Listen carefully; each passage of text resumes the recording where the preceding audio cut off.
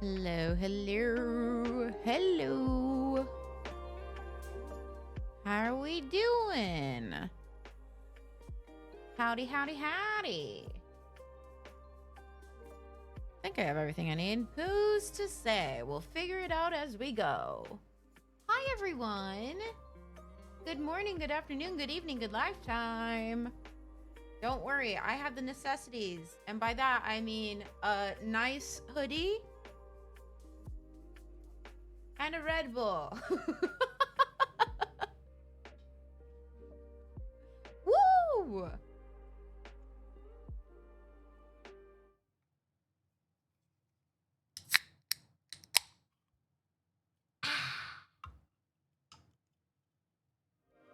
That's that good stuff.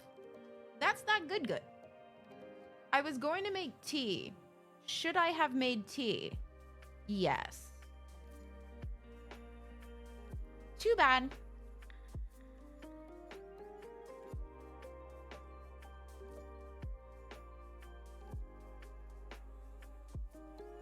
Good puppy. Good puppy.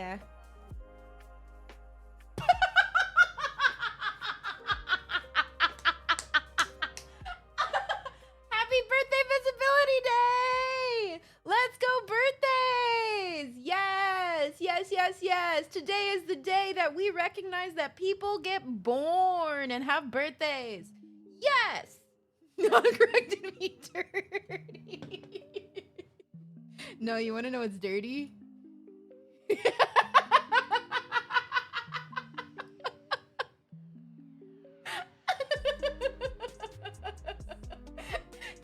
is for the she's days and birthdays, baby. Let's go. Jack said, I'm going to come in and try to participate in chat, and immediately.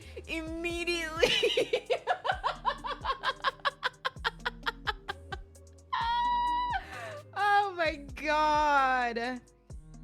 But yes, on the real note, happy Bi Visibility Day, everyone. For the bis that can be seen today, congrats to the bisexuals. You can take your camouflage off.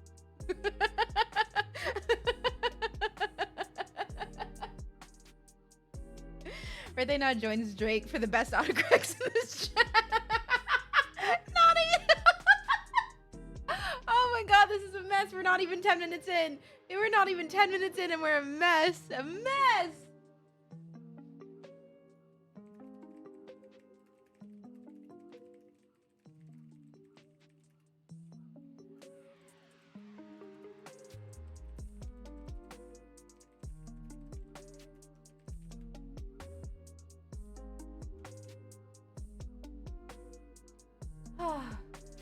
Never talking again. We know that's a lie. Come now. We love talking. There's no way that either of us would just like stop talking. We don't love necessarily talking for like extended periods of time, but we like talking to make our point, you know?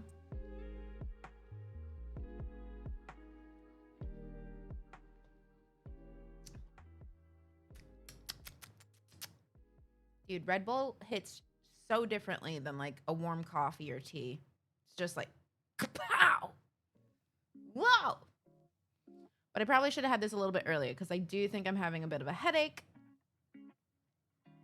Congrats to me. Okay, jawline only at this angle, and if I move anywhere else, it'll leave. Yes. Red Bull hits so different. I was trying to explain it to Moosh. Like when I want caffeine, if I like want like pow right then, Red Bull. But if I'm like I want caffeine and I'm tired, but I want like a comfort cozy kind of caffeine, that's when you get a coffee. You know, like a coffee, a tea, iced coffee, whatever. That's more of like a comforting thing.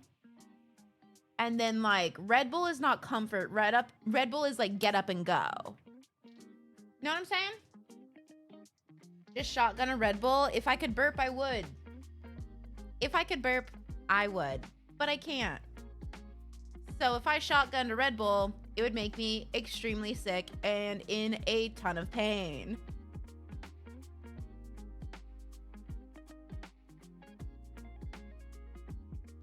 And no, see, I can't drink Monster. Monster makes me feel like I'm in high school again, and I'm far too old for that. Oh, you know what I want to do on my throne? Would it be silly? I'm so bad at asking for things. Would it be silly for me to put a bunch of those exit games on my throne just so I could do games on my own time? I want to put games. I now want so many physical games. So you're saying this Sprite challenge would literally kill you? Yeah, no, like dead ass. I can't burp unless I'm gonna throw up. I would probably just throw up. But I physically cannot burp. And it sucks a lot. And one day I hope that I can get the Botox shot to my throat that helps people who cannot burp. So then one day I can have that relief. And as soon as I know I can burp, baby, I'm shotgunning everything. Everything. Give me the beers. Give me the pops. Give me the Red Bull.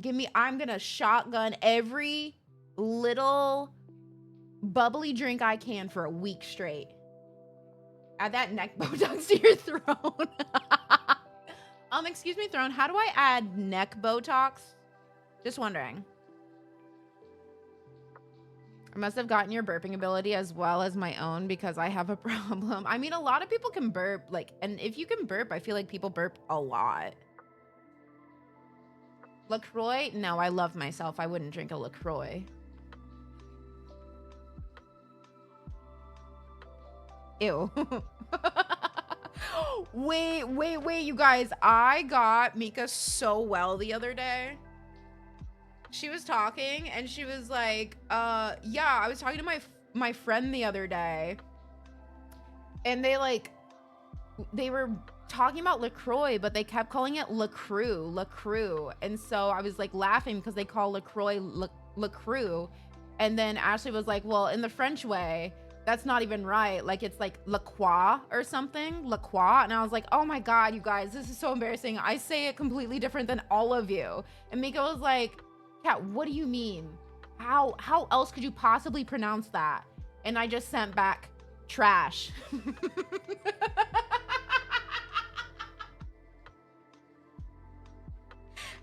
She was so mad at me.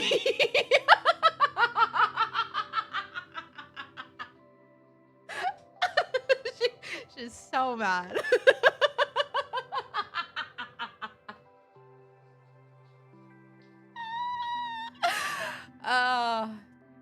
I'll never have as good of a setup as that again. It was great because it was like after a few different text messages of like talking about the pronunciation. Oh, it was golden. It was incredible. Happy 40 stream streak, Cloudy. Happy to hear you love yourself. Yes, I do. I think more people should love themselves.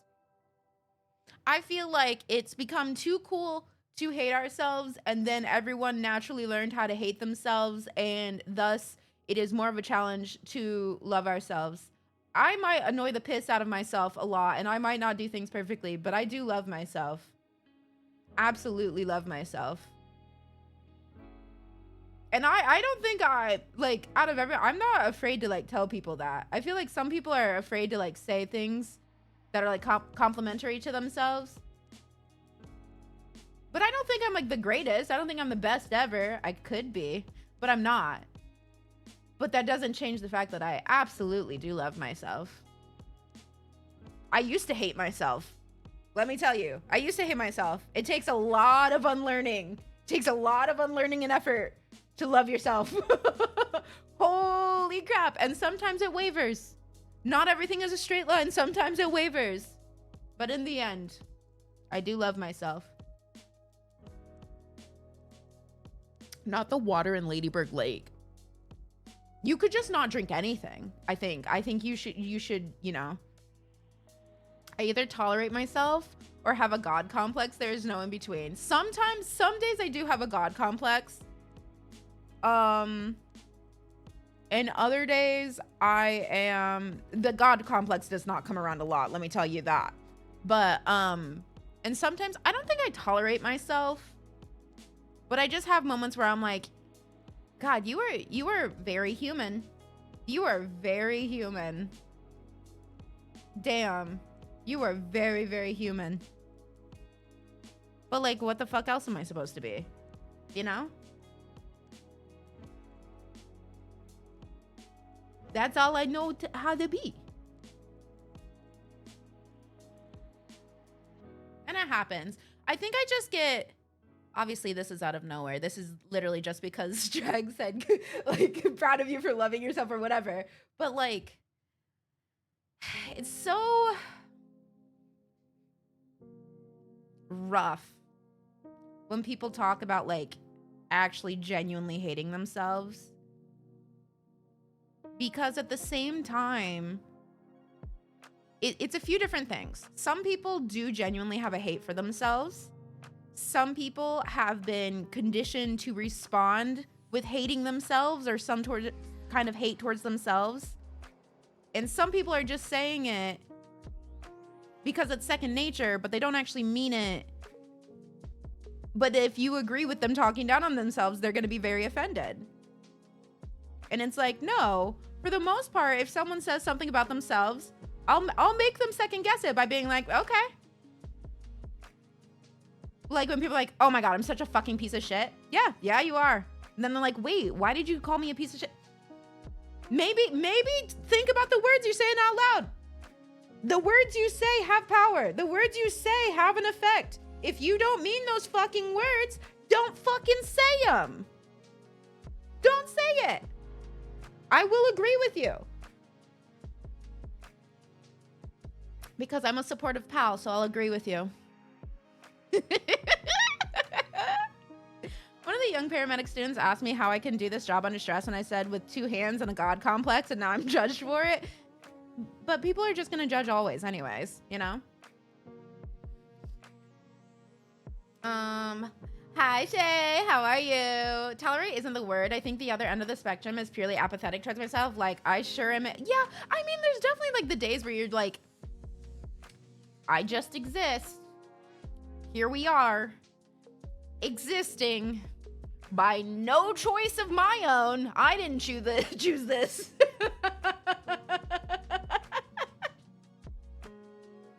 Oh my God. Judge me for the God complex and not the girl kissing, and I think we're in a good place. Yeah. Judge me for the correct things, you know?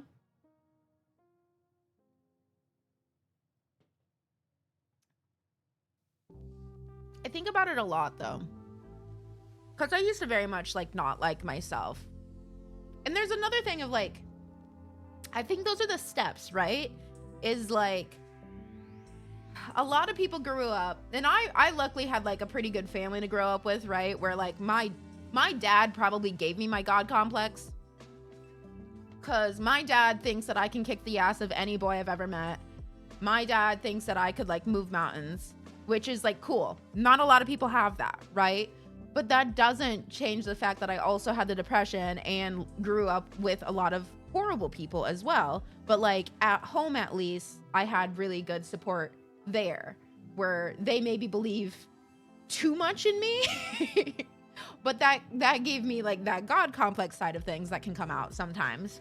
Good morning, Jimmy. Also, thank you for the follows, y'all. But then I feel like just going through life, everything's against you. So you can very easily learn to hate yourself or to think that you're not good enough or what have you. But like in the end, no one is good enough. That's part of growth, right? No one is good enough at anything. You can keep getting better and better. That's living. That is learning new things, you know? But it's just, I always get, I get frustrated, but that's because I'm such a logical minded person that like, if people can lie to themselves so easily in the negative context, right? Everyone is so quick to choose the negative way to lie to themselves. Like whenever I say like, I'm so fucking stupid or like anything like that, like that's like, I'm the dumbest person ever. No, not true. Literally not true. Literally not true.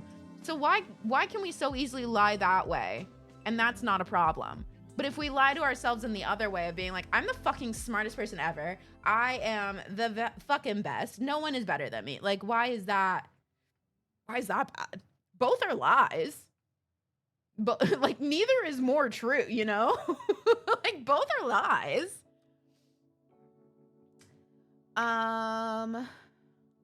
When my dad died at his funeral, his preacher read... When my dad died at his funeral... There we go. Sorry. I was like, what? His preacher read his final notes to us, and he told me he was proud of me and didn't say that to my siblings, so maybe dads just feel that complex. Hey, thanks, Dad. I think about that a lot when kids are asking about wanting kids. Like, I didn't ask to be here, and it turned into, whoa. You're creating like a whole strand of existence that can be so complex. It can send me in a spiral if I think, oh yeah, there's so many topics that I'm like, if I think too hard on this, we're spiraling, baby. Especially growing up with the internet, it made it a lot harder to like yourself. Oh yeah, everyone's so fucking mean on the internet. I saw shit today where people like literally just start being angry or negative about things that don't need it. Like a lady was like making this, you might have seen it, I don't know. It was like bread. She was making bread, but it was like ice cream bread. She was like, oh, I never thought about I could do this as like the base, you know, and like make ice cream bread. And everyone in the comments were like, oh, that's so much fucking sugar. Oh my God, that's so much fucking sugar. Never did she say it was a low sugar ice cream bread. Never did she say that it was a health icon bread. Why are we, of course there's a lot of sugar. Yeah, she knows. No one has ever had an entire quart of ice cream and been like, this probably doesn't have that much sugar in it. Like, yeah, okay, and? So what? So what if it fucking has sugar in it? Fix yourself. Why are you so concerned? You do not have to make this bread. You are merely looking at it. You looking at it is not gonna get the sugars in ya, okay? Fix your relationship with whatever you're consuming because it doesn't have to affect others. You keep that to yourself. This is both a nice and not nice conversation after a rough weekend on the mental. I'm sorry you had a rough weekend with the brain, but just know that my yelling at you in this, all of you, my yelling at you in this is not out of hate. It is out of sternness of people so easily and are so open and easily talk bad about themselves, right? And I feel like even when I start doing my like little like nips at myself, I have a moment where like you guys will catch me and I'll be like, psh, I need to stop saying that. I'm literally not stupid. I'm so fucking smart. You know, like you gotta have that balance in there. But like you just catch yourselves in those negative moments. Now, does that mean that you're never gonna have a negative moment? No. No, that's foolish. That is foolish to think that you will never have a down moment, a negative moment, a moment where you fucking just can't stand yourself or think that you don't deserve the world, even though you do. You all deserve the fucking world, you know? But like, it's one thing that helps me to like recognize those moments when I'm going super negative or when I'm picking at myself or what have you, and like, stop. Yeah, you are being stupid because you're not fucking stupid. You know, like, talk sass to yourself. Treat yourself like a friend, because if you are gonna talk bad about yourself, then I'm gonna come back and I'm gonna, you know, to myself, I'm gonna go the other way and remind myself that I'm clearly not the worst in the world. I am living, I'm doing well. I have people who are here hanging out with me. I have good friends. I have a family, you know, like, if I was the fucking worst of the worst, I'd probably be in jail.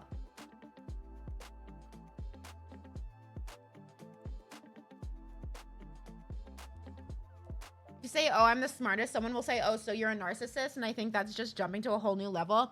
Yes, because that's not how narcissism works. People don't actually understand narcissism, like, at all. It's bonkers. But yeah, if they want to think I'm a narcissist, sure, stay away from me. I'm a toxic narcissist. That's me. You're going to immediately jump to me from me being like, I'm the fucking best, to you being like, that's a narcissist. That is not someone I want in my life. Bye. Bye. Did you see the tweet a while ago that was literally about a woman talking about how much she loves starting the morning drinking tea on her porch with her husband, and so many people started hating her and like attacking her. It was fucking bonkers. So wild. Such a privileged take. Wow, wish I had a porch. I'm sorry, just because someone shares something happy doesn't mean, like, everyone's so... I don't even know what that is. It's kind of like, what about me? What about me? I'm like, I wasn't sharing about you. I was sharing about something in my life. Well, I can't do that. I didn't fucking tell you to. Hello?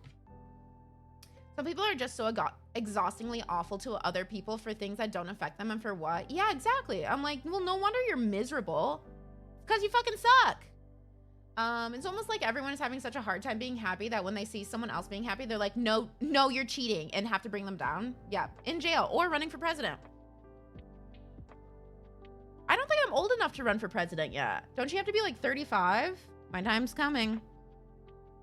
Put me on the ballot. Just kidding. I would fucking hate that job.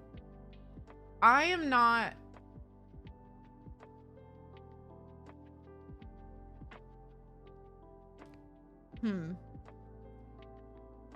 I am not...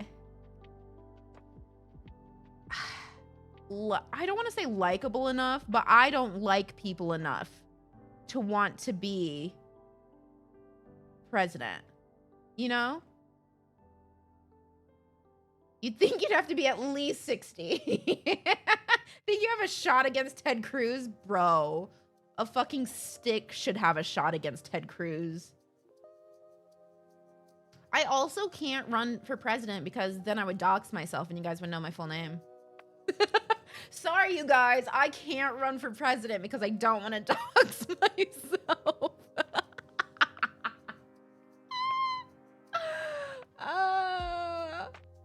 Number of times I tell my brain to shut up because the anxiety, self-esteem be trying its darndest to get me to... Yeah, right? Sometimes you just gotta yell at yourself. And don't yell mean things at yourself. Just like yell at yourself. Be like, okay, you're clearly talking nonsense. Stop. Unless you're gonna make it funny, shut it up. So I should ignore myself for months at a time, Kat, because that's the only friends I've had for legal reasons. This is a joke. I mean, if you ignored yourself, then you couldn't criticize yourself, right? So maybe.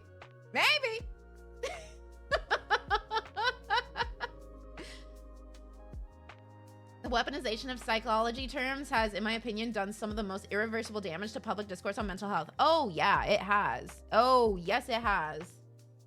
Tasha, hi! I made a beautiful strawberry sponge cake and wanted to show people. Well, I'm allergic to strawberries, so I'm angry about this. It'll always come back to the bean girl, the girl who wanted to do, like, make bean soup. And was like, hi, this is like a 7-bean soup, blah, blah, blah. This is how you make it. And then people in the comments were like, well, what if I don't like beans? Then that is not her fucking problem. 2026 Catherine for president, either Moosh or Mika as vice. I wouldn't wish that on anyone. No, that sounds horrible. Love it. That's so loving. Oh my God, so loving, so loving. How do they do it? So loving. Terrible idea. Terrible idea. Imagining boomers see the name Cat Scratch on the ballot. President's Cat Scratch is your full true. First name president. Second name Cat Scratch.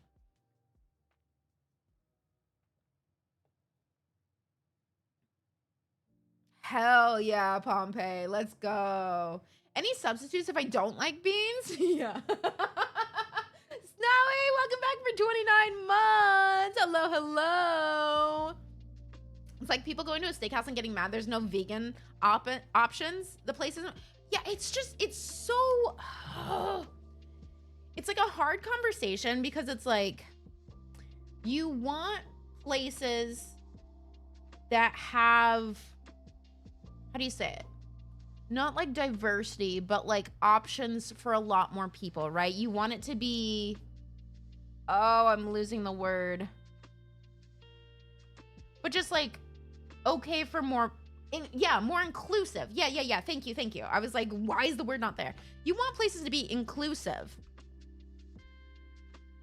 But if you're at a steakhouse, I don't think I'd ever want a vegan meal from a actual steakhouse because, like, okay, even if it is vegan, like, do you know how much meat is all around there and everything? Like, any cross-contamination, I feel like. Like, if it's like, this place is for steak, you know? I don't think I'd want that. Sorry, roundabout, never apologize for that. You're living your life, you're having a good time, and you're having a vacation that you fucking deserve. So, don't apologize to me. Like, as a vegetarian, I would just like one meatless pasta meal or a nice salad. That's fine enough. But I would never be like, I need a whole separate menu from a place like that. True. But also, sometimes people like will look at a menu ahead of time. And if they don't have something for you, right? You'd probably be like, let's not go to that restaurant. Like, let's, but you wouldn't be like, fuck that fucking restaurant, just fuck you, you don't have options for you. Just be like, I don't think I'll ever go to that restaurant. Like, or eat ahead and eat some French fries, and they probably have like a side of steamed broccoli or something that you can add a lot of lemon and salt and all the cheese and or whatever. Oh no, how terrible, French fries. That requires forethought and planning, and most people don't believe in that. No, but they believe in everything else being the responsibility of others, but not themselves. It's that no one takes responsibility on themselves. It's always on other people. Always. And it's so frustrating because it should be a little hand in hand, both, you know, like a lot of responsibility on yourself, and then sometimes like a mix of the responsibility on others and everything. It's like going to a burger joint demanding pizza. Forethought. I can't even form one thought. But yeah, if the restaurant is known for something, get that. Yeah. And like now on the other side of that, well, I don't think that necessarily like a steakhouse, whatever, necessarily needs to have like a full vegan menu or anything. I do think that there needs to be more vegan restaurants, you know, like vegan restaurants, vegetarian restaurants. I would love that. I would absolutely love that. Like you don't expect fucking pizza from a burger place, right? You probably don't have to expect there to be a wide range of vegetarian or vegan options from these meat places, but I would absolutely love there to be more vegan and vegetarian places to eat, you know? Like that would be awesome. Like having those spaces. And that's not, cause that isn't like, oh, I hate those steak places because those steak places, we can't eat vegan or whatever. No, it's like, okay, how do we get more of like the vegan restaurants out there, the vegetarian restaurants out there, all that out there? Because then there can be a specific place where you can fucking rock on with those yummy meals. Because a lot of the times too, getting the vegan or vegetarian option at the meat place, it don't slap like you want it to. It does not slap like you want it to. But you go and have that vegan meal at a vegan place? Oh, baby. Oh, it's so good. Oh, it's so tasty.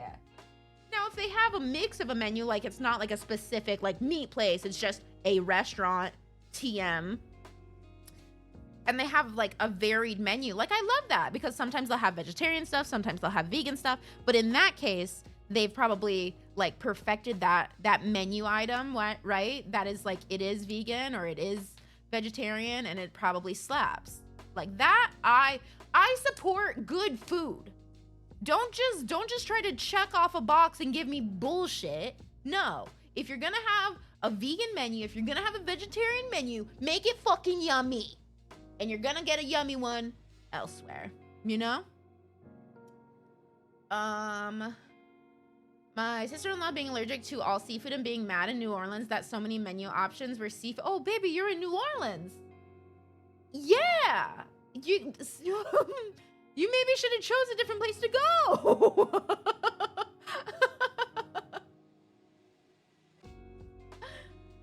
probably eat more vegan and veggie stuff if there were more vegan and veggie. Oh, I totally agree. Because like the vegan and veggie restaurants, bro, they fucking slap. Good food done well doesn't have to include meat, animal product. No, no. One of my favorite, this is very, very specific. One of my favorite ranch dressings is a vegan ranch dressing that, oh, it fucking slaps. It's so good. I would probably choose that over a majority of like normal dairy ranch dressing. And oh, it's just so good. Mm, mm, mm. Then on the other side of it, so many of these anti-veg vegan people are weird. They're so weird about it. It's like, we're not forcing you to eat vegan. Just eat whatever the fuck you want, weirdo. I've been to exactly one excellent sushi restaurant with a robust vegetarian menu selection, and it was incredible without having to get niche ingredients. Would be easily done without breaking the bank. Yeah, for sure. And I think if it's something like that, like you can have that one. I feel like with sushi stuff, you have a little bit more freedom and like freedom to be creative in what you're making. And I think that especially like a sushi place, that is like where I feel like they should have really good options for vegetarian and vegan stuff. And like obviously you can obviously have the normal like sushi, but then the other side of it, like I feel like that would be an easier menu to split up. But maybe I'm just a weenie.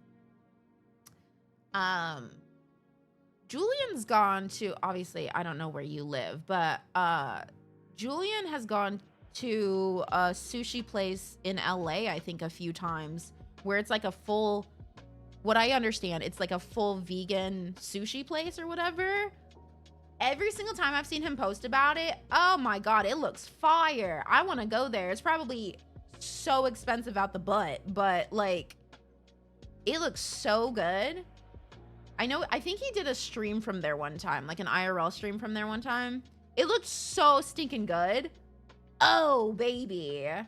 We're Southern Ontario, so it's not as built up culinary-wise. Yeah. That place, right? Didn't it look so good? And again, I eat everything. I eat everything. I even eat the stuff that I really shouldn't because it makes me sick. I'll take a bite of it, and then I'll be like, I probably shouldn't eat more of that. It feels like my throat's closing up. But sometimes you gotta have a taste.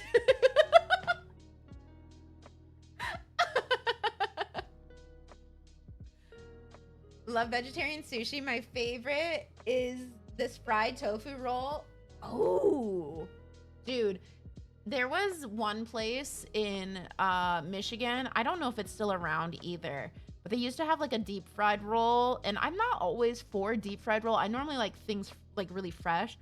Oh my God. It had like a good crunch and everything. Oh my God, Drake!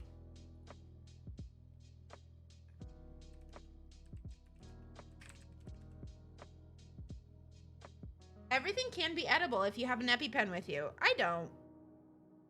But I'm not like severely allergic. It's one of those like I can feel things starting to do something, and then I'm like, oh, if I just stop, then I'm good.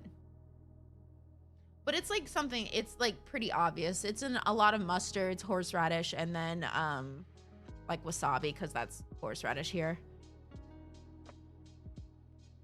It's not one of those where I'm like, I take a little bite and then I will die. More of those, I probably shouldn't have more of that. That's probably not gonna hit like we want it to. He went with Jordan, and for him to say this tastes like it's not vegan makes me want to try. Dude, I want, just looking at, oh, I love when food looks beautiful. It's like an entire experience.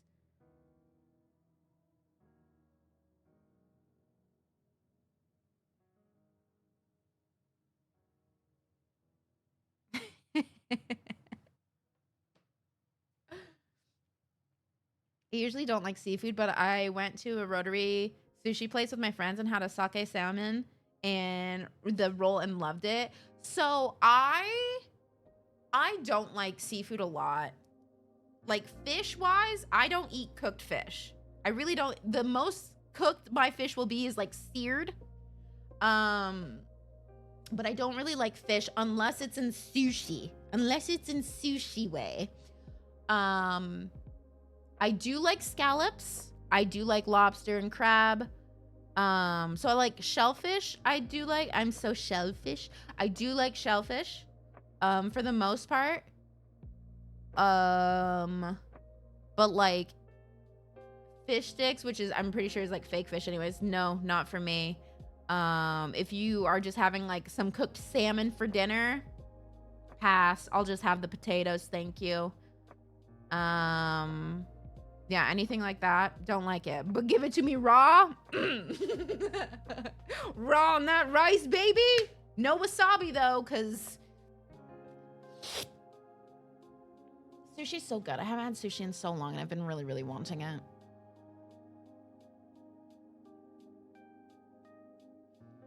Also, my hair looks so like, the color of it's like nice today.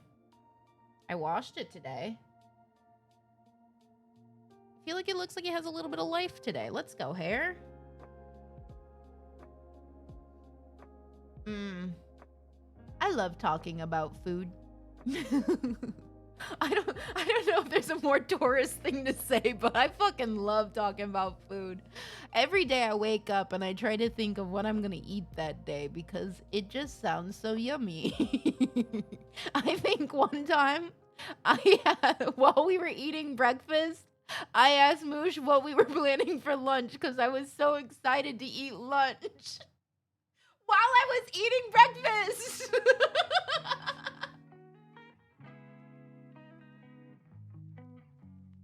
I was like, yummy, this breakfast is so good.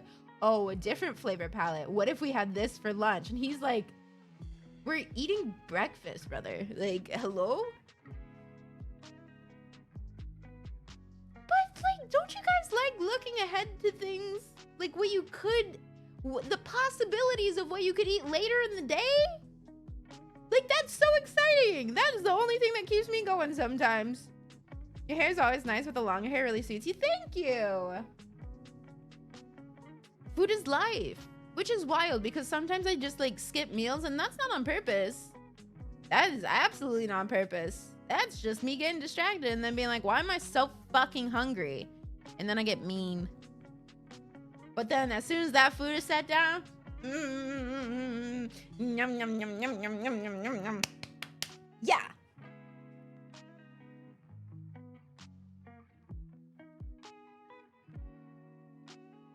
Asking what we're doing for dinner when eating breakfast. She knows for 2 to 3 meals a day I have protein shake and she's like, oh, we're doing this and this for food. Like Luxie booking another cruise while still on a cruise. Dude, that'll never be me. We know that. I don't trust cruises.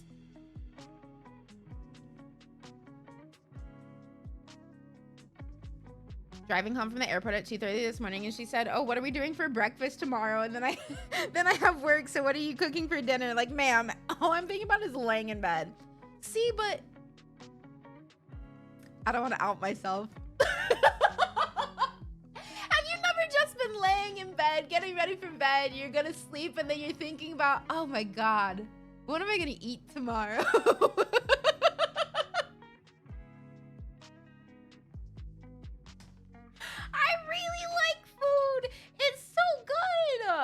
And it always makes me so sad because I haven't always had like the perfect relationship with food. It's always been very loving, but like it makes me so sad that whatever might happen in life, whether it be family, people, mental, whatever, that gives people a bad relationship with food, it makes me so angry.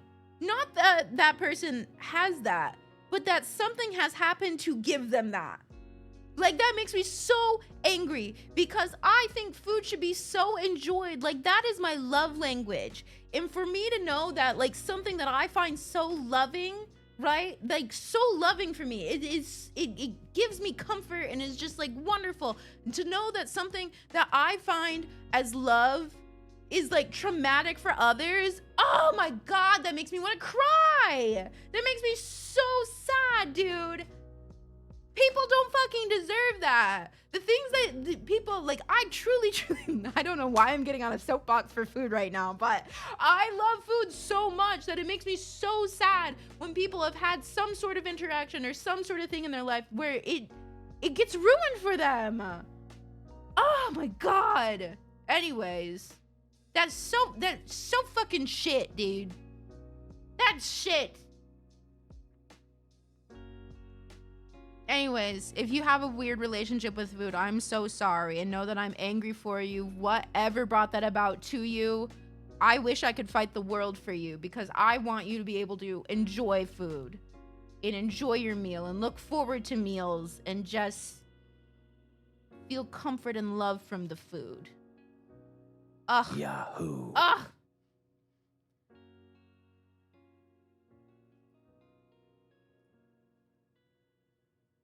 The open ocean is terrifying. I can never do a cruise. The open ocean is terrifying. And also for like, if you're ever out on the waters and you go into like different international waters or whatever, if you go missing at any point, the chance of you being found is extremely low.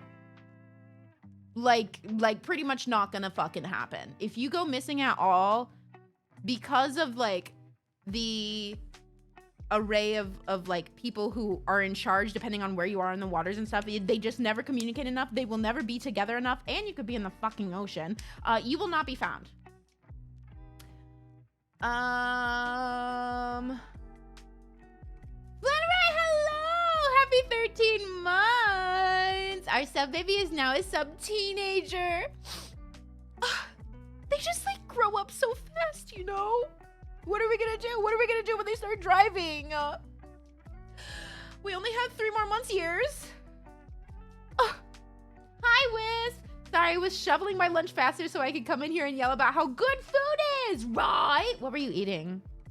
What were you eating? My mother ruined steak nights by having a heart attack on my dad's birthday at the dinner table. That's like really rude of her. I'm sorry. I hope your mom's okay.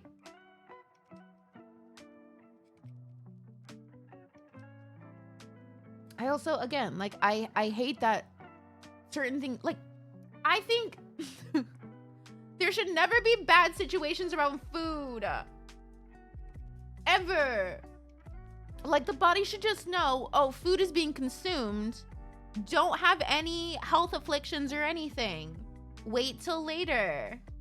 Wait till later. People who have evil intentions or whatever, one, if you have evil intentions ever, you shouldn't even exist. But along with that, just like, no, stop. Food should cure everything. And that's the period on that.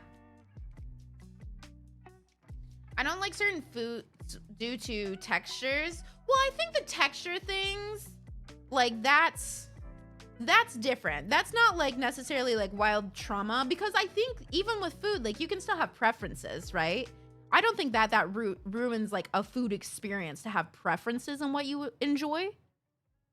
But I'm saying like people who have maybe like EDs about food, or have like a traumatic situation with food where they like literal trauma with it, where they cannot handle it or whatever. Like that shit. Or like when people, like, I don't think it's caused by anything, but like people when they have like ARFID or something, where they literally, like their brain convinces them that they cannot have that food, like it's disgusting, or it'll kill them, or it'll get stuck in their throat or anything like, oh my God, that, it just makes me so upset, because I want everyone to be able to enjoy it. And when I'm saying upset, I'm not upset at the people going through it. Does that make sense? I'm not mad at the people who like can't have the foods or have an aversion to a food or anything like that. It's more of it upsets me that something is ruining their experience, because I want them to have a fantastic experience like me. I have ARFID. I feel like I've only recently heard more about ARFID, like within the like last 2 years or so. It's very weird that this conversation is happening now because I've had a strange aversion to food lately because of medication changes, trial runs. I think it's getting better though. Look, my meds, I'm no longer on them as you can tell because I'm eating a lot more food again, but my meds, they didn't really give me an aversion. I just was like, it absolutely killed my hunger. So then I had to like make effort to make sure that I was actually consuming stuff because there would be days where I'm like, God, I feel like I could just like faint, right? It was because I wasn't eating enough, you know? But I hate when it gives you like aversions to food. It's so annoying. It's so annoying. Like, I don't think I've ever been more pissed at medication because I was like, I like food and this medication's making it seem like I don't like food and I fucking love food. So I hate mushrooms, but if people love them, more for you. I'm glad you love them. Please eat them. Get them off my plate. My dad's new wife introduced herself via a text from a number I didn't have, and she also added me on LinkedIn. Wait, what? The LinkedIn ad is wild. It's wild. Also, don't mind my shirt being so fucking wrinkly. I may have just left it in a pile for a little bit, but we don't care because who are we to judge? I'm a gamer. Why do I need good clothes?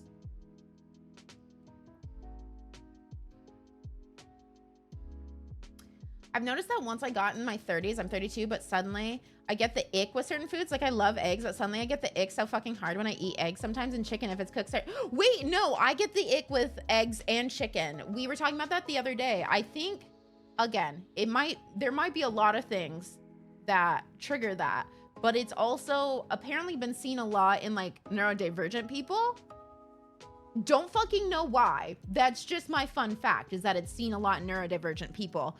But I get so angry because I was talking about it because you can be having a meal with chicken, eggs, whatever. And it's not like you're like, oh, this is okay. Like, whatever, this is okay and I'm eating. It's like, oh, this is fucking delicious. I love this. Nom, nom, nom. And then you have that one bite that is too chickeny or too eggy, and then all of a sudden you want nothing to do. It makes you sit like, oh God, I never even want to, I can't look at it. I cannot look at it.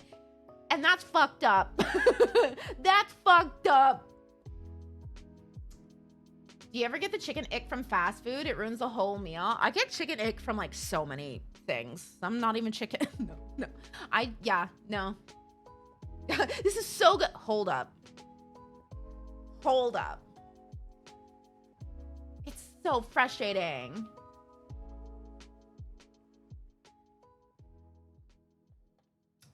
My parents were married for like 26 years. My dad died, and then months later, my mom was dating this man unbeknownst to anyone and then married him recently? Is this drama or do we like this man?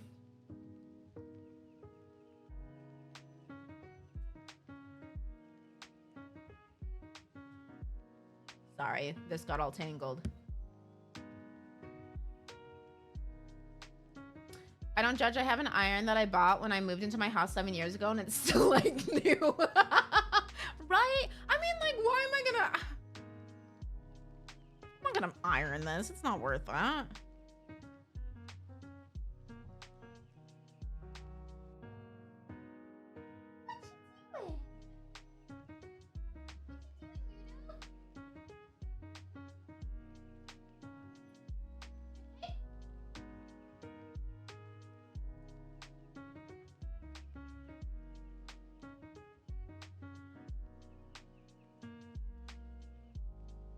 Sorry, she looked like she was breathing weird.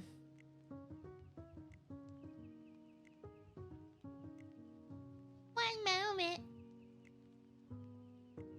Hi, Moogles!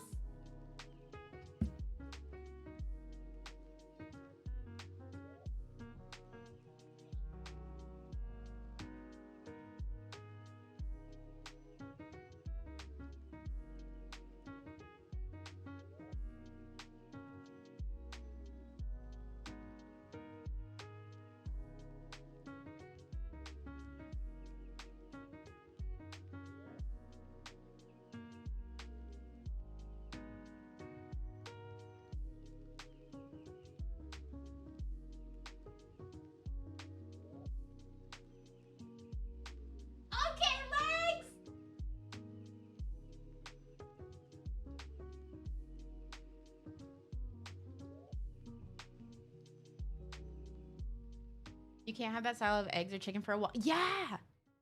And then you can have it again, but you're like so testy about it.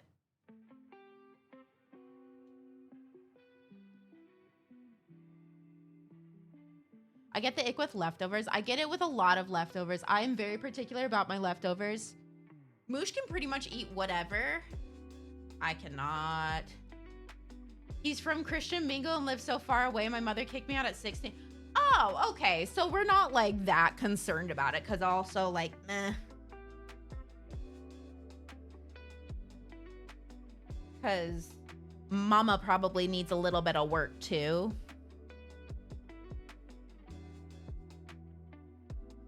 Okay, Atlas.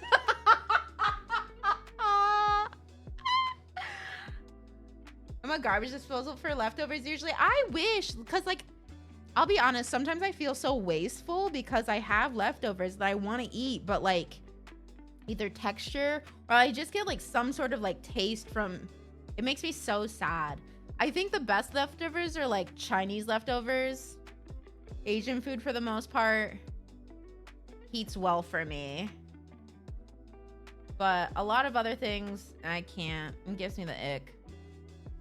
Mother doesn't like gay people and asks, oh, should I introduce your wife as your friend at your father's funeral? No. Probably go ahead with the wife. Not bestie, go ahead and say she's my wife, as that's legally what she is.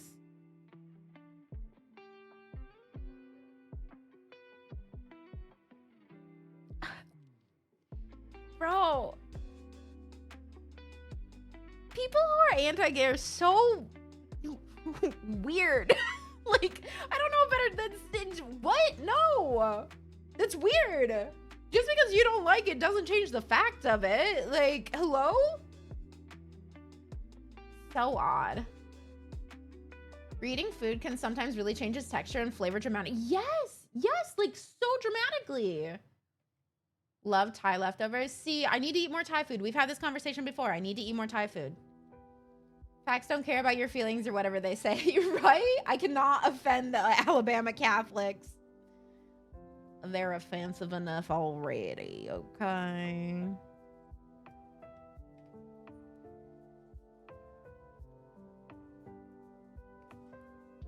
We always have such random conversations here, but they're always so good.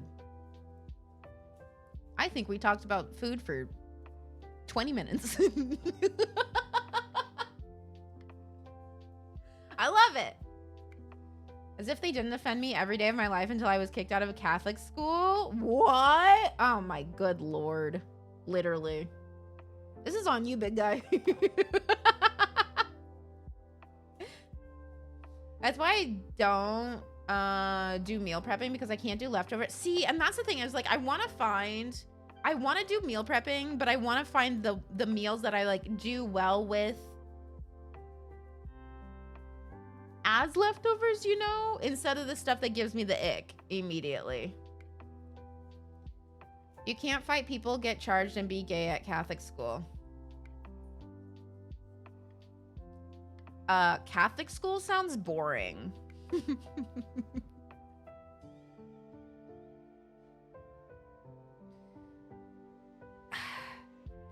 There are more exciting schools to be at. What a fun youth I had.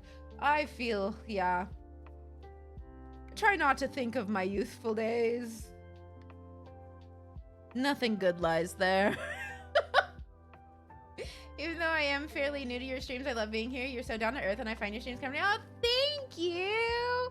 Thank you, thank you. They also beat your hands and still allow corporeal. Dude, that shit always like baffles me. Baffles that they actually like beat your hands. Like, chill yourself. Not the corporeal punishment. Look!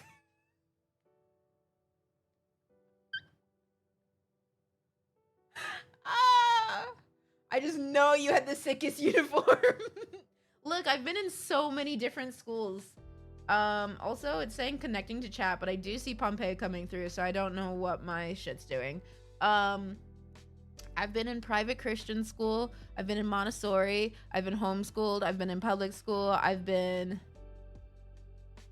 think there's another one. Online schooling. I never went to Catholic school, but I was in a Christian academy. A private Christian academy.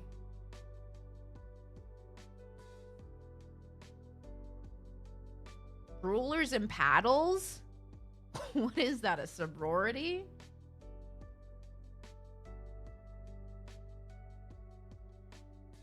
My mother allowed this. She had to sign a waiver that said this was allowable. That's fucking wild. I also accidentally say corporeal punishment all the time, so you're not alone. School type tier list? Whichever school allowed me to do the most alone and didn't put me in group projects. So homeschooled at the top. However, I feel like my mom did homeschooling the right way. There are other homeschooled where they are smart. I'll say book smart very much. The social aspect of it lacking. I also lacked some of the social aspect. I think that's very clear. But there are people much worse than me. Catholic school would be very far at the bottom. I also think when I was in my private Christian school, I think I was too young to really be able to give it a good standing, like an actual judgment of it. And the public school, obviously I went to I went to a bunch of different public schools. I will say they don't really build you to be smart there.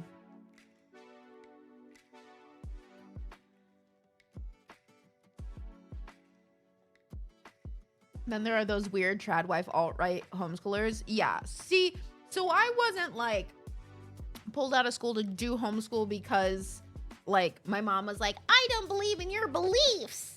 No. But I was pulled out to do my own stuff because I arrived like halfway through a semester at a school because we moved. And then within like the first 2 weeks or something, I finished all of their readings for the year in one of my classes. And my mom was like, hey, she finished all of her work for the school year. Can you give her more? You need to give her more so that she's not just like doing nothing and like wasting that. Like give her something to do, you know, otherwise she's just gonna be a hassle. Give her something more. And they wouldn't do that. And so my mom said, okay, fuck y'all, I'll pull her out and give her work to do.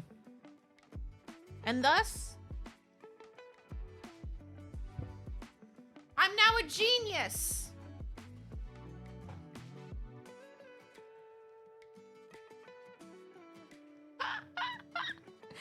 No, I'm not. I'm not.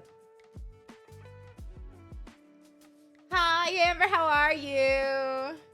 Kat, stop, your genius is showing. Stop. Oh my god, I'm so embarrassed. I'm so embarrassed. You guys, don't look at me. My genius is showing. Oh my god. I went to a Christian academy for 7 years. It was fine. Nothing too wildly traumatic, but just the compulsory religion stuff, Bible class, worship services, prayer. Yeah.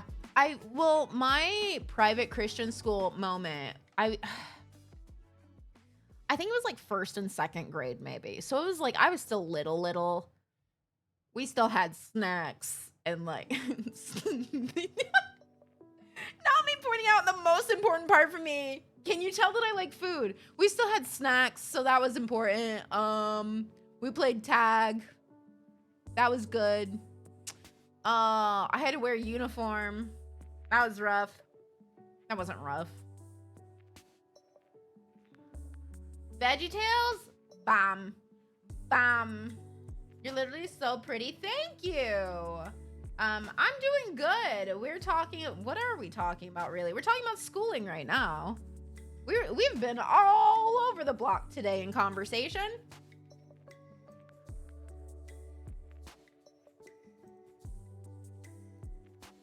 Where is my hairbrush? Madam Blueberry. Oh God, bangers. Bangers after bangers. I'm in the UK, so we don't get to not have a uniform. Even in your public schools, you guys have uniforms? Barbara Manatee, baby. I think it's funny that we're saying this when I literally just posted an out of context clip on Instagram where I said there needs to be more memes in the Bible.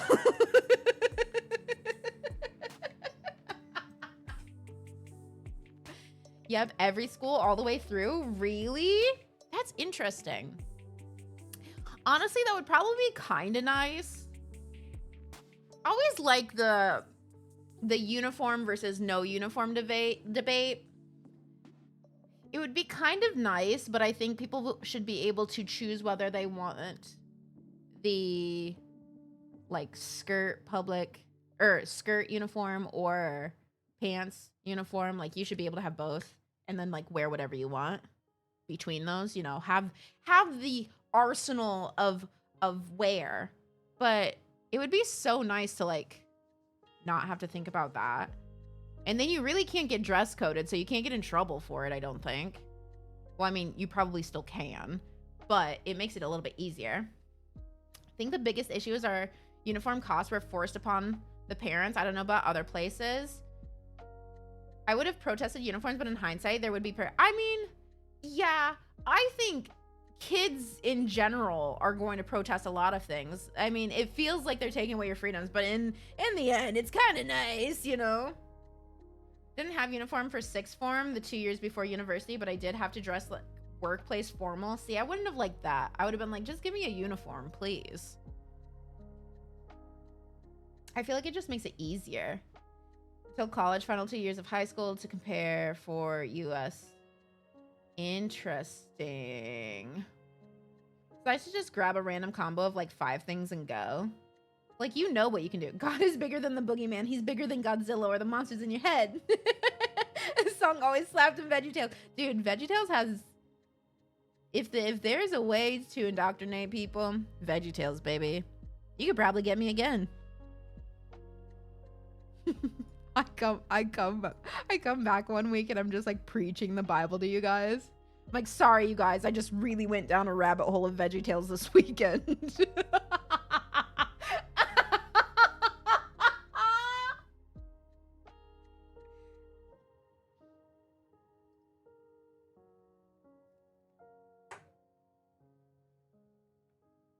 Do you know how fucking funny that would be? Oh, yes, Sister Cat Scratch. No, see, under the Christian order, I will still request to be called Daddy Cat Scratch. Thank you. Thank you. Or Father Cat Scratch, if you need to. Because if I'm teaching you about it, I'm clearly Father. Thank you very much. Get it right. Father Cat Scratch. I'm here to teach the Bible. Turn to page 17. Do I have a Bible still? I feel like I had to have gotten rid of those. There's no way I have a Bible. If I still have a Bible in this fucking house, I'm gonna be honest, I probably threw it away, which I think is like probably a really big sin. I don't even think I donated. I think I went to the trash.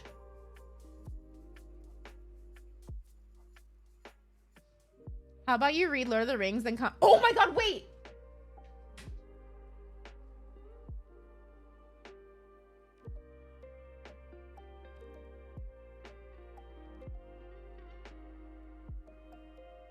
You cannot tell me that this version of Lord of the Rings is not a fucking Bible.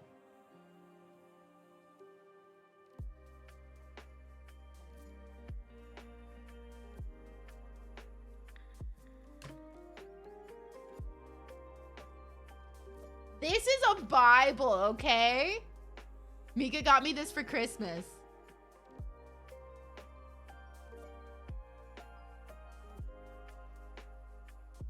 Even the pages are a little bit thicker than Bible pages, but they're thin.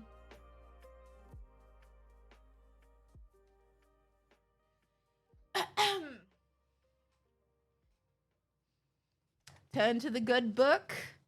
Page 133. Quickly he returned, bearing a large and laden tray. Then Tom and Goldberry set the table, and the hobbit sat half in wonder and half in laughter.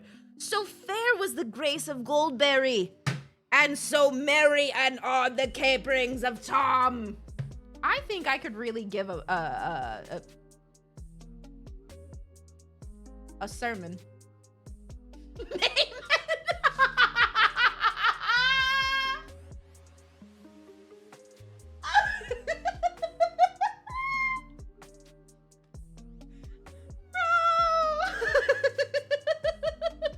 Lord of the Rings sermon streams win.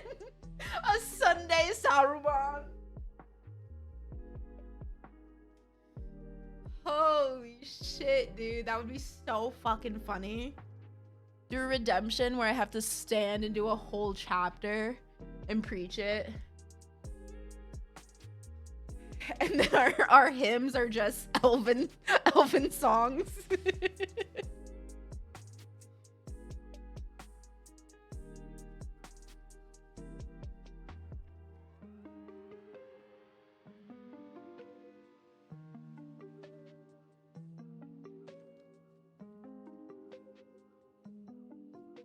It's so pretty. I love it. I love it so much. Better start selling hymn books so I can sing along. In this church, we worship second breakfast. Yes. That will be our communion. Our communion is 11sies.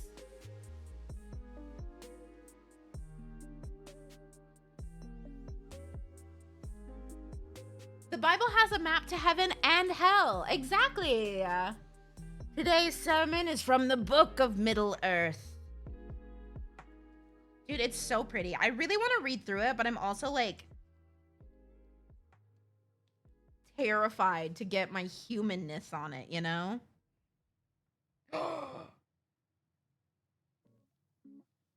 I just turned to the important one. Also, it's a fucking Bible, bro.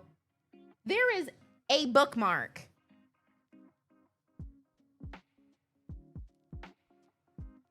I turned to the page that said, "One ring to rule them all, and in the darkness, bind them." Ooh, what a good book! This is the good book, okay?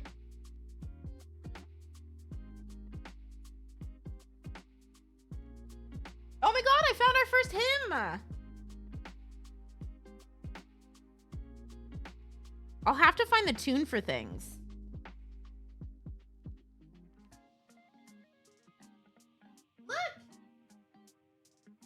Lyrics.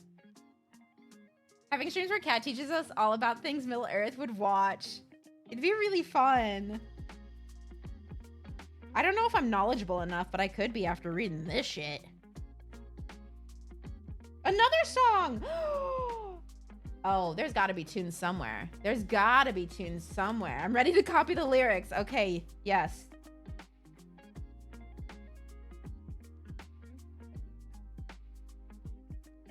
Frodo singing this one. Oh, is this when he meets Strider?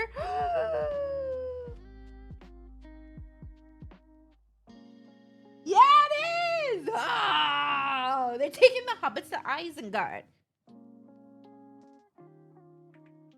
Bro! Oh, I have to read this. I have to read this. I have to. Thus, the good book is closed. I can play the guitar, piano, violin, and a little bit of... You're ready for the whole the whole music procession from the church, for the church.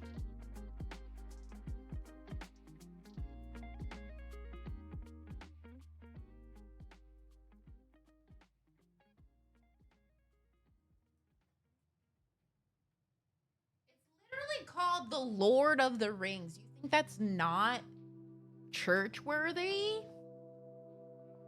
Try again. I need to read several books. I've been, yeah.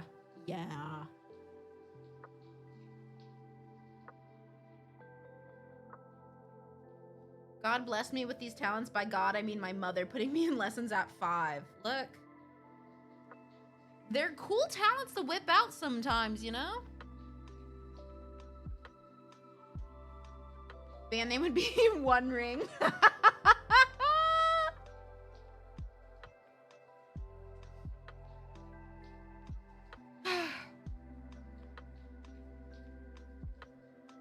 If you are Christian or have any sort of religion that you follow, you keep doing that.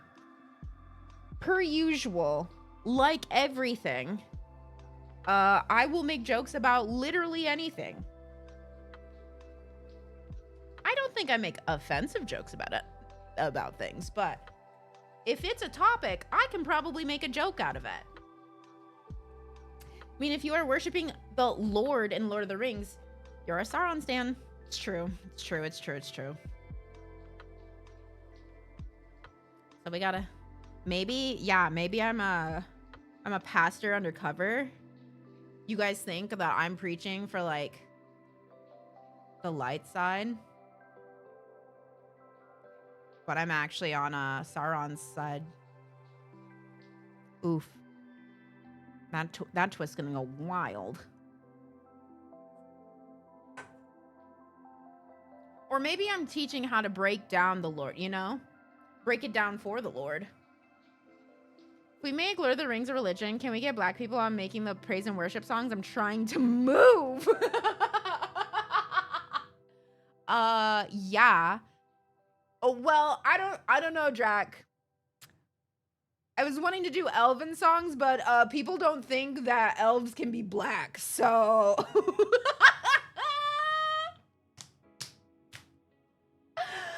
Of course the black people are making the music. Hello.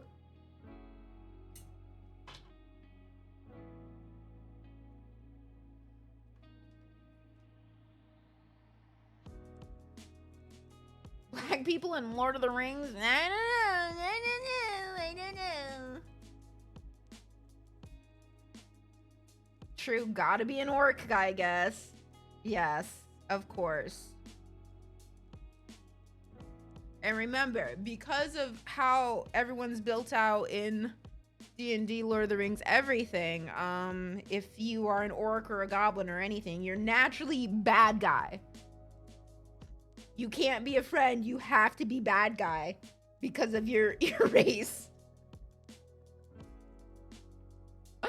Anyways, we don't need to dive into that. I feel like we've already touched a lot of topics today, and I don't know if we have the energy to keep going.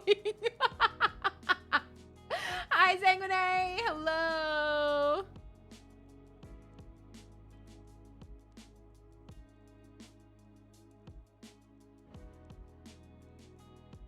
It's a stretch to believe there'd be melanin in a place called Middle Earth. Hitting a little too close to home. Sorry, just me being mad at the fact that I tried to befriend I think I tried to befriend a goblin one time in a campaign and was basically told, they're evil, they're a goblin. That doesn't mean anything. They can still be nice. Even if everyone around them is bad, that doesn't mean they're bad. Anyways. How about you start gobbling these nuts? I'm gonna go with my goblin friend and keep going.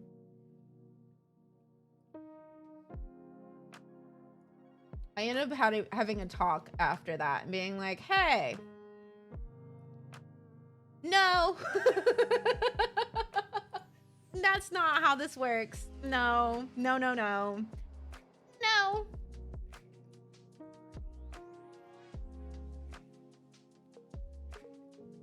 All right, y'all. An ad's about to start, so I'm gonna run to the bathroom.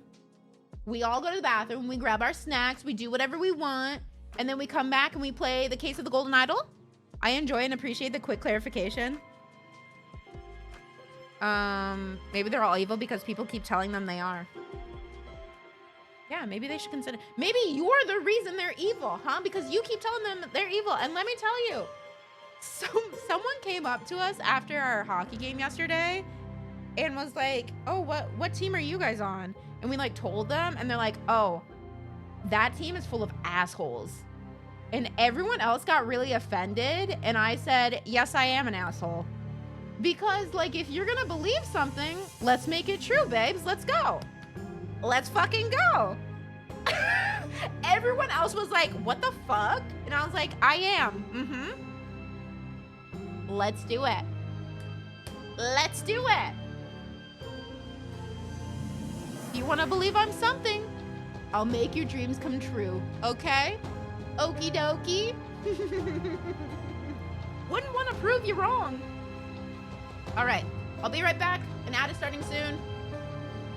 Let's do it.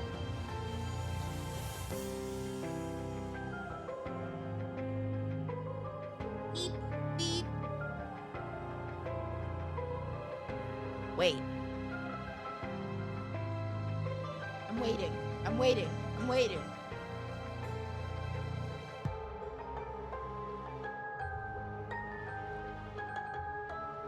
This is how I wait. You don't...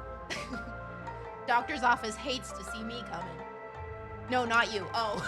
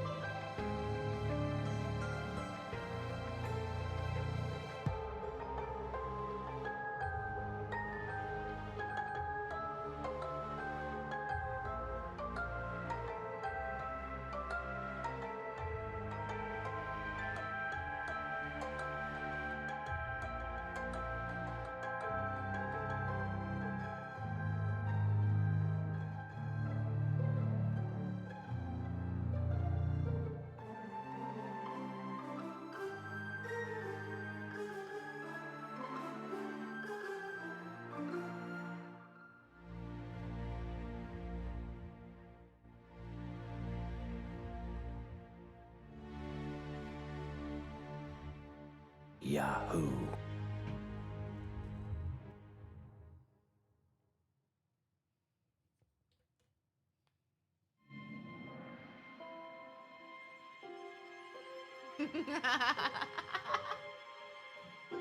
Oh. My weight was too big, saying you are what you eat to the asshole story.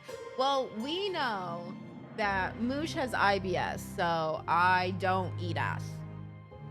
Nope.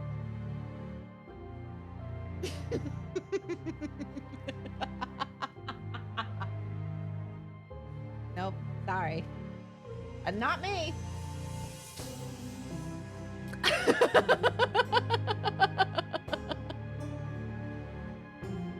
Freckled Faye, welcome back for 11 months.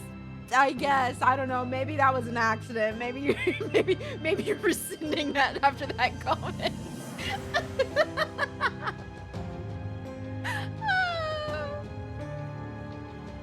Okay, I don't think I need a notebook for this one. I've moved my notebook out to my living room because that's where my puzzle stuff. Never. This is the chaos I'm here for. I appreciate it. I also hope you're doing really well. They were trying to cancel and unfollow and misclicked, and they're like, fuck, no!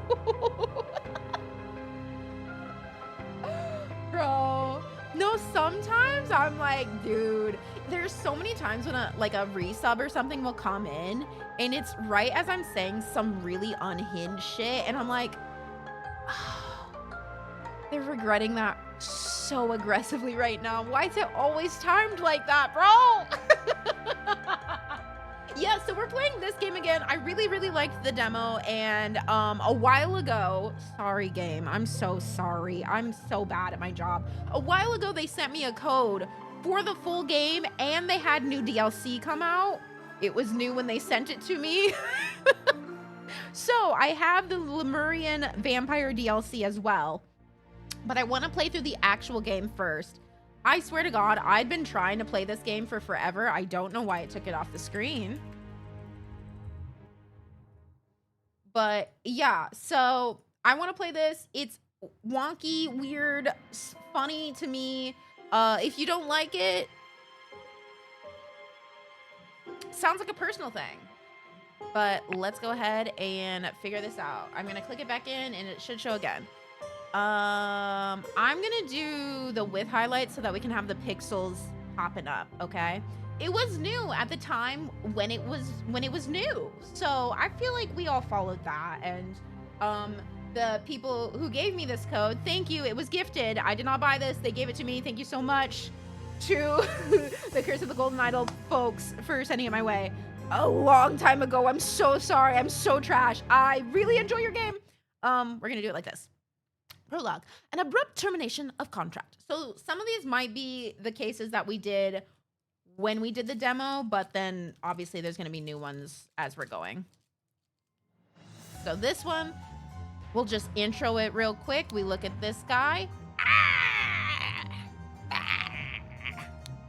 A scalpel. January 5th, 1742. Both parties agree to these terms for the expedition of Monkey Paw Island. Albert Cloudsley has rights to 2/3 of all valuables for funding the expedition. Oberon Geller. I want an Oberon so bad. I don't know if I said that first, but fortunately I must go to the gym. That is a fortunate thing. You go have fun at the gym. Go kick your ass, but in the nice way. Oberon Geller has rights to 1/3 of all valuables and any golden statues found for providing the map to the expedition site. Okay, so we have Dr. Oberon Geller and Esquire Albert Cloudsley. So, Doctor is probably the one with the scalpel. He just likes walking around with that.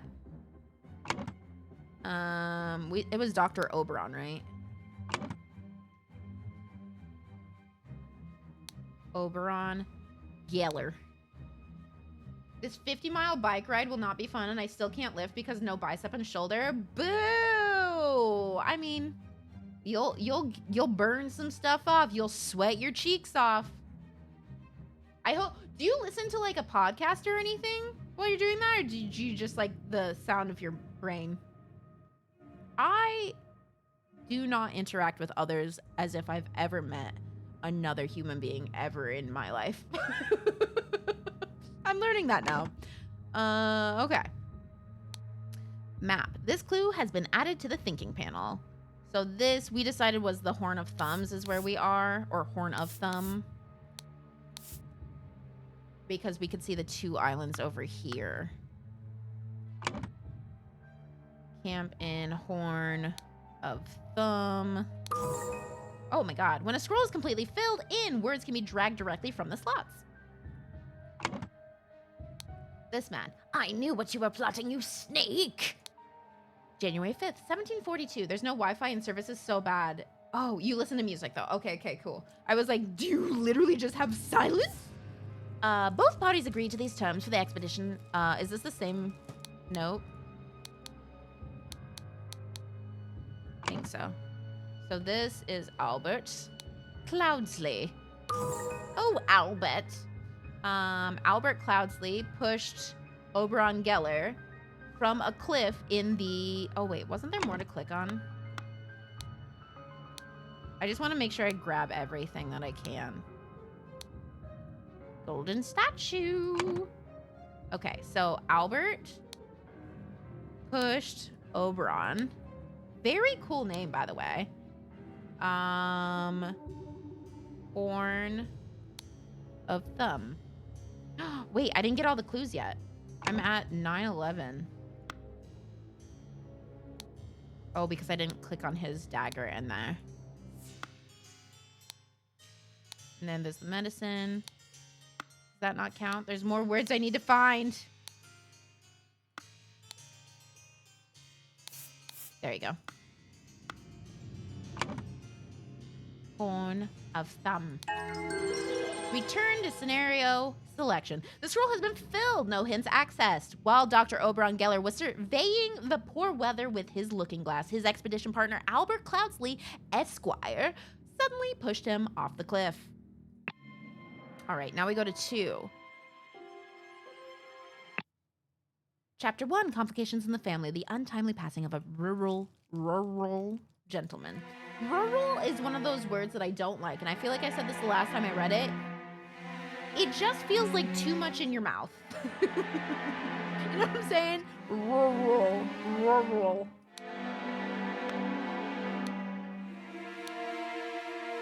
Okay. Horse. The horse is running in the yard. Yacht is floating. Here's a jacket. Spontaneous combustion. I, Sebastian Cloudsley, will share my humble contribution to the science of anatomy and chemistry. August 22nd, 1786. Woke up a beautiful day, washed and dressed in my dining attire, had a beautiful roast duck for lunch, changed to my hunting attire, rode to hunt badgers, had no luck today and returned home, changed to my researching attire, changed to my dining attire. Oh, we were already in there. Had a tasty beef loin for supper. Filled in my diary and went to bed to continue reading for my research. Good on him for keeping a diary, you know? I should do that. I start it and then I never do it again. This clue has been added to the thinking panel. So the dining attire. Woodshire Crow Tower Blackfield. Blackfield is where we are because there's water there. It is the 23rd, so it is the next day. Here's the ladder, a tall rickety ladder. Here's Henry Clover lead poisoning. And then here, the man is not breathing. His head is badly wounded. So head wound, a ring with a ruby. Okay, we have everything there. Thinking. So that is dining attire, researching attire, and I'm assuming hunting attire. And then this is Sebastian Cloudsley. And then Sebastian Cloudsley, Lord of Blackfield, passed away in his bed. The cause of death was a head wound, which occurred when he fell from a horse while he was hunting. While the Lord of Blackfield was hunting, his horse threw him off and he suffered a deadly wound to the head. This is like so far the same as the demo. They must have kept it. What doesn't this game realize? My brain only has 2 hemispheres? Please. Sebastian Cloudsley. So here's everyone that's at his funeral. Look, oh, hey, these guys are going to be the next one. So his funeral happened. His funeral happens. And then we move on to the next. Wait, what is this? Dr. Oberon Geller. This is Albert. Okay, Albert Cloudsley. This is Sebastian Cloudsley. And then we go to here. Complications in the family, a dramatic departure of an outsider.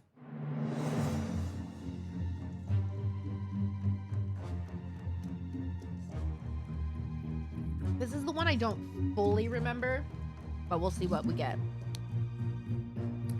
Spare me, devil. I was simply following orders. All right. Care Brothers. A on that. Burning Man Festival. Ooh. Scorched Horsebrush. Scorched Knife with a J. Right. I think it's like Adam and James or something. What the blazes? August Focky Club.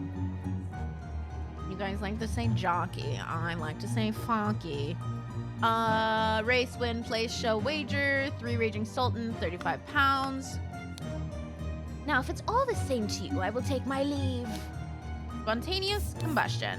To perform the combustion trick, you must first cast a freezing spell. The sacred glyphs for combustion on the idol. Okay. So there's the idol. The idol is with this guy. Interesting. Ash Blair. Prepare the carriage for tomorrow. We are to visit my nephew. Wait, is it a spell? I was kidding.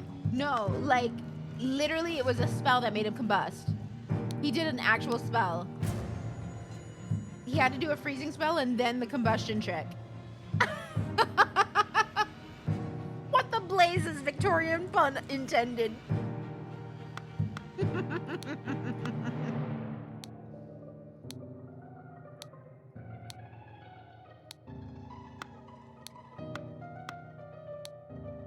Oh, here we go. Adam and James. This one was Adam, right? Okay. That one's Adam, Pear. This one's James, Pear. They work with the horses. This one gives us so many people in it. And for those of you who are just coming in with us, if you're not understanding how I'm placing things, we did this one when we played through the demo of it. So I still kind of remember some things. So that's why I'm just like filling in things. But we will get to ones that I don't remember.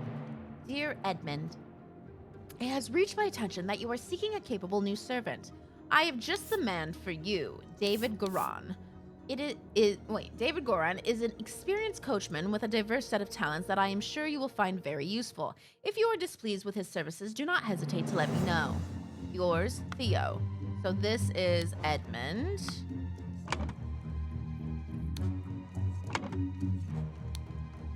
Lord Edmund Cloudsley.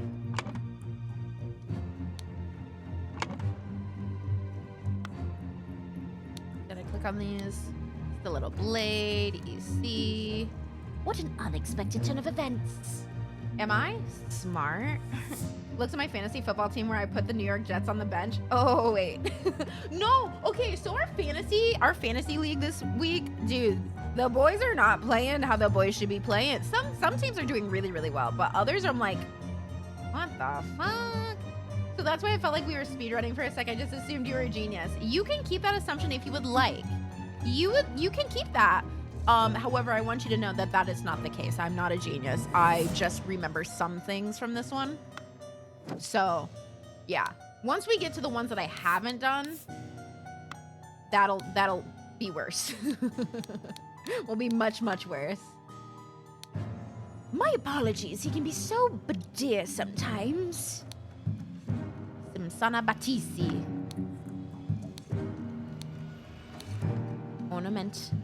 Ornamented guitar blade. Cute. Nicholas Macaire. Attorney. I would not have expected one of your family to treat a legal document in such a way. I am appalled. It's been a rough week. My kicker had 0 points. Dude, someone that they thought, like, they had him scouted, I think for, like, 14 points or something, he got 3. 3! No, not all of us are having, I'm saying, but as a whole, you would think that, like, it would be, like, really competitive and, like, close, but it's either, like, you're doing really well, or just, like, it is bad. It is bad, bad. The fact that so many people in our fantasy are, like, under 100, or barely eking past 100, after a Sunday, insanity. Your team's doing really well, though, Lisa. I had one of the best dudes this week in their bench. No, but you're still, like, kicking ass, though.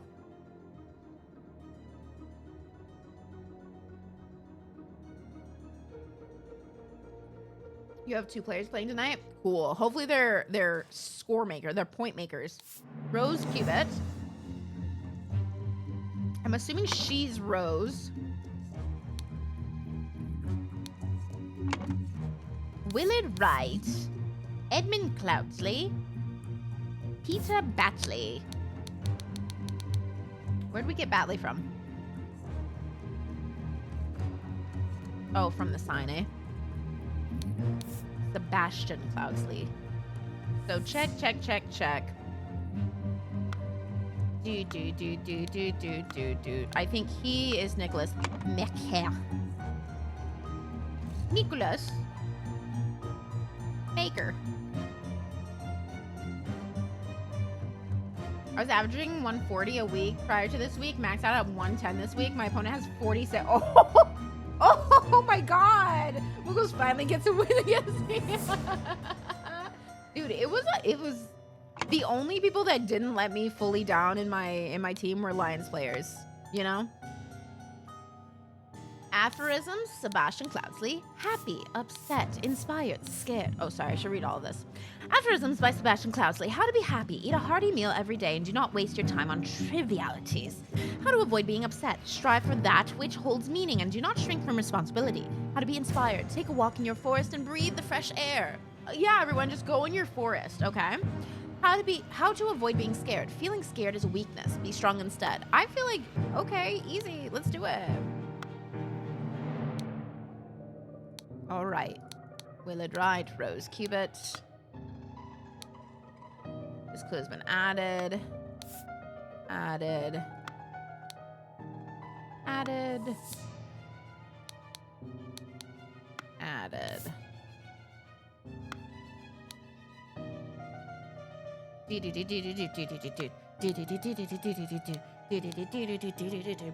Dear Peter Batley, we have sent you frequent reminders concerning the settlement of your debt, and yet, to date, the debt remains unpaid.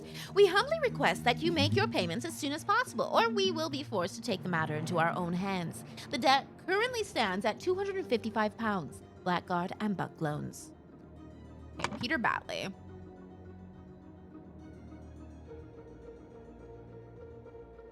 My late sister, your mother, disclosed your financial troubles to me long ago, and I resolved to help you. I bequeath to you a compilation of my aphorisms to provide the direction in your life which you clearly lack. So that's gonna be Batley. Peter Batley. I want you to put your sharp mind to better use than mere politics. That's Edmund.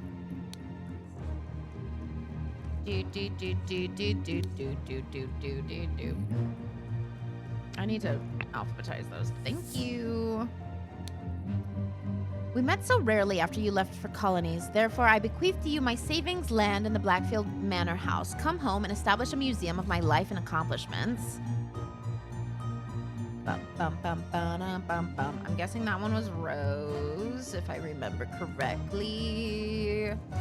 Because the golden idol is with Mr. Man out there, which is going to be the last person that's on this. We got Rose, we got Edmund. I think that's Willard Wright.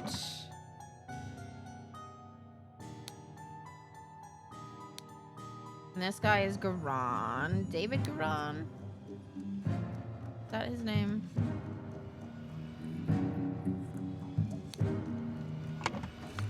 I have to go back out here.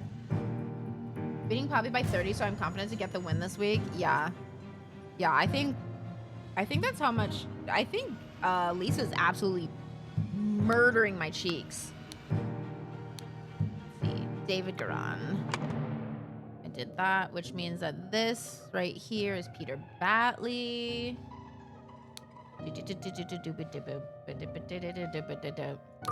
Perfect, we got that. Then down here is going to be Willard Wright. And then blank was blank to receive blank in the blank's will. In blank's will. Sebastian Cloudsley's will. Suddenly, blank, James Hare, died from spontaneous combustion.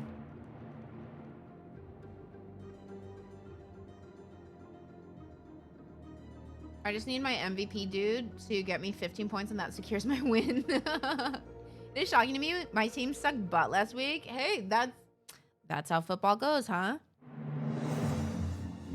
The thing is that like even the people that I played, it was good that I played them to get as many points as possible. But like I still played all the people that made the most points on my team, I think. So that sucks because I got no points this week. Lisa, welcome back for 20 months. Yahoo. Okay. Blank was blank to receive blank in Sebastian Cloudsley's will and ordered blank and blank to take the blank from blank. Okay. So I think ordered Adam and James Pear to take the idol, maybe? From Willard Wright. That would be gold, which would be money. So I think it's Peter Batley was upset to receive the aphorisms. There you go. I remembered it. Peter Batley, encumbered by his gambling debts, had placed high hopes on his uncle's testament. Upon discovering he had inherited nothing but a book of aphorisms, he tore up the will and ordered his servants to take the golden statue from the stranger Willard. Suddenly, one of the servants burst into flames. Oop! That's no good. Oh, yeah. See, these are the ones where we get the next stuff. So this is the last one that we did. Well, not... I think they were done out of order, but... maybe. I don't know. This is the last one that we did during the demo, though, for sure. The Murder at the Little Mermaid.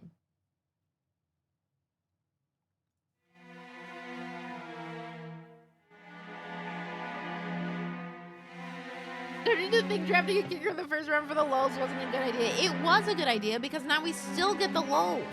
Now we still get the funny. Because, again, no one take our fantasy league too seriously. It's all for funsies, it's all for hilarity, and I think each week is funnier and funnier. Why did that bugger give me a note when he knows damn well I can't read? Me looking at books. Like, Okay, so he can't read that. Oop. What am I doing? I'm doing it wrong.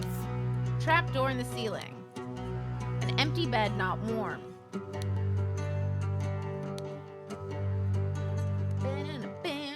Hi, Hoovian! They were done out of order. The bar one was second to last, and the spontaneous combustion was last. Oh, okay. I was like, we've definitely done these, but I don't think that they were done in this way. But what do I know? I don't have memory ever.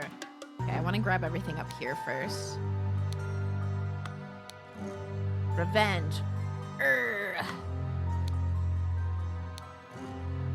God, if I go, I want to go as like beautifully. I don't want to be stabbed. I don't want that part, but I do want to look like a painting, you know?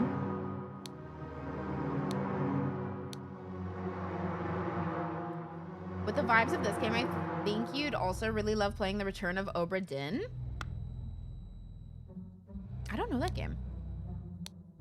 To my dear Maurice. Oh, Maurice. That is empty, baby. Dear proud Beastmaster, I've attended our departed brother's send-off and accepted the keepsake that he bestowed upon our brotherhood in his will. I shall send this letter tomorrow, September 10th. I hope it will reach you without delay. Already it is midnight. I will return to my bed, for this has been a long day. May Griffin awaken. Proud Beast Initiate.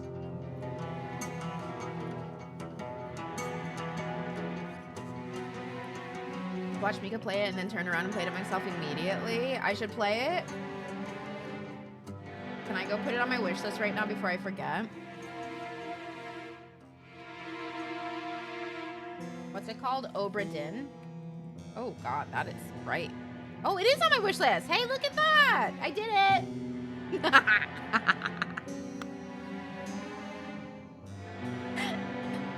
I'm very excited about it. Completely forgot about. That's fine.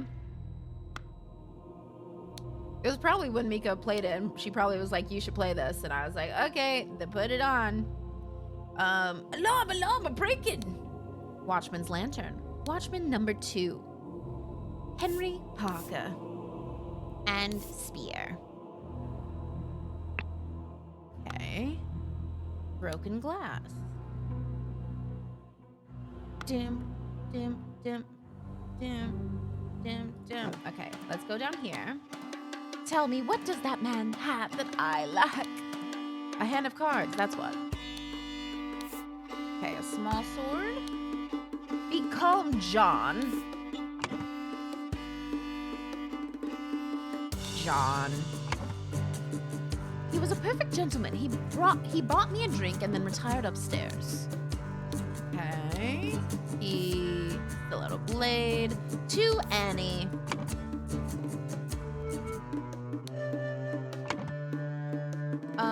You are beautiful like a rose. For you, I will take any blows. Annie, you are like a glass of wine. Your hair is very fine. I will find gold in a mine if that makes you forever mine. I remember disliking this poem because they rhymed mine with mine.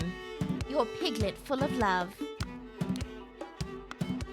Wish I had a piglet full of love. Okay, this is Evans. Last name Evans. Oh, I didn't click on him yet.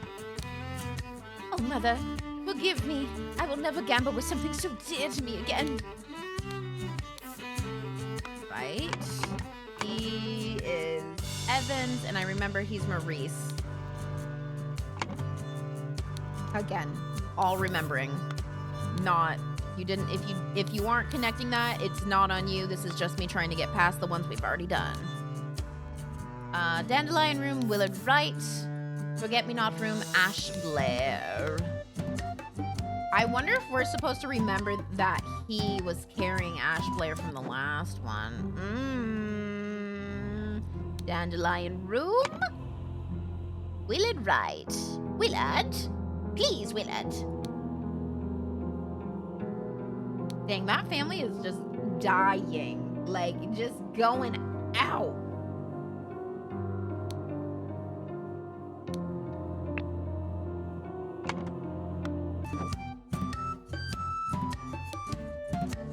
Where did that blasted boy go? I really need a piss. Dear Oscar Boynton.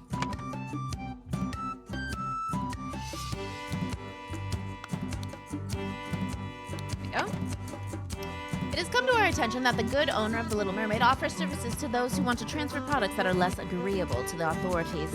I will come by in 3 days. If you still have some spare space in your shin barrels and you are willing to earn extra money, reach out to me. Ring of various keys. That's perfect. Perfect, perfect, perfect, perfect, perfect. He's playing that. This clue has been added to the thinking panel. Oh, right. Okay, so it's Annie. Annie G.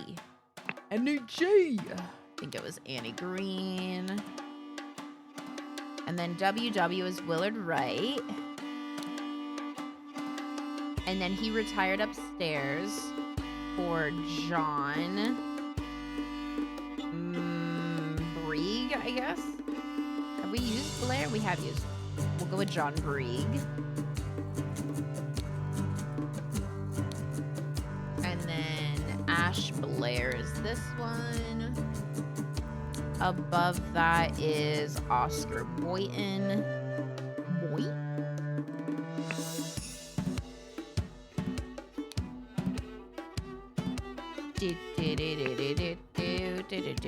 And the top one is M for Maurice Evans.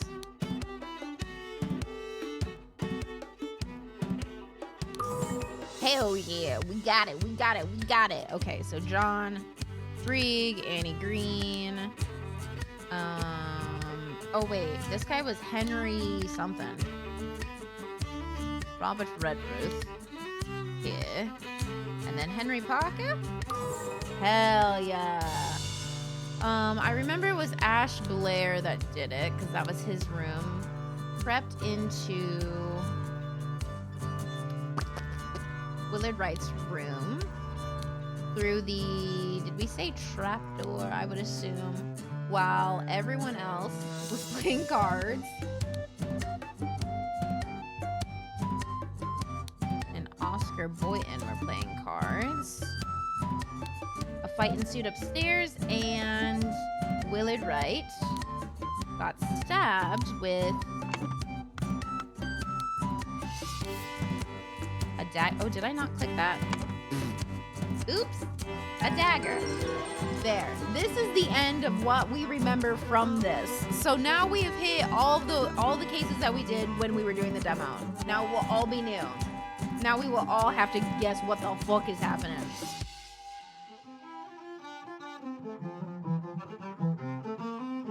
I'm eating my brownie. Nom nom nom nom nom nom nom. Now it's gonna get crazy. Jiu-jitsu.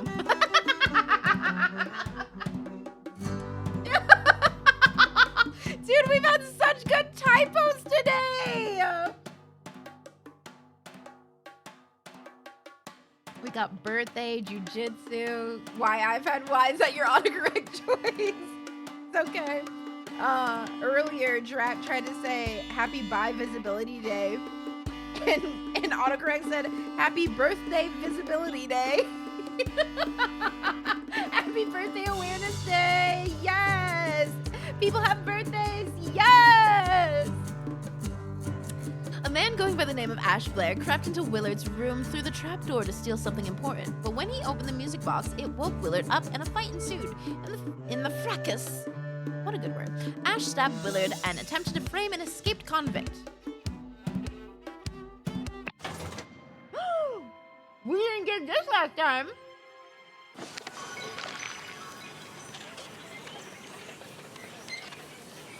Good morning, innkeeper. I heard a man was murdered here a week ago. I had arranged convicting him off. Now bugger off. Tell me more about the evening when Willard Wright died. I will make it worth your while. Who are you?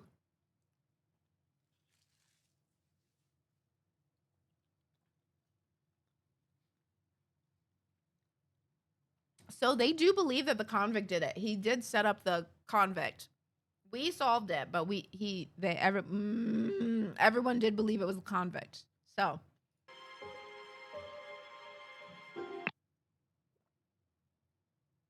The intoxicating dinner party.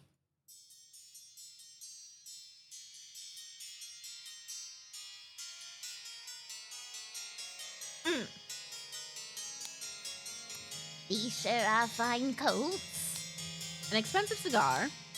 Little Pip. Run to the city and grab me some Ash Blair tobacco and a bottle of gin. I will pay you when I'm back, David. Okay, so that's Little Pip. First name Little, last name Pip. Was sent to go get tobacco and a bottle of gin. Overcoat and a hat. Overcoat and a hat. Box of cigars. Right in this one. Ooh. Dear Miss Richards, I enjoyed your company tremendously when I visited your father last month. I'm certain that you would wish to hear the rest of my thoughts on the shortcomings of our society. I invite you and your father to a dinner on April 8th at my manor. Edmund Cloudsley. Dear Mary, for you, I would fight a tiger and win. Peter Batley. Oh, wait, is Edmund and Peter? Are Edmund and Peter going after Mary? Drama. Can I move these? I think it's Mary Richards. Yes, and then Edmund Cloudsley, Peter Batley. Okay. Oh, that's kind of nice that you can like organize them how you want. I didn't notice that. What's that? A needle? A syringe with some liquid left in it. Who would put that in there? How did they even... What is that? Vertical? My God.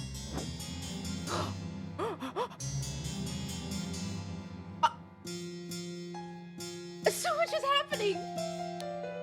Okay, this clue has been added to the thinking panel. Great. Full glass of cloudy liquid untouched. A salad untouched. Partially empty glass of clear liquid. Partially empty glass of red liquid. Partially empty glass of cloudy liquid. Partially eaten piece of roast. Red liquid. Partially eaten salad. Partially smoked cigar. Partially empty glass of amber liquid. Empty glass of red liquid. Partially empty glass of yellow liquid. And then partially eaten salad. Partially eaten piece of roast. Untouched. Untouched. Partially empty glass of clear liquid. Interesting. This is horrible. An embroidered handkerchief. Is it embroidered? I don't see anything on it. It's poison! Nobody touch a thing and nobody move. I'll send for a doctor right away. Got a heart key and a square key. This is Edmund Cloudsley.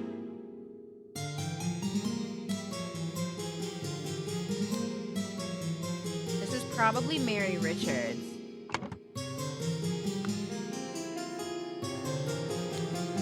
She does seem rather unwell. It's extremely upsetting.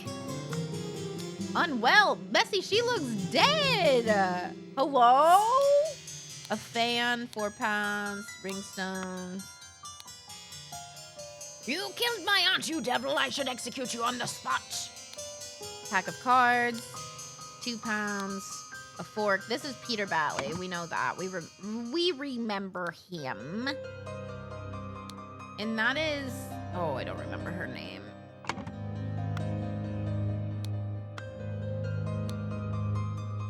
Whiskey?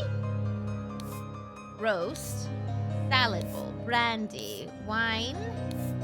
Almost full carafe of yellow liquid containing lemon. Lemonade. Oh, yum. Half empty bottle of cloudy liquid labeled peptic tonic. Ooh. Okay. Am I supposed to put, like, what's at the table? So that is salad. There's material to be discovered. Oh, maybe like down here.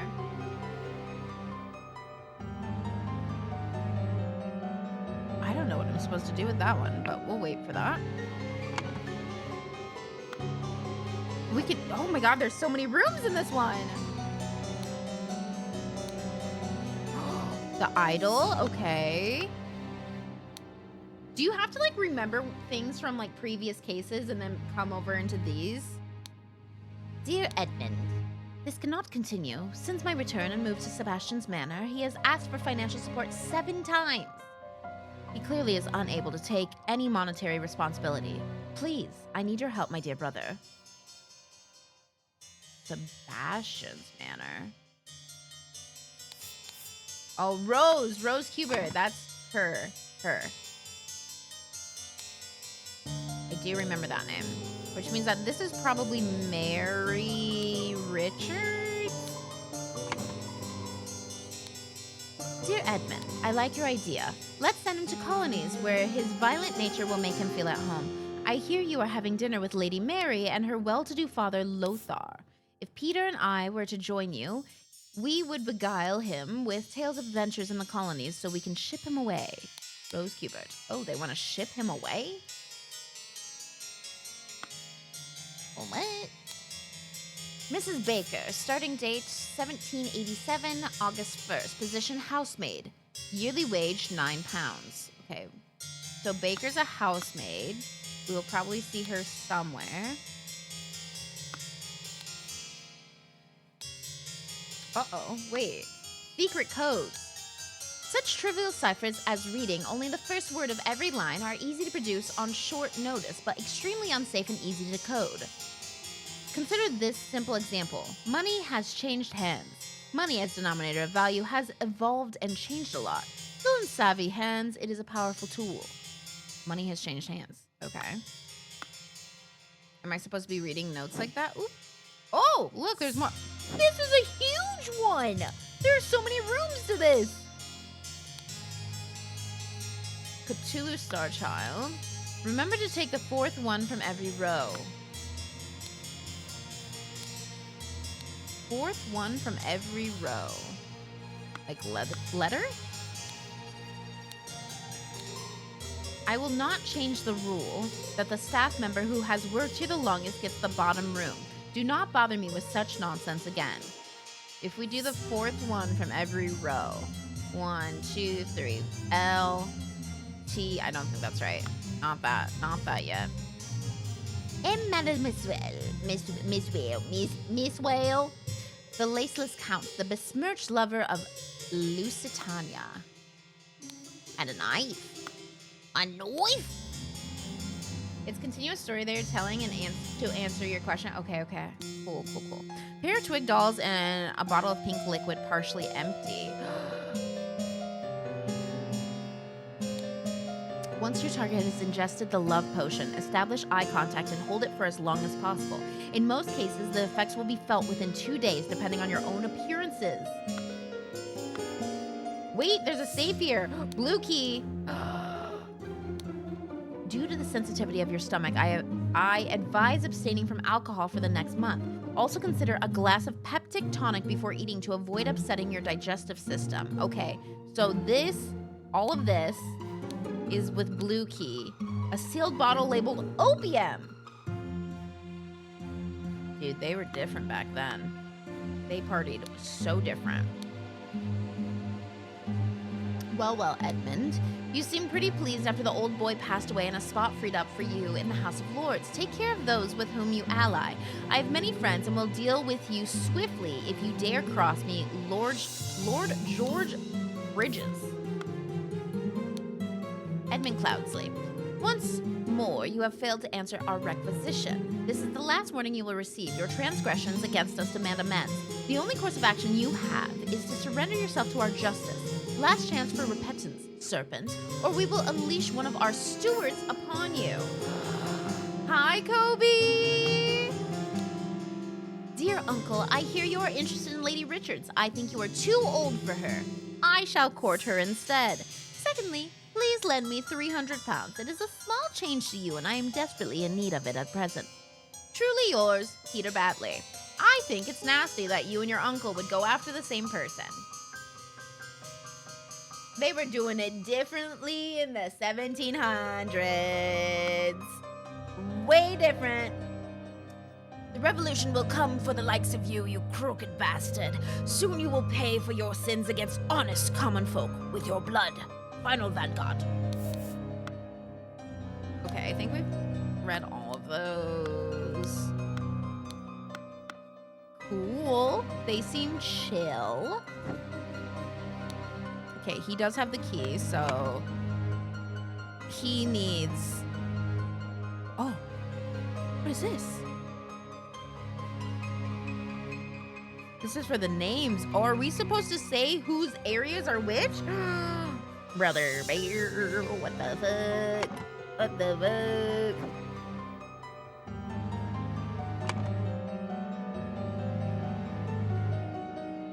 Have you been liking it? I've been really liking it. We did the demo like last week or so. I don't know. Time is fake.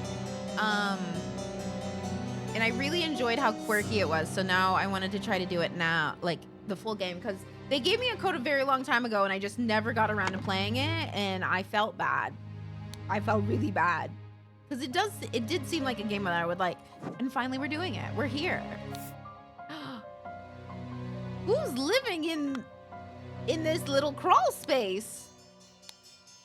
Monkey Man, Striped Dark Hand, Monkey Man 2, Tooth for Tooth.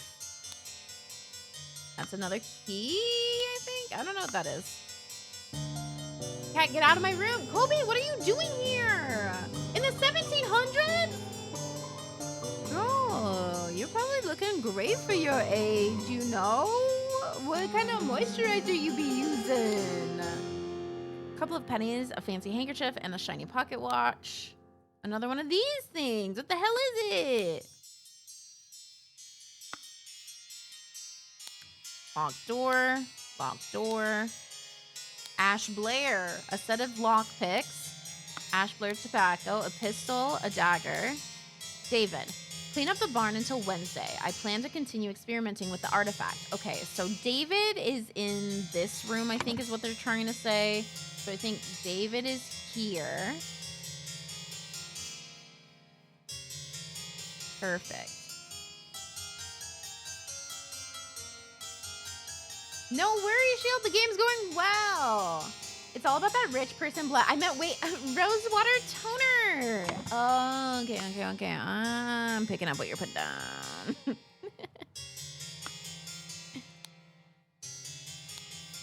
Stack of candles. Dear Diary, this has been an ordinary day, mostly spent in preparation for tomorrow's dinner event. I do believe the time has come for me to ask for a raise in salary after all these years I have loyally worked here.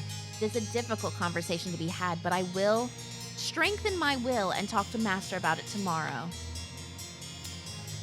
Cautious, the wise slave. My God. Fables about rulers that make you think.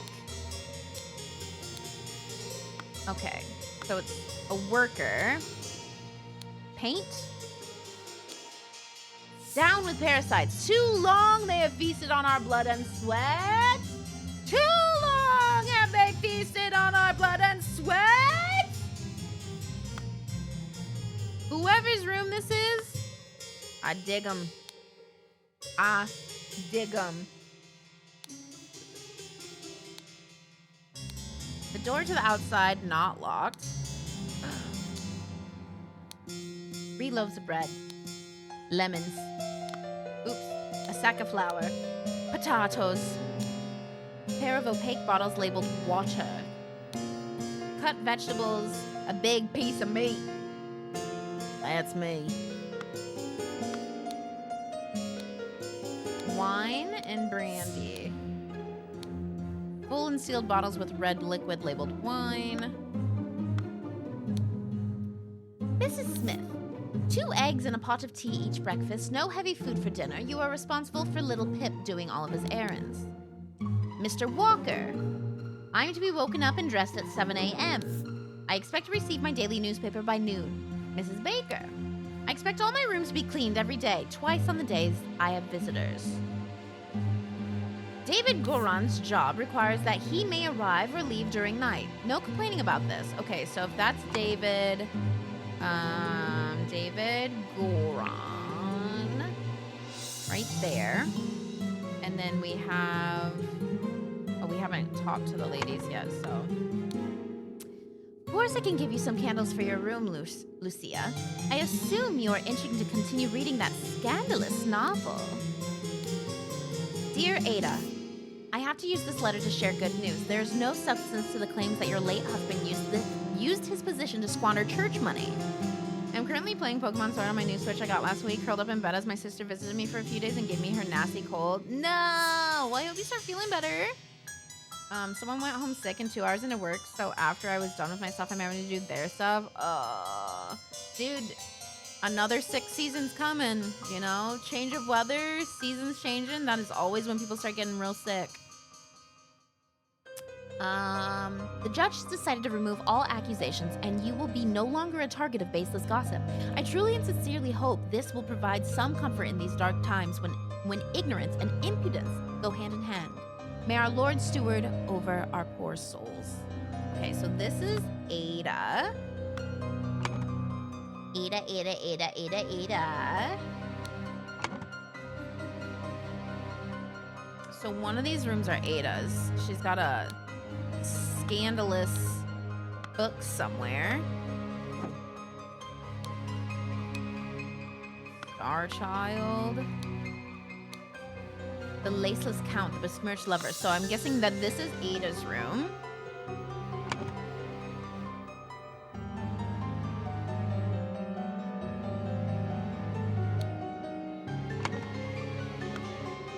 And she has no candles, so that would make sense because she needs more candles.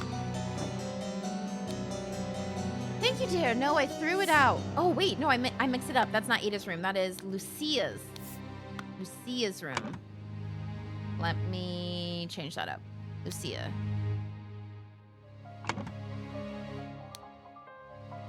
I threw it out. I do not read such dirty literature anymore. I do hope our master's guests are satisfied and that Brian served everything as instructed. She threw out her dirty literature? Okay, maybe that's not Lucia's room. The dinner party will take place on April 8th. Everything should be ready before noon. Prepare roasted boar. Young Miss Richards appears not to enjoy meat, therefore prepare some alternative side dish as well. So this is Mary Richards, and she probably sat here where it's like double green. There's another plate with just greens and stuff too, so I have to see. To Mrs. Smith for 3 years of service. And that's in the kitchen, so maybe the Lucia Smith, maybe?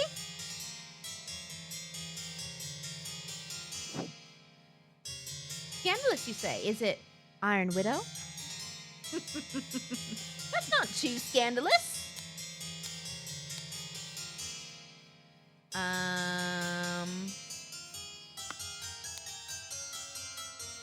Okay, so that's Mary Richards. Yep, okay, we got that.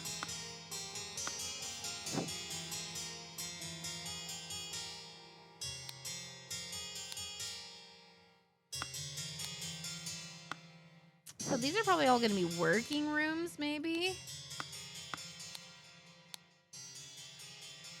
I don't know what Star Child is.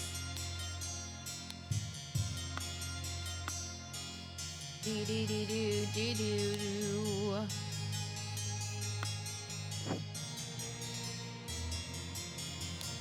Okay.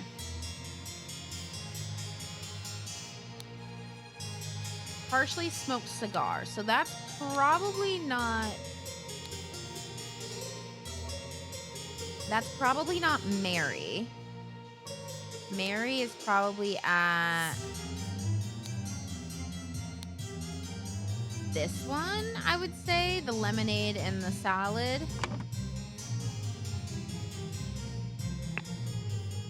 So I think Mary is lemonade and salad.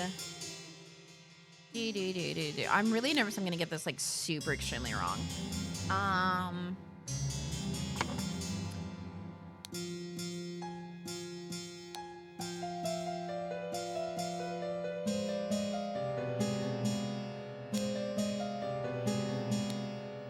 The cloudy liquid is probably the tonic. But this labeled opium, it's kind of like clear-ish in color.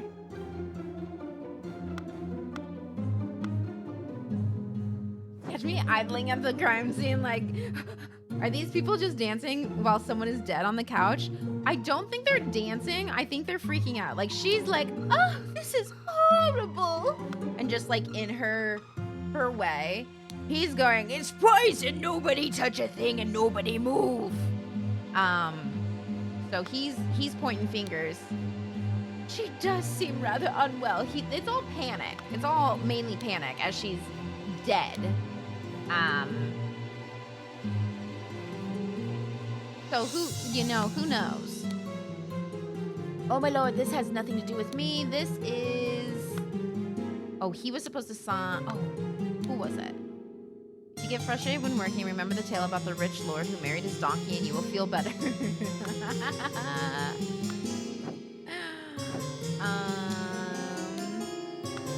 I hope Brian serves. So that's Brian.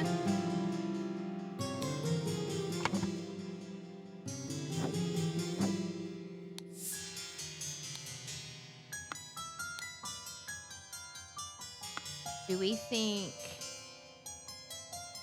Wait, Brian probably has the bottom room over here.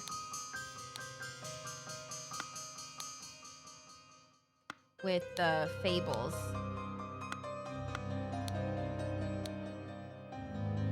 Yeah, I think this is probably Brian's room.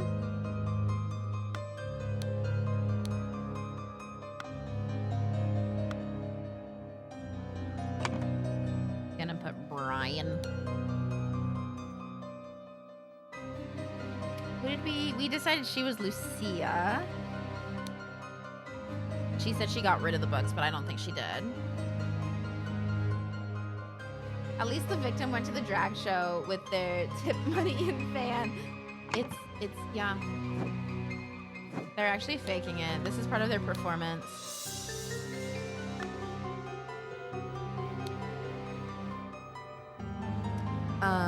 Okay.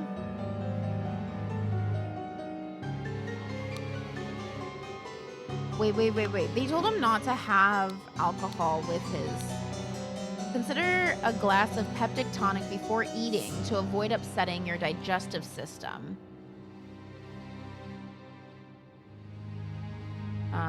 Advise abstaining from alcohol for the next month. If this is in Mr. Man's room of like, this is Edmund's like room, because he has the key, then that means that he probably doesn't have alcohol and will have peptic tonic before eating. So this is alcohol. This is partially clear and peptic. Both are untouched. So he drank his glass of clear liquid, which I think might be opium. Just guessing that one. So that's Edmund Cloudsley's spot. I think. I could be really wrong. But his food's untouched, so. And also his peptic is not touched either, so. This is what we thought was Mary's, which I have there. And especially if they were sitting next to each other, that makes sense. Because Edmund was trying to get it with Mary.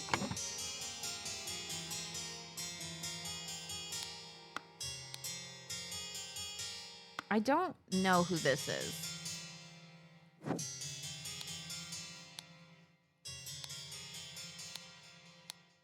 But one has cigars.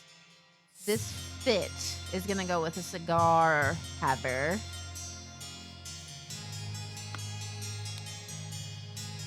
Who asked him to get a cigar? David. David asked to get cigar. And gin. So the cigar over here is going to be David's spot, I'm assuming.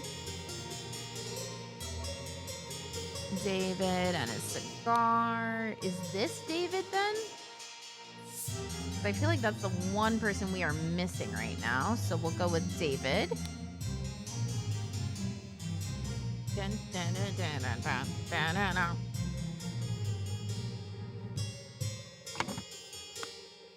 Is that David Goron or whatever? He didn't look like that in the last ones, though.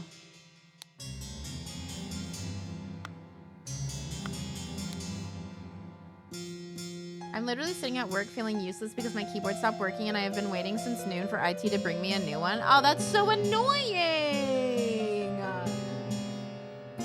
But hey, you can't do anything about it, you know? You just gotta vibe, and the speed is on IT. So at least you can sit happy with that, you know? That stinks. That's silly.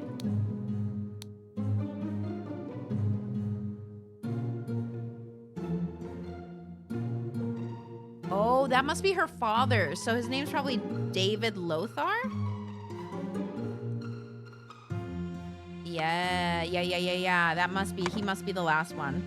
David Lothar. How is that her well-to-do father if her last name is...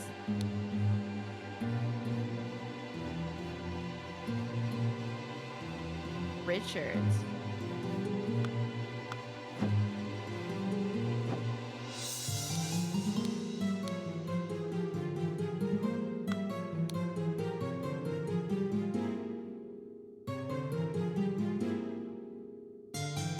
Invite you and your father to dinner. Yeah, Miss Richards.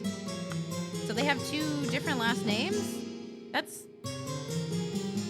odd, I would say.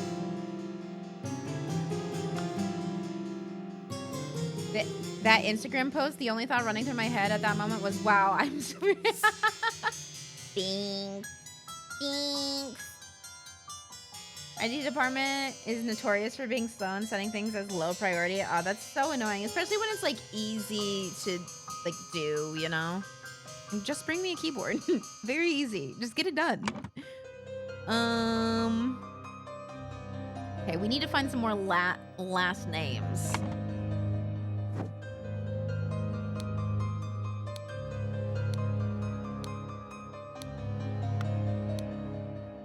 Got these. I don't know why he... So weird. Then there's this syringe. The syringe has some greenness on it. So who poisoned who?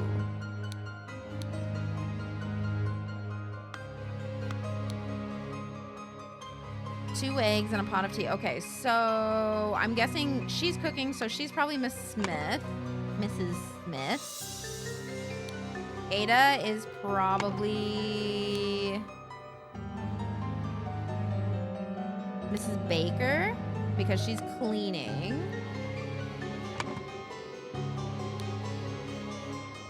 We can also grab Smith and put it over here. And then Mr. Walker.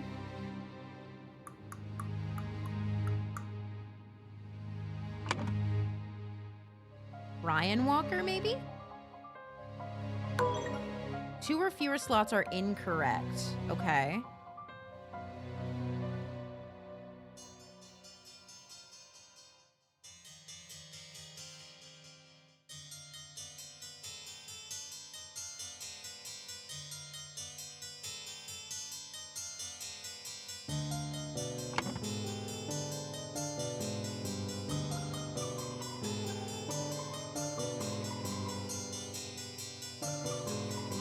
Oh, I think it's because I don't think his name is David. What if it's George? No, it's not George. I'll put that back up there. But it's going to be David Garan over there, so I don't think it's David at all.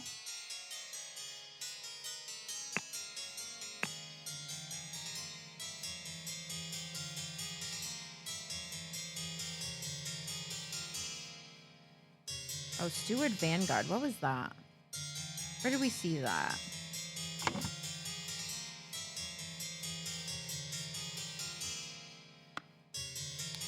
Under the sofa is a treadmill. A foldable treadmill. Oh, look, this. That's something. Hey, those match something else. Is there something hanging? Oh, it's hanging from here. What is that all about?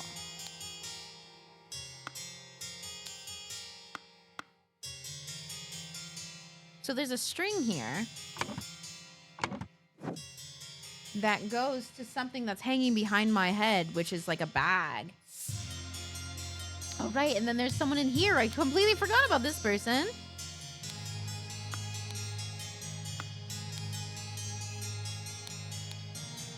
These are the books. Monkey Man.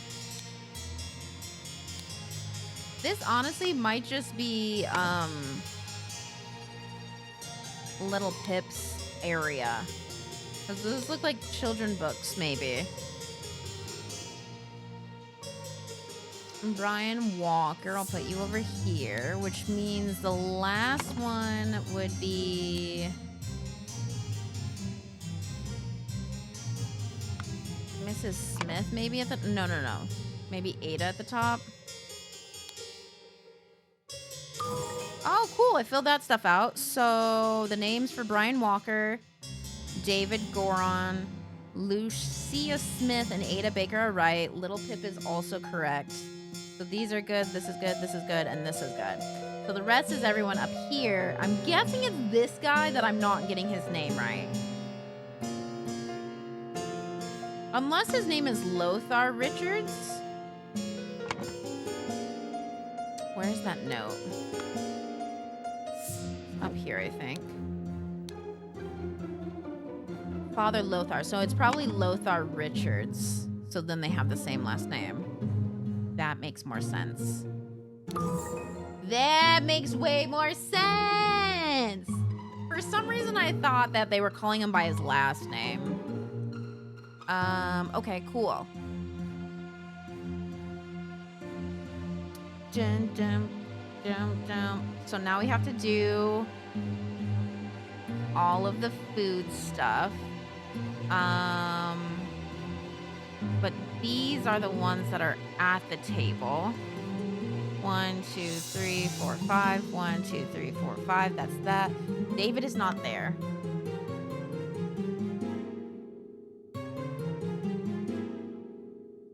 So who has the cigar? Oh wait, someone else had cigars, didn't they? Well, they wouldn't be one of the maids or anything, so that doesn't make any sense.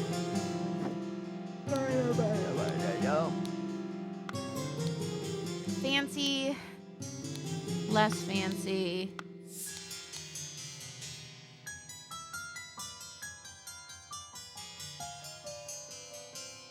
This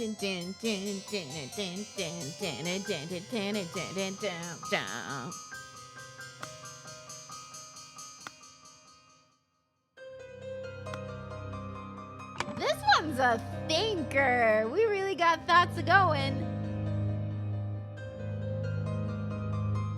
So-and-so wanted blank dead, so wanted Rose dead. And hid the necessary key in a...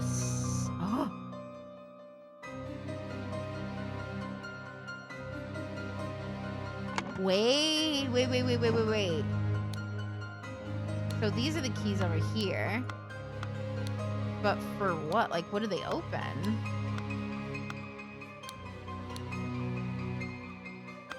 That's a boring key. That's a heart key.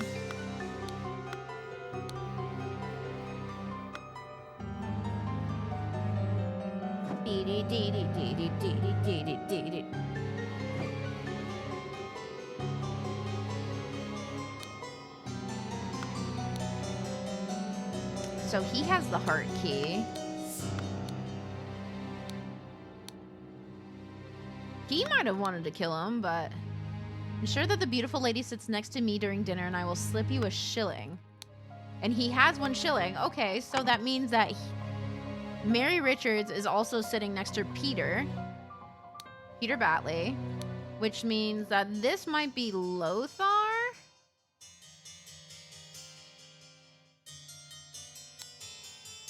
And then Rose was here. Ah, yeah, I fucking killed that one. Not like Rose, but anyways.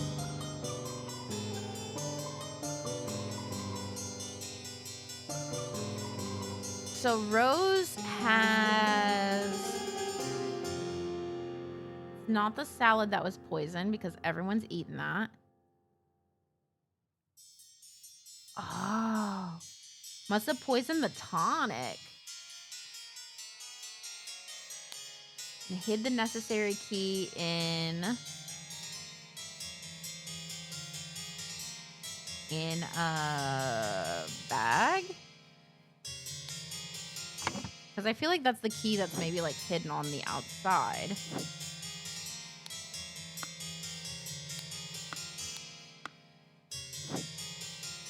And he hadn't drank his tonic yet. He'd only drank his opium. Gee, Buzz, Christmas. But probably wanted him to be dead. Yes, because who had a problem with Edmund? He's clearly unable to take monetary blah. Ms. Baker, starting date August 1st. Position housemaid, yearly wage £9.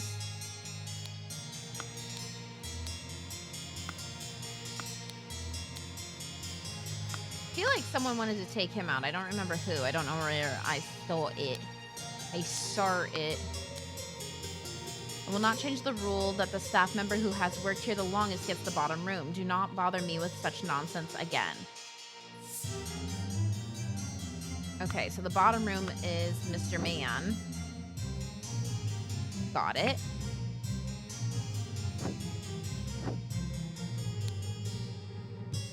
Everyone else drank everything. So it had to have been the poison tonic.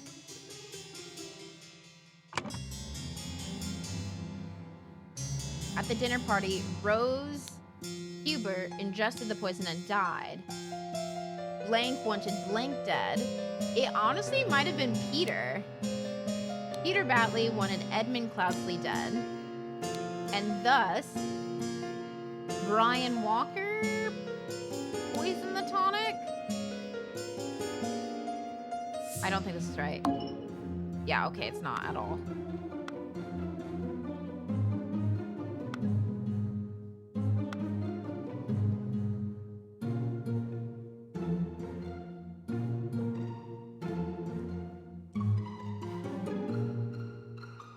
Do you think it was Lucia Smith that wanted him dead?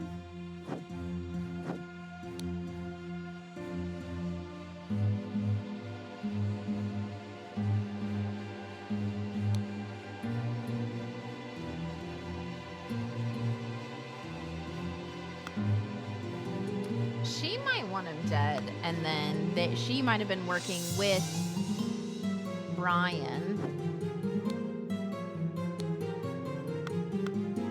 Whose room is this? Yeah, it honestly might have been both of them. Like, she might have wanted him dead. And then Brian... No, I'm bad. I'm bad. I'm bad. I'm bad. I'm bad. I'm bad. I'm bad. Wait, whose room is up here, though? They had to have tied it out here. This room is Ada Baker.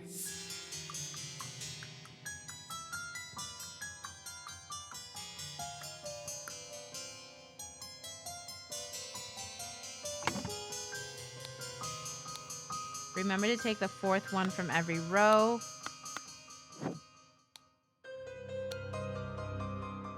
Fourth one from every row. R, S, M. No, don't think that's right.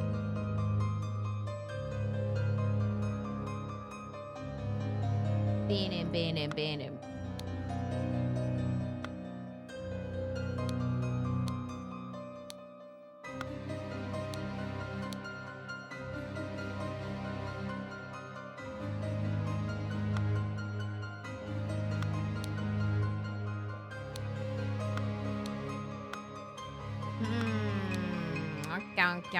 Okay.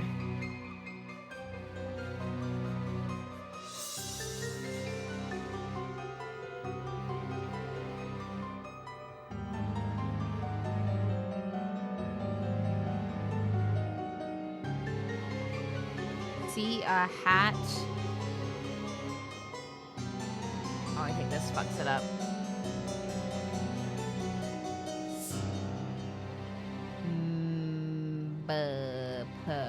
Yeah. It was starting to say see a hat, but then it didn't say anything after that.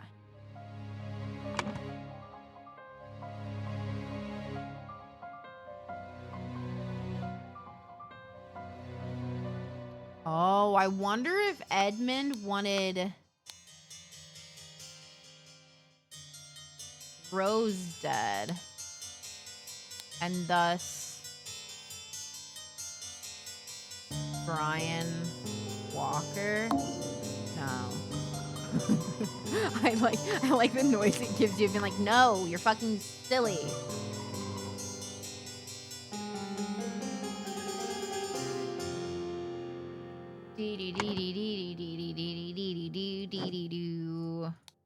Maybe the keys, well, the keys are, there are keys hidden in this bag. I just don't know what they go to, really.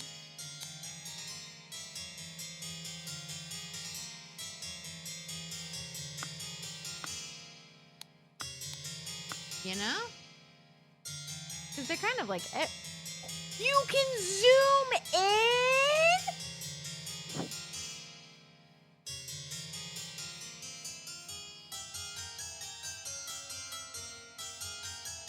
What?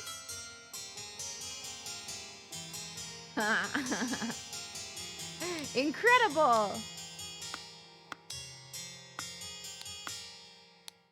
I don't know if they... Oh, these are just books on this side, I guess.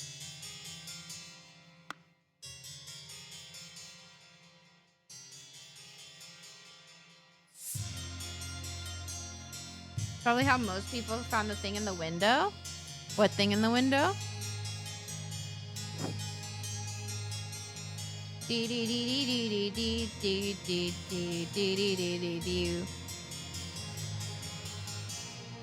need to figure out which... Was it you? Oh, no, I have to go back.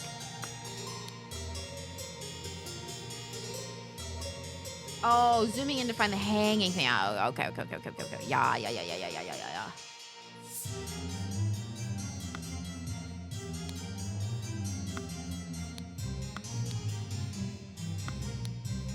See, he has all these keys. But they're just the ones that match him. But Pip has ones that match the ones that are outside the bag.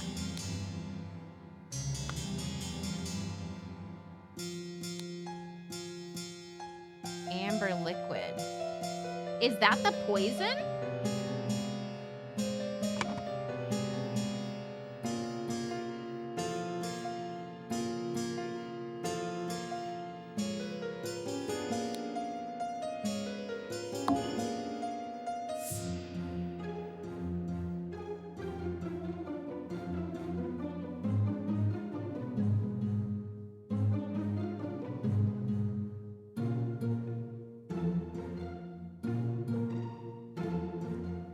Because it couldn't have been in the wine. It couldn't have been in the lemonade. It had to have been in the tonic. Because that's the only thing that, like, one person had drank that another person had not drank, you know? So it had to have been poisoned in the tonic. Rose drank it.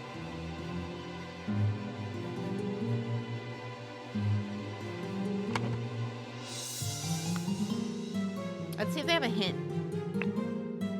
Getting stuck and working through to find a solution is at the heart of this game. Before you resort to the hints, we suggest you bear in mind the following advice. Have you made a typo? Have you considered all of the evidence? Have you re-examined your assumptions? Have I made a typo? How do I make a typo? Double check all the phrases you have entered. Is everything exactly as you wanted? Sometimes detectives leave the wrong phrase in by mistake. I see. I think so. What's this do? Oh, yeah. Have you considered all the evidence? I think so. Maybe not. Access the hints. You currently have no unlocked hints. We strongly advise you to play without hints. But if you insist, for each hint you want to earn, you will have to complete a small task. You have to earn your hints? Wait, what? Wait, that's so fun. Well, now I kind of want to see what earning a hint is. Drag the phrase to the matching pictures. Okay, ink pot, scalpel, dagger, Maurice. No, that's not Maurice. Yeah, that is Maurice. Harp, tankard, fan, violin, Peter, pipe, saw, guitar. Good job, my friend. Now go and select a hint to your liking. What? On the dinner table, on the means of access, on the living quarters, on a secret in a letter. Wait, what?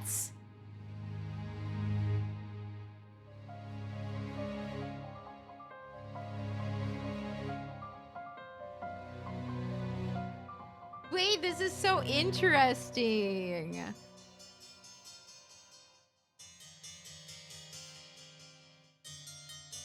I'm assuming I want on a secret in a letter. This is a super fun hint system. I want to go on a secret in a letter. Imagine this, my friend. Someone might have informed the poisoner in a cryptic manner. If you find someone whose quarters seem suspicious, I invite you to look out for secret codes. The instigator of the murder could have concealed their instructions in an innocent-looking text. Okay, so if we go to the books... Isn't there no...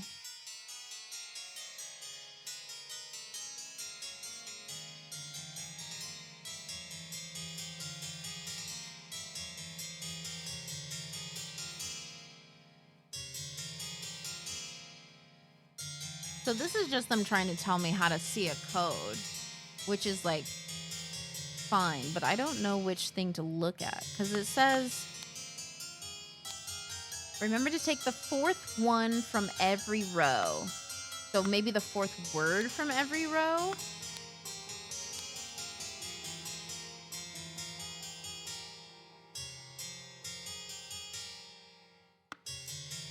But would we, wait, what note?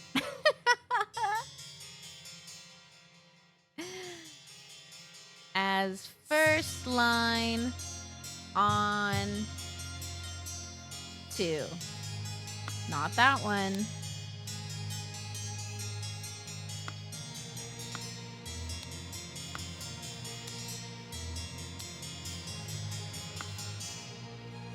Okay, got ink there. Who else wrote a note to someone? We've got to find more note. Oh! Wait, did we go in here before? Once your target has ingested the love potion, establish eye contact and hold it for as long as possible. In most cases, the effects will be felt within 2 days, depending on your own appearance. So that's Lucia Smith.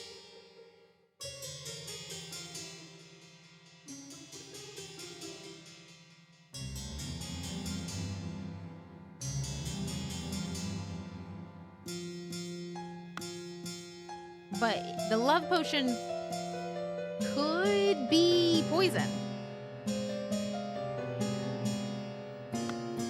And Lucia is... Oh no, that's the cook. Well, could have cooked up something wild. But that says wanted dead, so it's not the love potion because that would have been not wanting dead. That would have just been...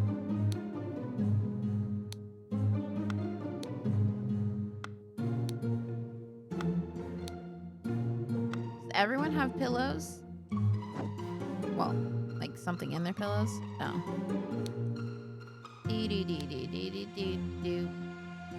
up the barn until Wednesday. I plan to continue experimenting with the artifact.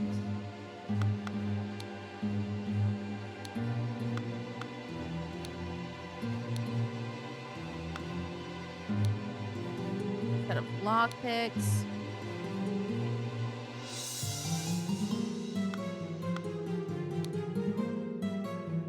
It's a 4 B receive the requires. I don't think it's that. I don't think I'm right on that. Oh, wait. Ada's room. She's the one that has the note about how to read things. Ada. So Ada, let's look at this note, shall we, baby? This substance to... Oh, use substance to remove target. Sincerely, Dark Hand. Steward. Dark Hand. Dark Hand Steward. Oh, Dark Hand Steward. Steward wanted. Ooh, who dead though? Who did he want dead? Probably actually wanted Edmund dead, not Rose. And thus, I'm gonna put Ada Baker. We're getting there! And hid the key in a bag. It's the bag that's out her window. Wanted, I want to say Edmund Cloudsley. Yay! We got there! Ada Baker received encoded instructions from Darkhand Steward to poison Edmund Cloudsley. She used her ability to move freely throughout the rooms while cleaning and made a copy of the key to the medicine cabinet. She used a syringe to poison a sealed peptic tonic bottle. However, during the party, Rose asked for tonic and drank it first and died from the poison. Wow! We did it! Let's go! That one was tricky. They're getting tricky with it. What is this? Oh, you guys can't even see the wildness that's going on. This is fun. The explosive events in the forest cabin. Hi, buddy. All right, we've got henchman for hire in Timberbrook region. Billy Cracker, Hardy Abe, Little Billy. Oh, Billy's over here. Jack Nails, Oakwood Gang Brawler Robber. Burkham Workhouse Brawler has a cart. So right here, this is Hardy Abe. Hardy Abe right here. Burkham Workhouse. And the court and the cart. Oh my god, I can't speak. A box of confectionery. And then all these little hats. Okay. Making note. Uh-oh.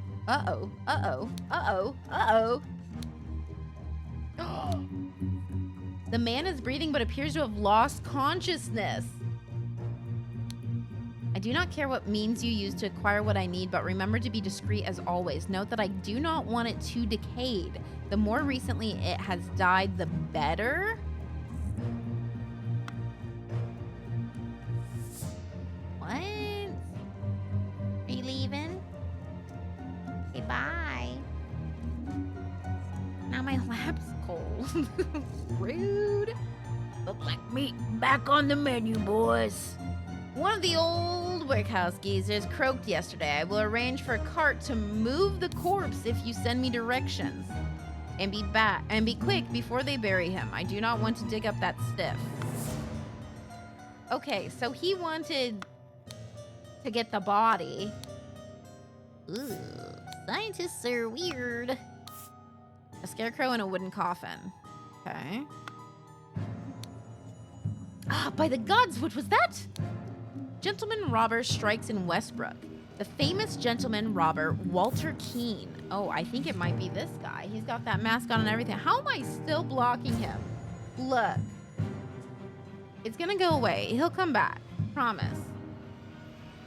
He looks just like that guy in the picture. I'm on to him.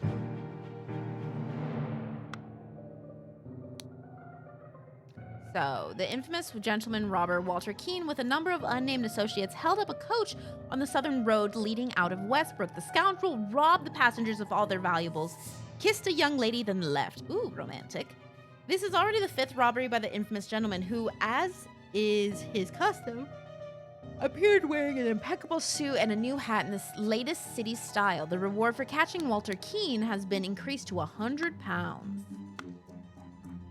Okay, so hat check. These must be the current styles. And he has one of those. He has the flower one. Yeah! Oh, what a looker. A sword, confectionery, ring, pistol. Puppy! Right. Oh, the eyes are... There's a lot. I feel like there's a lot going on here. What the... Go, coin, go! That's Lil Pip, yeah? Everyone, you are not to visit any village or city without my permission. At no point may you disclose the location of the cabin. Mr. David Goron, you are in charge of all security and arms. Mrs. Lucia Smith, you will taste any food you cook before it is presented to me. Little Pip, you are in charge of Black Bestia and Golden Doubloon. Both must be fed daily. Edmund Cloudsley. Okay. So, oh, we gotta name everything. Okay, that's fun. Okay, well, this is David Goron. Is that Lucia? Is she cooking? She's in here. I assume she's cooking. Let her cook.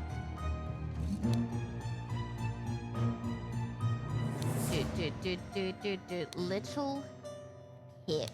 Now he's saying go coin go, which means that this is probably Golden Doubloon. And this guy is someone.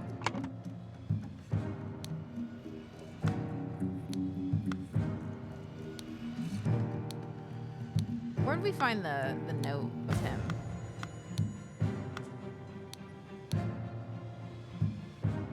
Walter Keene. So that's probably Walter Keene.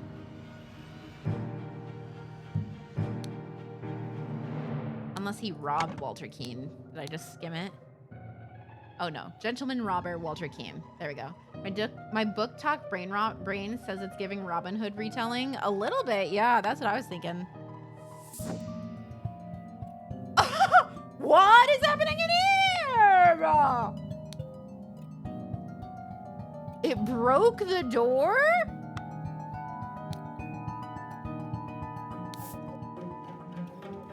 My God.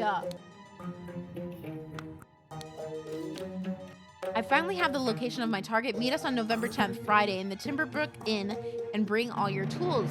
You get your share as we agreed. Walter Keane. My good lordy. There's that. 16. A small weight is tied to a pull-down lever at the back of the idol, which this used to have different symbols for the combustion stuff. Rotten apple and a green apple. Ew. Shard of vase.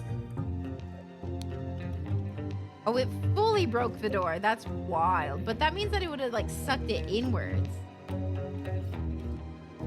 So who's cooking up a wave of wind, huh? Did you guys too? Who's this man? Wait, is that Edmund?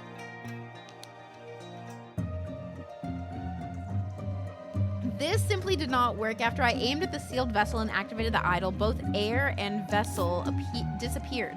Upon further consideration, it was an obvious mistake. Attempted with this input, and it was a definite improvement. It increased the amount of air, but curiously still did not create a complete vacuum in the sealed vessel. Okay, so he must be using the vacuum thing, which is why it sucked the door in. Gold filtering. The target must contain some gold for this to work. Seawater is a suitable target, for example. However, a great deal of seawater would be required. Oh, perfect, yes. However, a great deal of seawater would be required for this to yield any significant amount. Perhaps I should try it on a ship in an open sea. Okay, so that's for gold. If the implications of this are what I surmise, this could be a tremendous discovery. The next step is to progress from fruit to some more advanced matter. So I must ask David to fetch me a dead body for further experiments. So this is why he was asking for a dead body. Weird?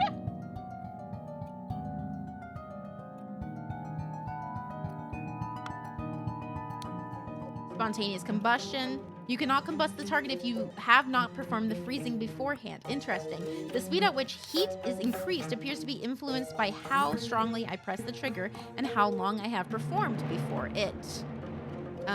Observation. Freezing the target rapidly can create curious side effects. For instance, I should be careful when freezing water in a sealed bottle. It exploded and then the glass shards flew everywhere.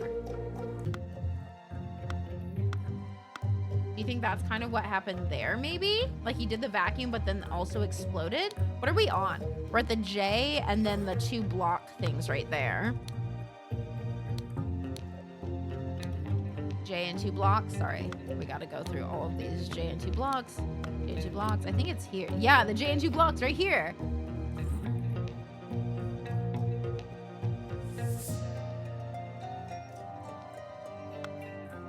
Interesting. Okay. Safety notice. Upon pulling the trigger, if the glyph input is meaningful, the idol will perform the intended action on the target it can see. If its eye is red, it is ready for input, and it will turn blue afterwards. If the eye is blue, you can only perform the dot hook input, and it will turn red afterwards. This is currently blue.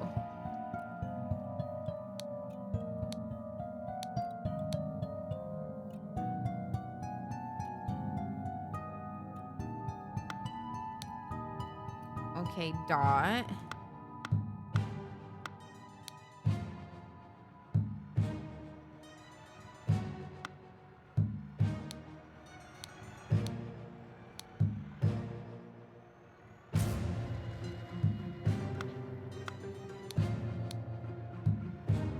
Huh?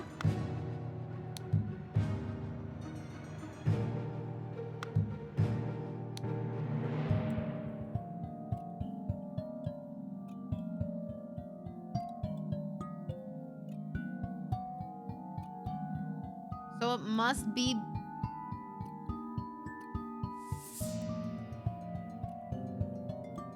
That part. I think he used the wrong J, maybe? Yeah. But then he would have known that something was gonna happen, right?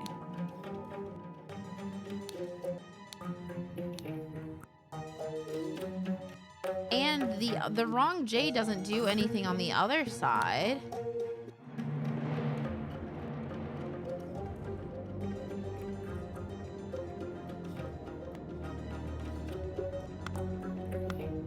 Interesting. What do I need to solve here? Oh, these are empty slots. What? What does that mean? Oh, it can be blue or gold? Oh, son of a gun. Okay. He would have, but not the person who put it in. Maybe it's... I'm going on what the game is giving us. Yeah. But then also, like... So if it is blue... Does that mean that it puts in the dot naturally? Or how does that work? And he might have put the weight on it to trap these guys and trick them, you know? Okay, let's look at this book again so I can figure out what all the symbols fucking mean. Okay, the hook J is vacuum, right? Oh, wait, no. This simply did not work. After I aimed at the sealed vessel and activated the idol, both air and vessel disappeared. Attempted with this input, and it was a definite improvement. It decreased the amount of air, but curiously did not create a complete vacuum in the sealed vessel.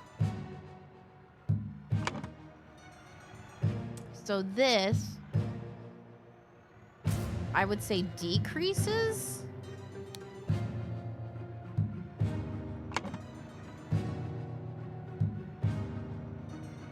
Well, it says disappeared, but it could just have like shrunk it maybe.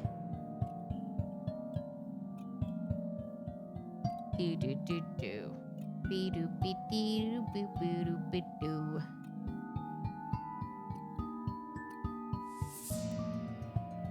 And disappear isn't a word that we can do. Okay.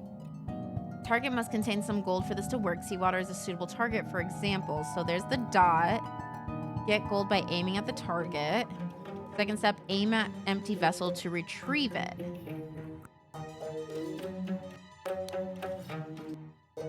So that's not decreasing.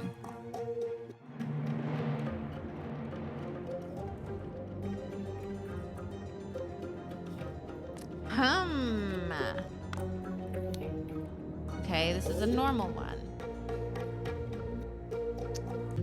From fruit, more organic matter. Must have David to okay. Oh, this one's difficult. You cannot combust the target if you have not performed the freezing beforehand. Interesting, the speed at which heat is increased appears to be influenced by how strong I press the trigger and how long I have performed this before it. So, maybe...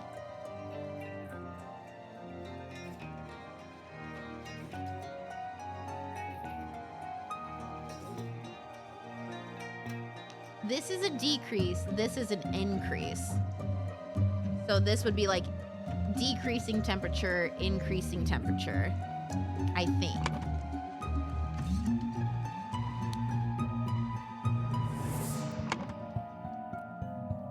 Hi, Mantis!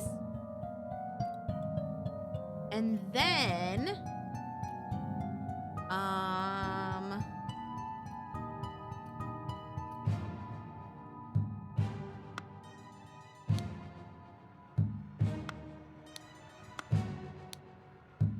that all is like matter, maybe?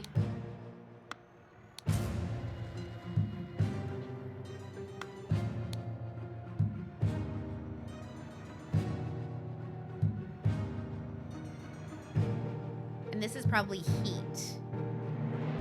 So that would be decrease matter heat, increase matter heat.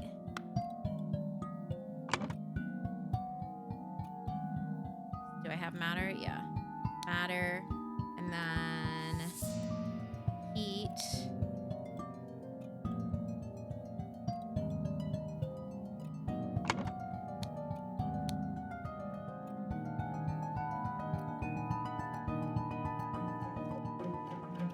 Get gold by aiming at the target, so that's decrease something, increase something.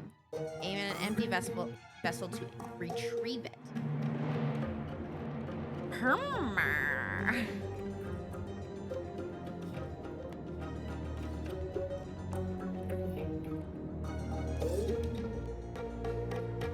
Target must contain some gold for this to work. Seawater is a suitable target, for example. Seawater has gold?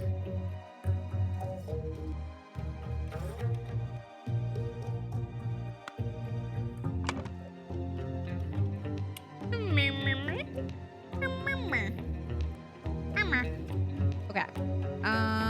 Let's see. What is this? Decrease the amount of air, but curiously did not create a complete vacuum in the sealed vessel. So maybe this is air. Decrease matter. So it completely disappeared the matter. Decrease air. So this could be air in here. And this could be either water or gold. I'm gonna guess gold. Oh, I'm good. Okay, so I know you can't see because it's behind me, but this one is increased, decrease, gold, air, matter, and heat. Hell yeah. Bum. I think this is Edmund Cloudsley here. These people ain't got a clue. Oh wait, they might be some of the burglar guys. He's got a tattoo. Trying so hard to patiently wait for my nail polish to dry, but I'm always the worst at... No, I could not tell you the last time I painted my nails and they fully dried. And I like didn't fuck up something on my nails, you know? Couldn't tell ya. Could not tell ya. Okay, that's a guy with a club. So let's go back out to here.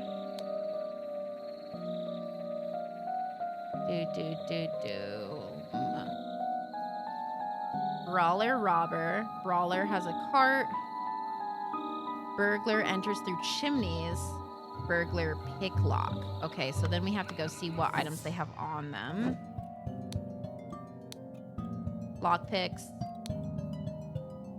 So lock picks. This is... I think it was nails. Jack nails. Oh god, I have no idea which one it was. Jack nails. That guy.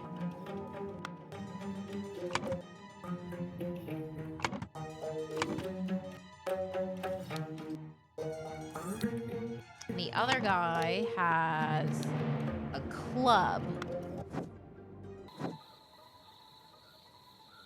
I'm a bit more pain. Yeah, I feel like I don't ever fuck up my toes, but I do fuck up my fingers all the time. It's such ass, bro. Burkham, I'm guessing the other guy is Hardy Abe because we have the cart here, and he's a brawler. So I'm gonna go with Hardy Abe. Ah, let's go!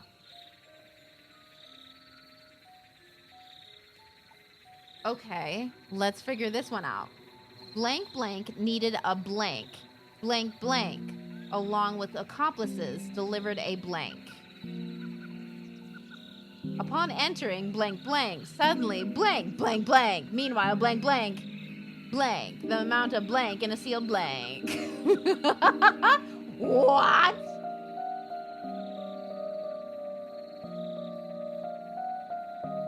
When blank blank and blank blank entered. Okay, this is when Hardy, Abe, and Jack Nails entered the room. The blank...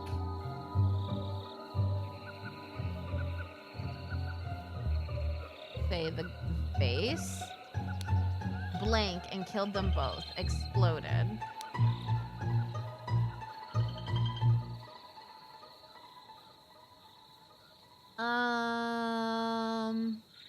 So this I think is a corpse. Blank blank needed a corpse. So Edmund Cloudsley needed a corpse.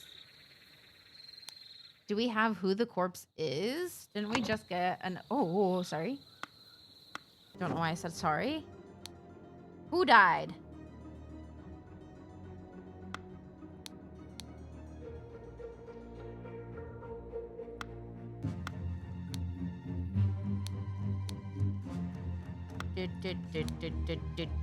One of the old workhouse geezers croaked yesterday. I will arrange for a cart to move the corpse if you send me directions. Okay.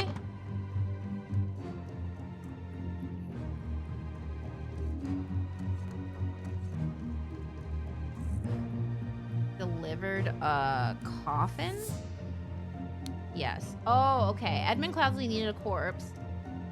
Walter Keene, along with accomplices, delivered a coffin.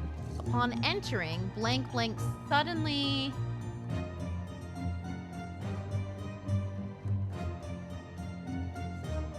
Stabbed? Shot? Oh, wait. He has a gun on him. But he's not dead. Appears to have lost consciousness. Oh, he might have been clubbed. He might have been clubbed by, Hardy Abe. Because it's not like he has a bullet wound. Yeah, so we'll do Hardy Abe. Suddenly clubbed David Goron. Meanwhile, blank blank blank.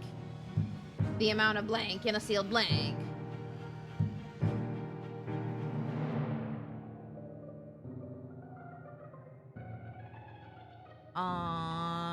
Oh, wait. If it exploded, then that means... I keep forgetting how much is going on in this room in particular. I don't think it was the combustion. What did he say, like, explodes? Unless it was this.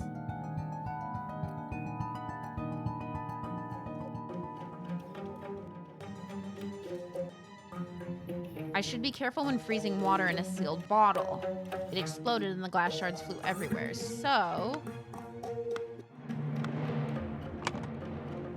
Meanwhile, I think Edmund Cloudsley increased the amount of water in a sealed vase.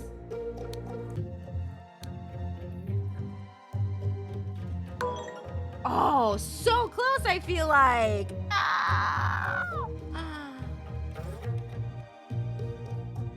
Maybe it's decreased the amount of water?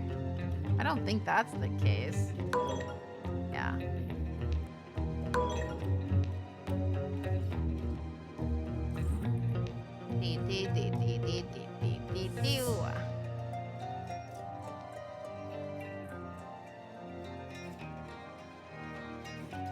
Upon entering, Hardy Abe suddenly clubbed David Goron, which I do think so. His head is injured.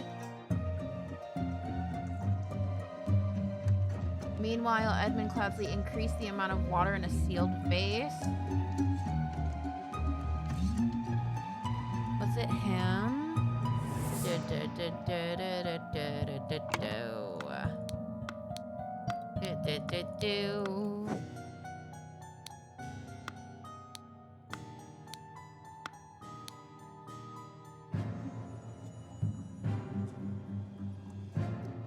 All security and arms.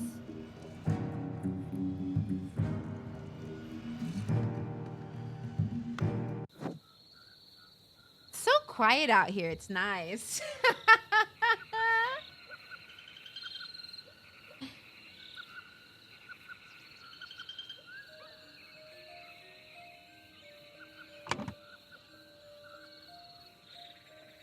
He for sure needed the corpse. That's why he asked David for it. Because he said EC on that note, right? Oh, I guess not. But he did make a note in his book that he wanted to try this little apple thing on a corpse. Hi, Bubby. Must ask David to fetch a body for further experiments. Perfect.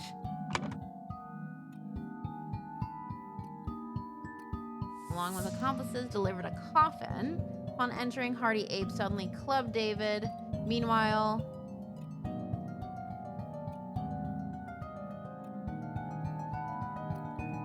maybe it wasn't Edmund, but I don't know who else would have increased the amount of water and known to have known to hide.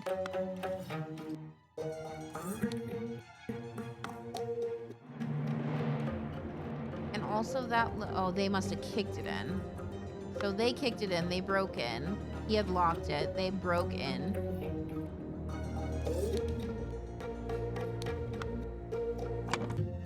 So Hardy and Jack.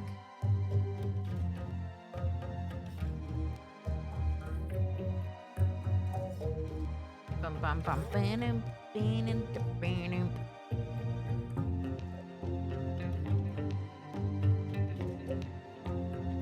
Are they dead? They don't even look dead. Are you dead? Damn. That sucks. They could make it, right?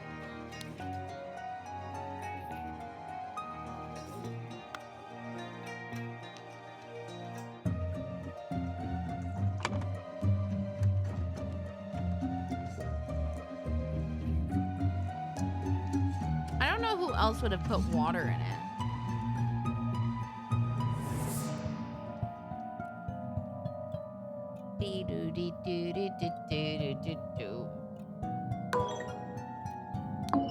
Oh, now it's like wrong. Oh, that means that we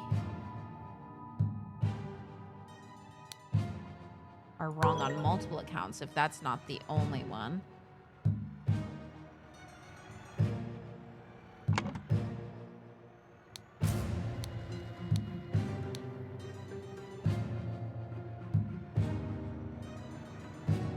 But I guess combustion is like, well, no, it should be the exploded part.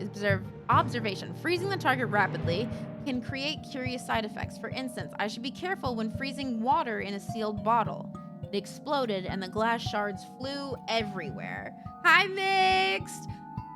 It's so good. It's such a good game.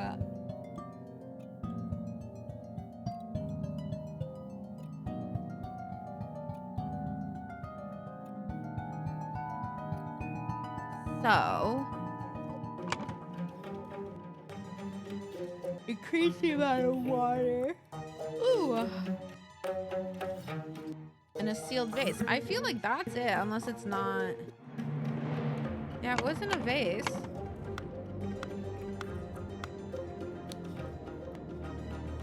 So it must have been sealed.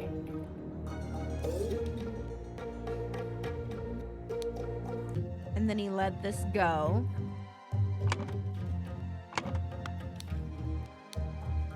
Because he said the longer it sits in something, the speed at which heat is increased appears to be influenced by how strongly I press the trigger and how long I have performed the freezing thing for.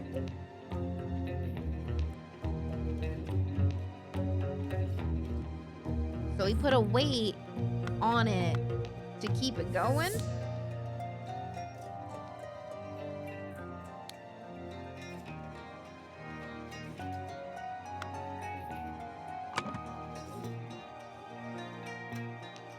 Poopy.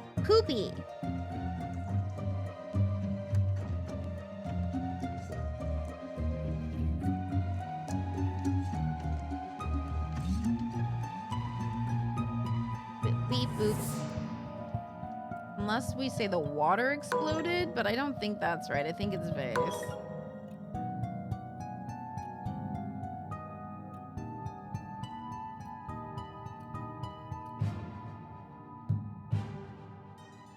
Did we try saying David instead of Walter? Since it's noted he was to get to that body. I think the body was brought by Walter and then David got it here. Yeah, that's wrong.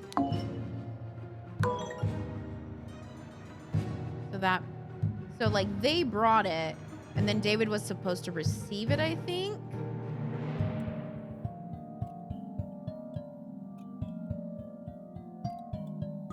Because David probably reached out to his little skeevy little things. You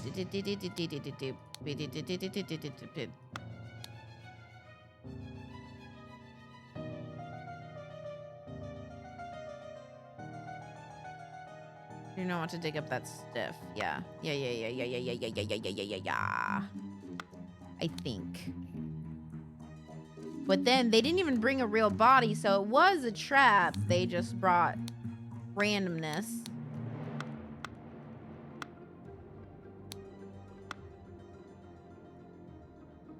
I wonder what hints they supply.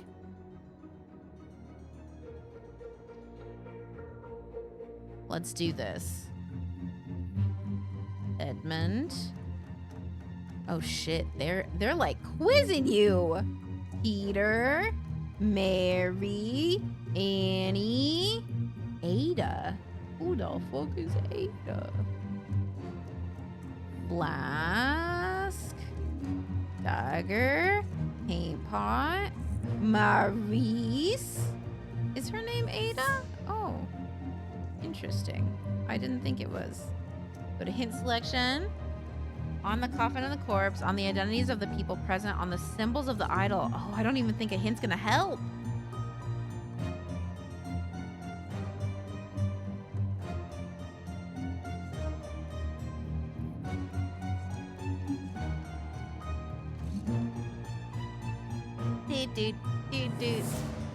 Well, now I don't want it. I don't want it. None of these are helpful for me.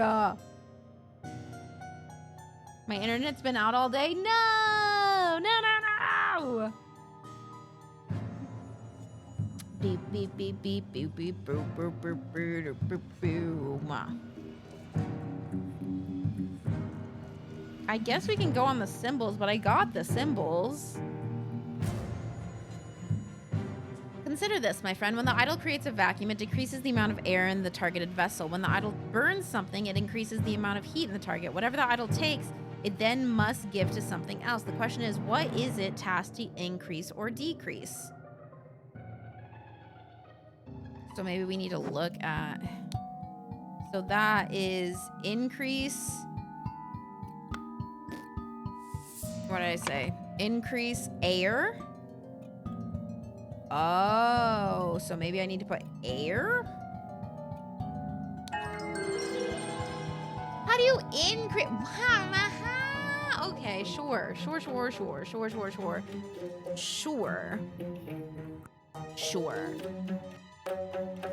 My stream streak reset. I was at 165. Why? Were you here yesterday? We streamed yesterday. It could be that. It could be that.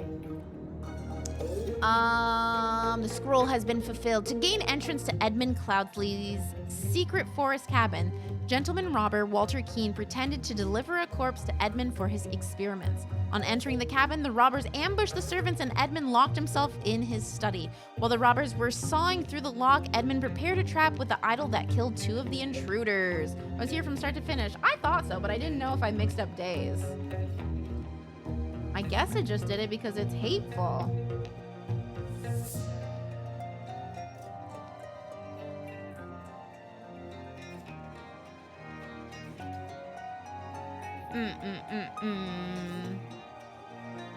Perfect. I can't believe it killed them. It didn't. Look at this grumpy old man. Oh my god, there's another. Homophobic, truly. Then, Sir Coroner, the bandits accidentally set off my master's laboratory chemical ingredients. What happened afterwards? I managed to fend the rest of them off, but my master, Lord Edmund Cloudsley, got caught in the blast, which severely disfigured him, and soon afterwards, he died, bless his soul. Are we pretending that Edmund died? Because he didn't die, bro. He was alive. Had happened to me on another stream I've watch basically every night. No, that's so rude. Edmund was hidden, but I'm wondering if in that blast, if they're all thinking, like, if he wants to fake his death, you know, like if he's trying to pull a fast one.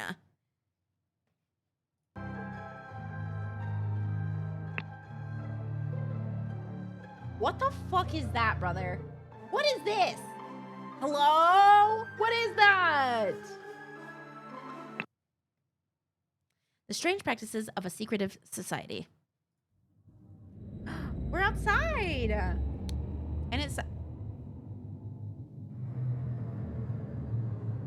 Oh my god.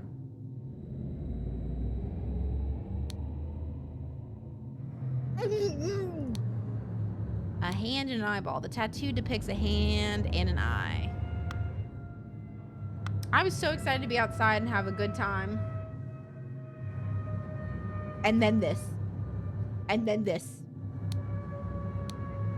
A loaded pistol, coil of rope, 2 David Goron for reliable service from EC. David, the gathering will be on March 14th. To follow our plan, we should be there at least 2 hours before midnight. The target will arrive in full costume, grab rope, and weapons. Okay. Rope and weapons. Wait, but this isn't David.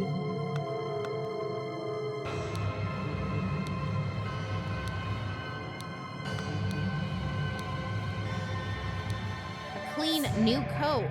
I don't think so, buddy.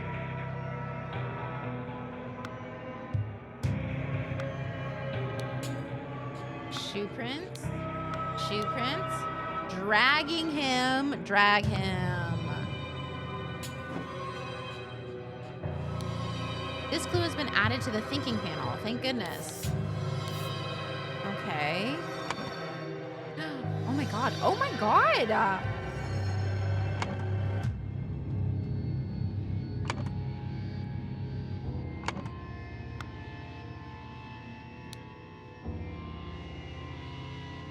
This ambiance is extremely intense. My lord. Who called the cult over? They were meant to come on Friday for Borderlands. Exactly. What the hell? What the hell? Hand-eye coordination, eh? Eh? Masters, I ventured on the Order's mission to reclaim our fire-breathing relic and, with great resolve, punish the despicable enemy. I, with a few brave companions, fearlessly entered his hideout in a remote hunting cabin, but the devil had prepared a treacherous trap and an explosion slaughtered my dearest friends as we entered his study. Thanks to my sturdy physique, I survived the blast, only to be assaulted by the enemy's lackey, assassin warrior David Goron, and a pack of bloodthirsty hounds. A pack? There was one dog.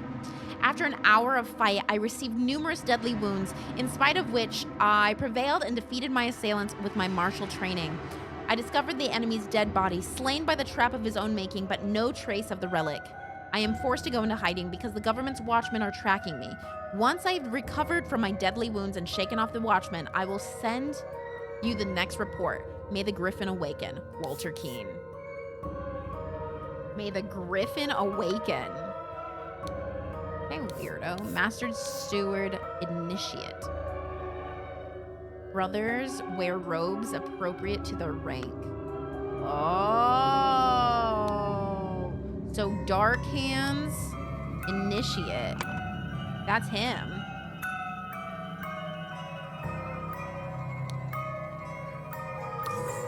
Oh. He's one man, okay? Assassin warrior, one man. One guy. He's so dramatic.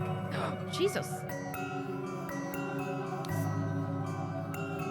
Done when an accuser has challenged a defender. Both drinkers must be barefoot.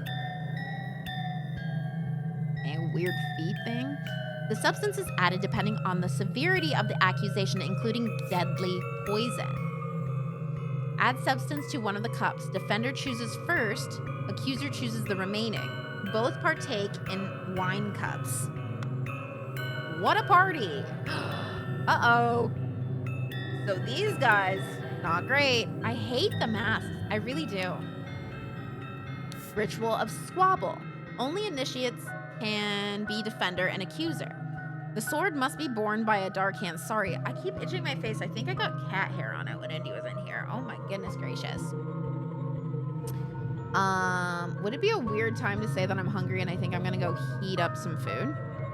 Just had therapy and we both cried. You both cried? Wait, your therapist cried too? Oh, baby, here's a hug. Oh, no. Oh, I'm hugging you. You don't feel it, but from afar, I'm giving you a hug consensually. If you hate hugs, don't worry. It's virtual, so it doesn't actually touch you. My God, be careful to not get a power cut. No, so, okay, our power went off the other day. Remember when I was like really anxious about having people over? Our power went off like an hour before they were supposed to get here. And then we couldn't get it back on. So we ended up getting an electrician to come out. And apparently our breaker, we have like the original stuff from when the house was built. And so things are just slowly starting to die. And so 2 breakers had burnt out and we're just gonna slowly have to be updating them. So we spent $600 that day. Super fun, super cute, super sexy. I will be right back. We'll see if it turns off. I sure fucking hope it doesn't. Yes. Enjoy the ambiance. It's really, really cute and comforting.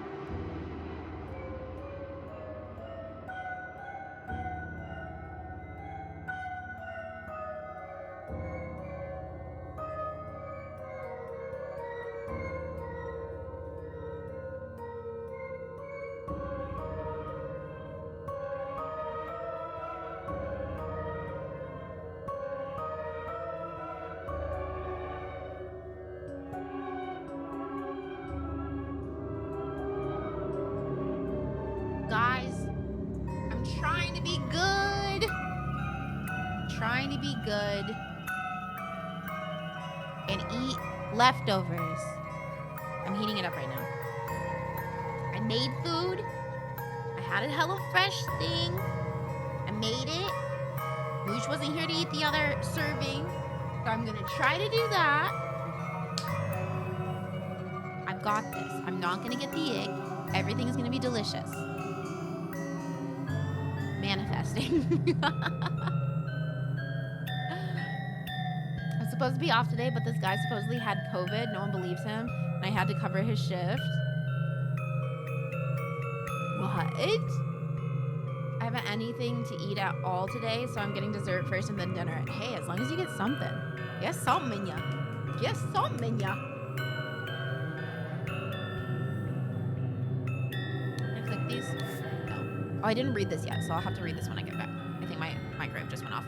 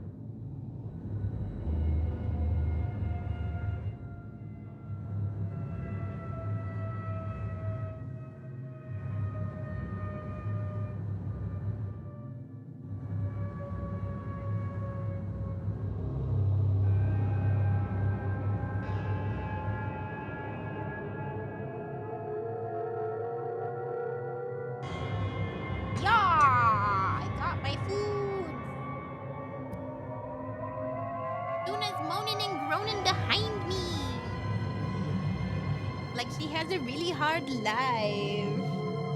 Wow, poor girl. She has such a hard life. Oh, an ad's about to start. Oops. Oopsie poopsie. Music is like a fever dream. I just put my headset back and it's really intense. I'm having a little late lunch. It's like a chicken, like a corn chicken bowl.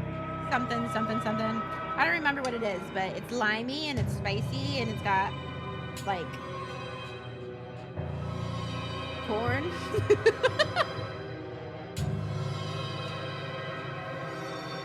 And it heated up pretty well.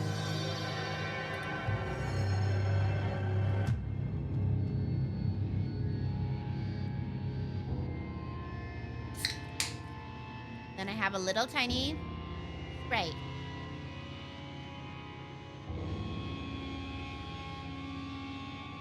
I never finish full cans of pop, but I can finish small ones sometimes. Okay. Ritual of Squabble, only in it. Maybe I should wait till the ad's over. I'll wait till the ad's over so you guys don't miss anything. We'll just chill here for now.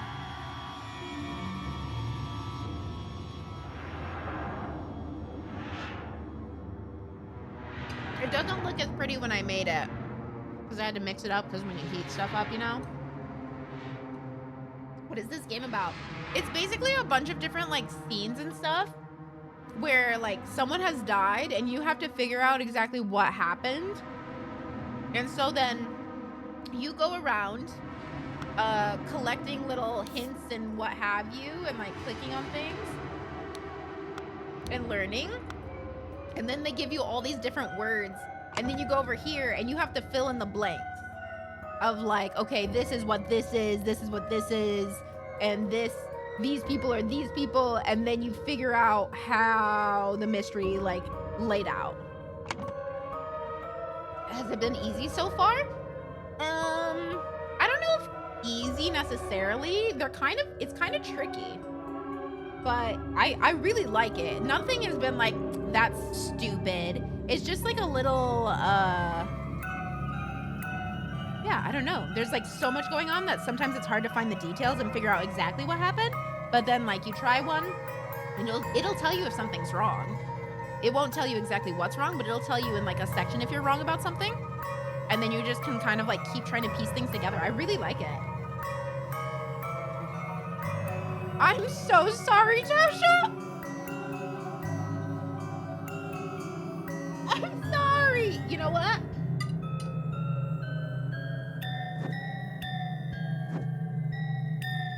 Just kidding. It's not any better out here.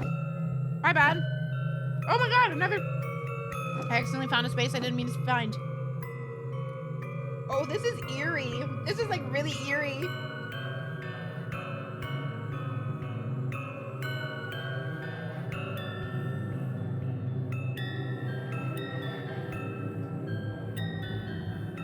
Play this at my funeral. I want everyone to feel a little off, you know? Oh, a party? Yeah, no, for sure. This is definitely a party. A party, for sure.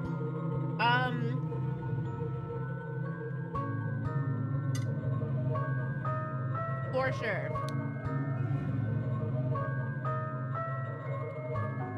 A Halloween party. This is actually our costumes this Halloween. Ritual of Squabble. Only initiates can be defender and accuser. The sword must be borne by any dark hand. What? Required decorations of the hall, the Grim Reaper, the never tiring teacher, the feeder of mouths. What? Ritual of conflict. The accuser must deeply hate the defender. The sword must be borne by the initiate. Required decorations of the hall, the never tiring teacher, the keeper of treasures, the mirror of the soul. Hi, bud. The man in the mask is not breathing. That's weird. Wonder what happened. The griffin has spoken. Oh, fuck do you even mean, brother? 2 cups on a stone altar. They contain some wine, but are almost empty. The griffin has spoken. They both said the griffin has spoken. A tray with a small vial of unknown substance. Okay. Ritual of dispute. Only stewards or higher rank can be defender and accuser. The scepter must be borne by water snake master. Required decorations of the hall, the keeper of treasures, the never tiring teacher, the grim reaper. Ritual of discord. The houses of the accuser and defender stand behind their brothers. The scepter must be borne by dark hand master. Required decorations of the hall, the speaker of the blind, the grim reaper, the keeper of treasures. Okay, well, there's like a lot of people here. The grim reaper's here.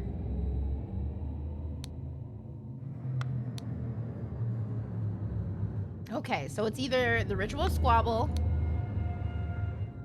the dispute, or the discord. Let's see what else we have.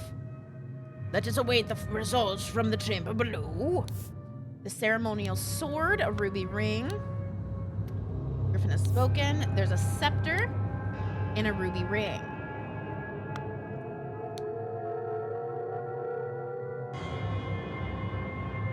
Sword, sword. Scepter, scepter.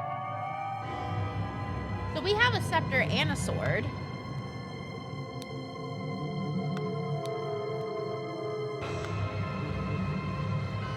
Okay. Silver tankard with some red wine in it. Got it.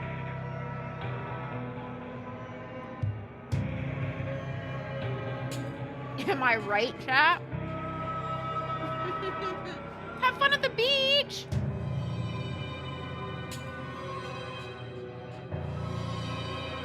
A beach sounds lovely.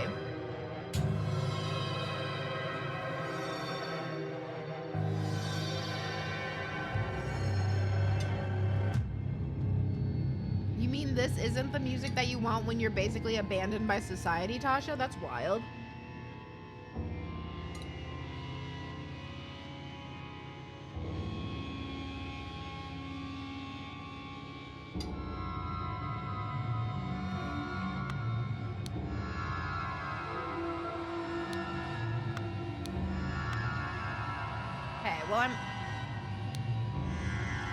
They contain some wine but are almost empty. Both of them are almost empty, which means that I feel like they both drank. You know?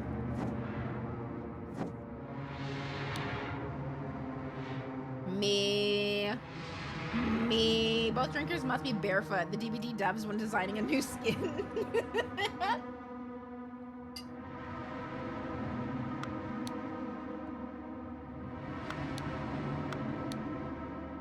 You don't seem to have a mouth.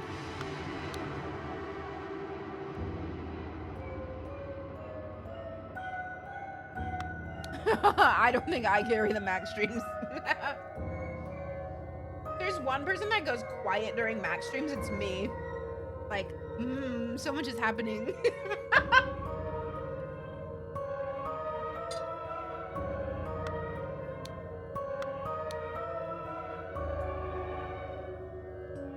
Me and who? Me and who?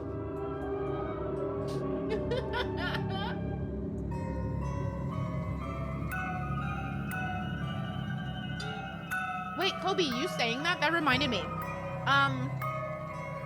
So when we're watching like the UK versions of like Love is Blind and like Love Island and stuff, I found a saying that you guys do, maybe not you guys, maybe it is just like certain locations or whatever that you guys do that like sends me into like a panic kind of. And it's like, when we will say like, how are you? Or how's it going? You guys say, and not you guys, but they say, you okay? Like something like that. Like, you okay? You all right? Which makes me feel like something's wrong. And that they're checking on it, that something's wrong, but it really just means like, how's it going? That threw me for a loop.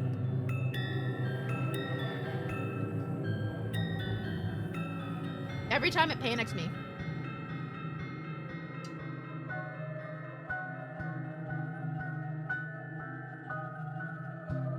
It's because we're British and we're never okay.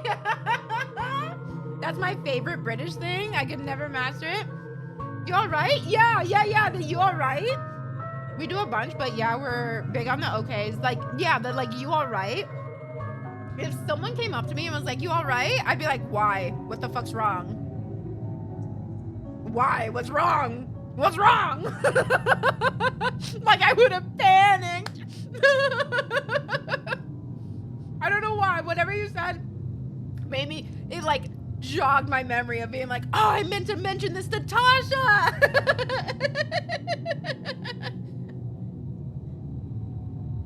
This is the cashier stand. Why is there a sword stand? Why? Do I look very, very upset? What's happening? I immediately think that something was wrong. Yeah, it took me forever because like, again, not necessarily you guys, but like in the shows, so many people would say that like so many times, and every single time I'd have to like take a beat and like be like, wait, why? What's wrong with them? And then I'm like, oh my God, they're just like, how's it going? What's up? You good can mean a lot of things. True. But it always panics me. I think the you good in New York would also panic me.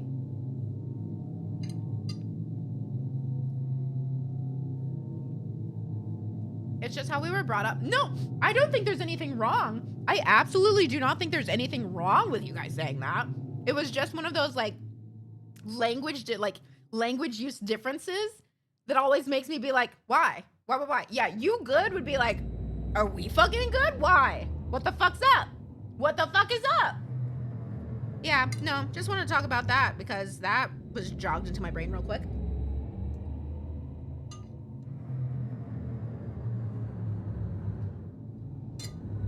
For sure, inflection, for sure.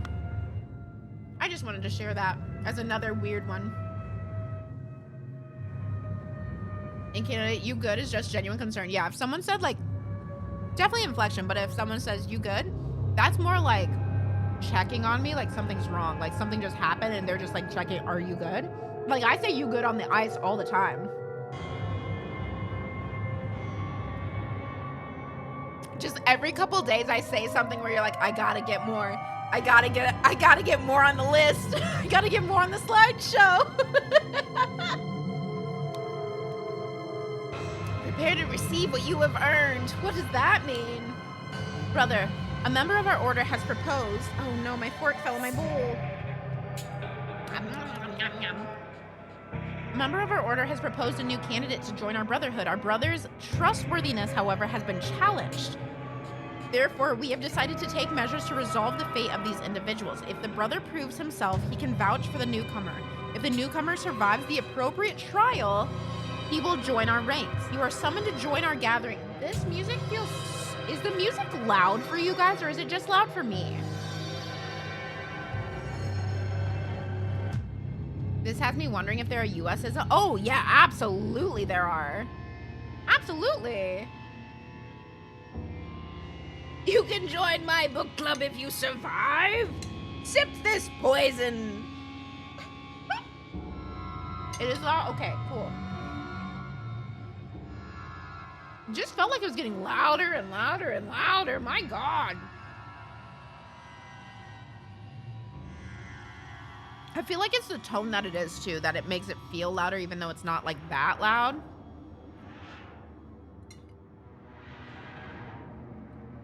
Okay, so whatever the fuck's going on upstairs is probably have to do with this, right?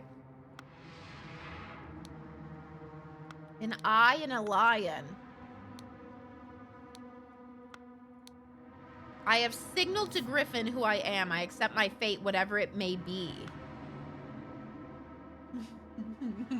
Whoa. I'll move my head in a moment. Why is the statue in the... I'm joking. The I'm joking position. Oh, I clicked back in. I'm joking. I'm joking. Give me that. Give me. I'm joking. I'm joking. Why he look like that? Who made this man?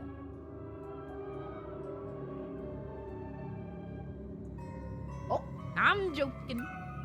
It's so stupid. Okay. Inception, evaluation, transition, admission. You must endure the test. Snails, fire, water, trees.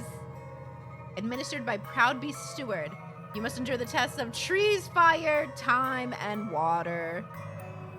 You must endure the test of stars, fire, water, snail. Haven't heard I'm joking in a bit. Yeah, someone brought it up the other day. I don't remember who. Not in stream, but in real life. And I was like, oh God.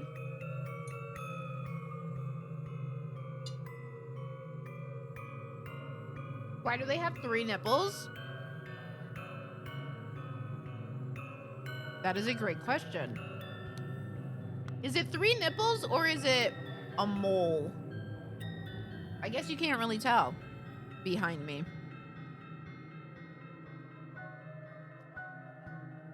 I want to do the snail task. How do we do the snail task? Tell me about the snail task.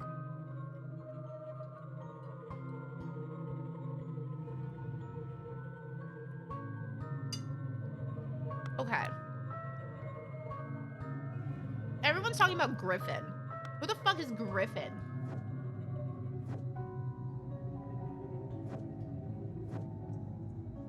This one's gonna be a little bit tough, I think. Okay. Oh, these are 2 different rituals. Okay. Ritual of...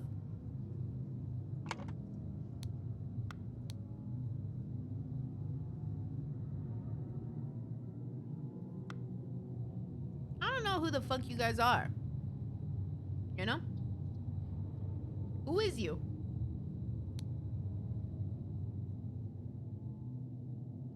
The substance is added depending on the severity of the accusation. Okay. Including deadly poison. Clearly deadly poison was added here, so...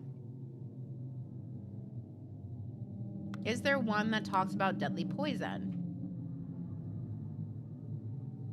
Only stewards or higher rank can be defender and accuser. The houses of the accuser and defender stand behind their brothers.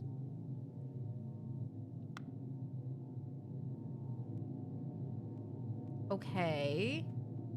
Well, these all seem to be mixed up because this guy looks like he should be with this guy, right? This guy, and this guy, and then there's a different guy there.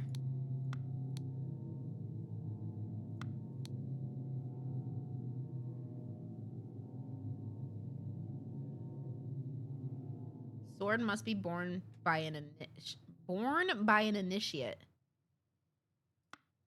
But I feel like we can only tell if they're initiates if eyeballs. Huh? Our Lord and Savior, 3 nips.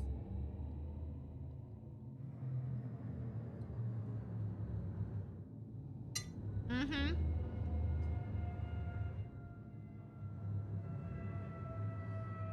Oh, those men. I don't know.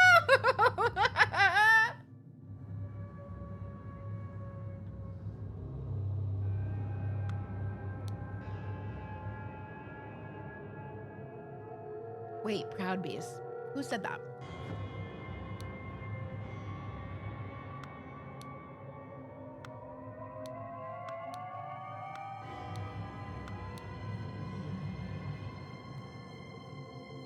He's the only one that didn't say anything about Griffin. Well, and this guy. This guy didn't say much either. Oops. So we have a Grim Reaper. There's a key.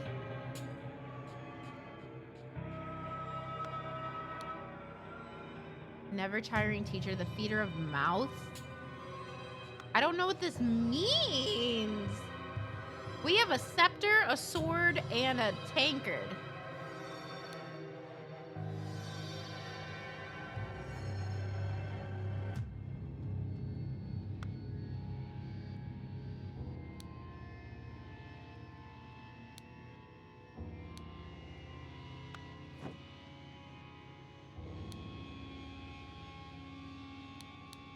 Oh, is it in these that I have to read? Do I have to read? Oh, these are heavy. These are a lot. All right, let's read through these. This one has a lot going on in it.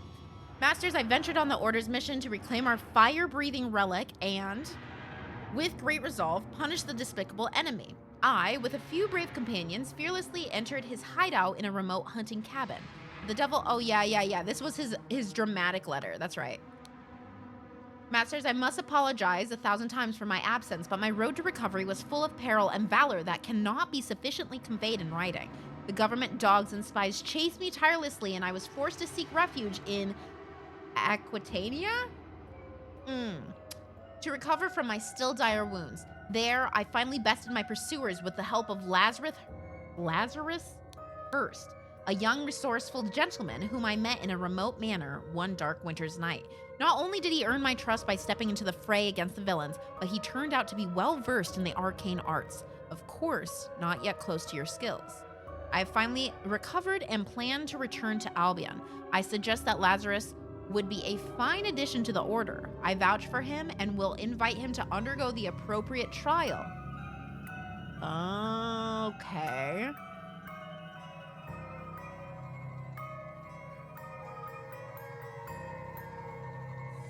So... Are they poison? I'll drink number 3, my lord. Illuminated Masters, I object to the admittance of the individual Lazarus Hurst to our brethren. Wait. I submit that our dark-hand brother Walter Keene, who vouches for him, cannot be trusted because he is a liar and a thief. I am certain that, on dispatching our enemy, he kept the golden fire-breathing relic for himself. Nothing will move me on this. He must produce the relic, apologize personally to me, and afterwards be expelled from our brotherhood. Sir Geoffrey Sinclair. Oh, do you think that's what happened upstairs then?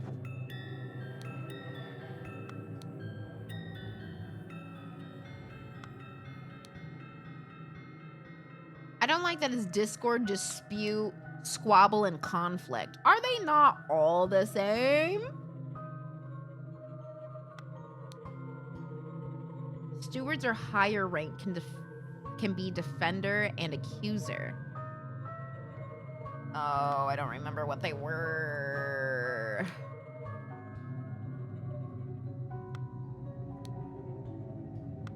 Ooh.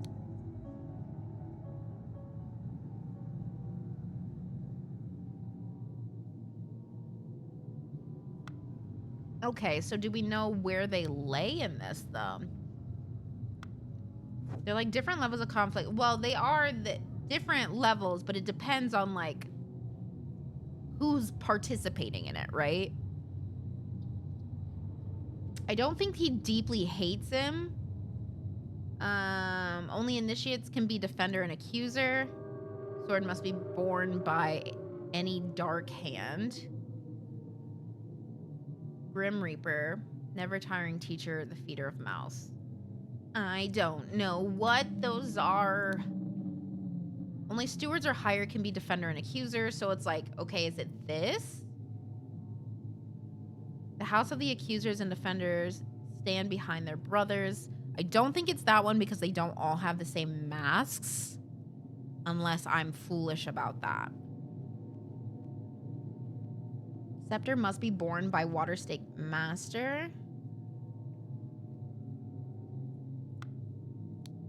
This one's tricky.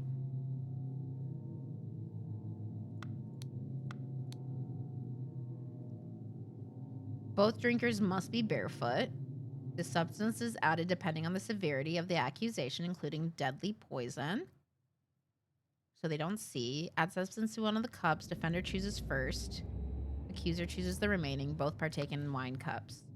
So what are you? I need to know more about you. Is this a water boy? Dark hands, proud beast, water snakes. Like, you all just look like aliens to me, so, you know?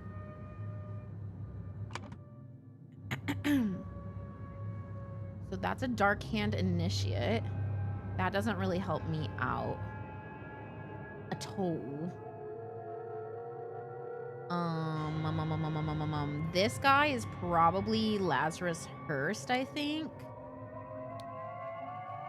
But he's giving him... Which ones is he giving him? He's trying to give him... a lion and an eye. So Proud Beast Initiate. So maybe this means Proud Beast?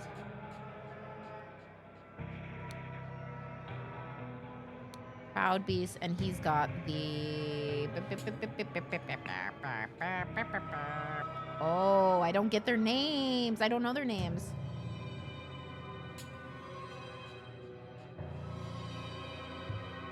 But this guy is a dark hand. We should go check on him again and see what he has on his person.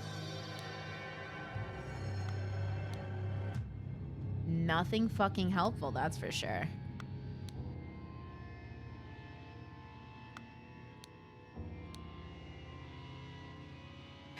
So this is David. The gathering will be on March 14th. To follow our plan, we should be there at least 2 hours before midnight. The target will arrive in full costume.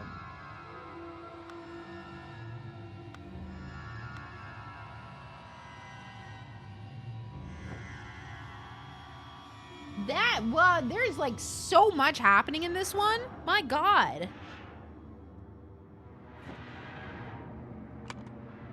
So am I supposed to name all these guys?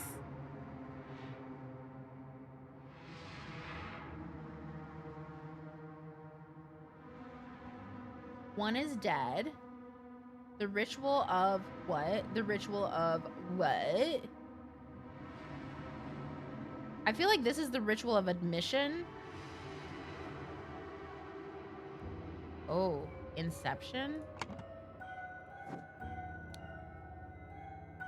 Object to the admittance. I think it's admission.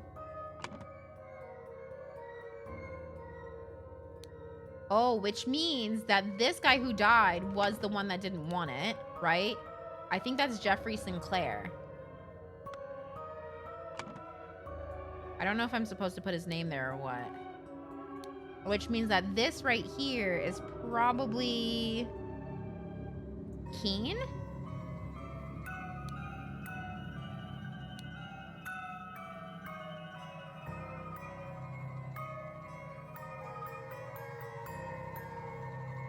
Beep boop, beep boop, beep boop, boop.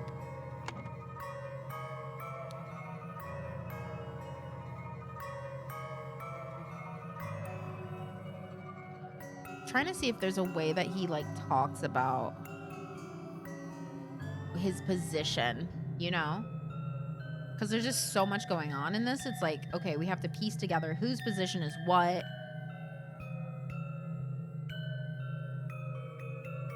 But it's weird because that's a different mask than the guy below, like this guy. A member of our order has proposed a new candidate to join our brotherhood. Our brother's trustworthiness, however, has been challenged. Therefore, we have decided to take measures to resolve the fate of these individuals. If the brother proves himself, he can vouch for the newcomer. If the newcomer survives the appropriate trial, he will join our ranks. You are summoned to join our gathering on March 14th and fulfill your role in the rites of the Brotherhood, Council of Masters.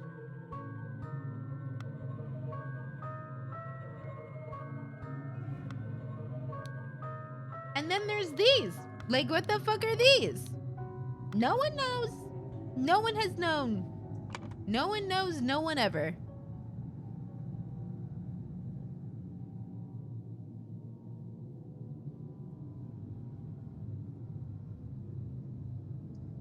And the, like, the cloaks? What do the cloaks mean?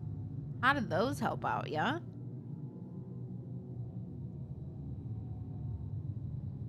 This must be, like, initiate, non-initiate, whatever. This must be Proud Beast. Maybe Water Snake. And then this would be Dark Hand.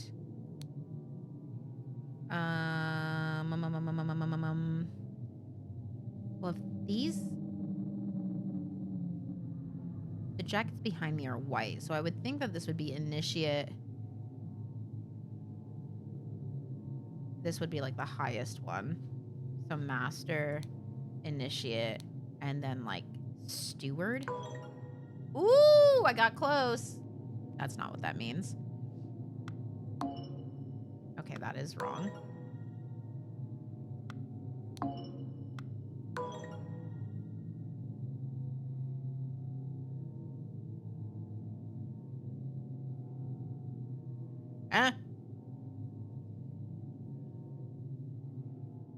Why did I decide that was a Proud Beast?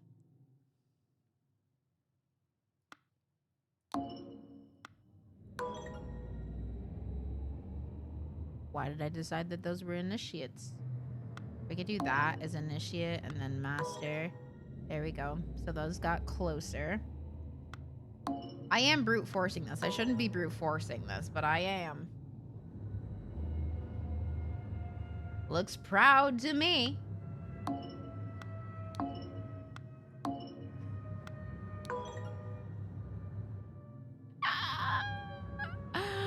What do you mean? What do you mean? What do you mean? Okay, let's see. The fact that this brothers wear robes appropriate to their rank. So the rank matches depending on what they're wearing. Brothers wear masks appropriate to their house. So the masks say what house they're in. The jackets show where they are on the pyramid.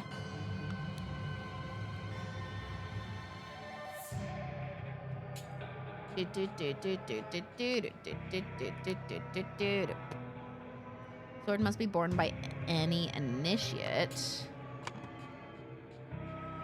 Do we think that these two are the initiates? Can you recommend someone as an initiate?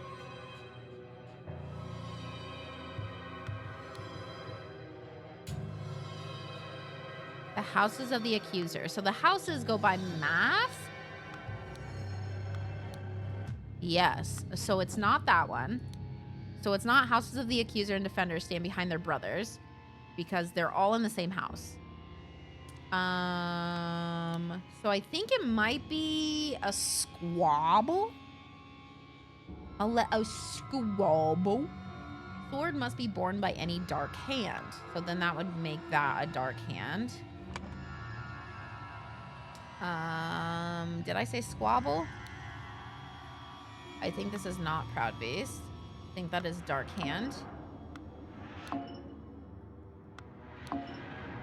Oh, but now these ones are probably all fucked up.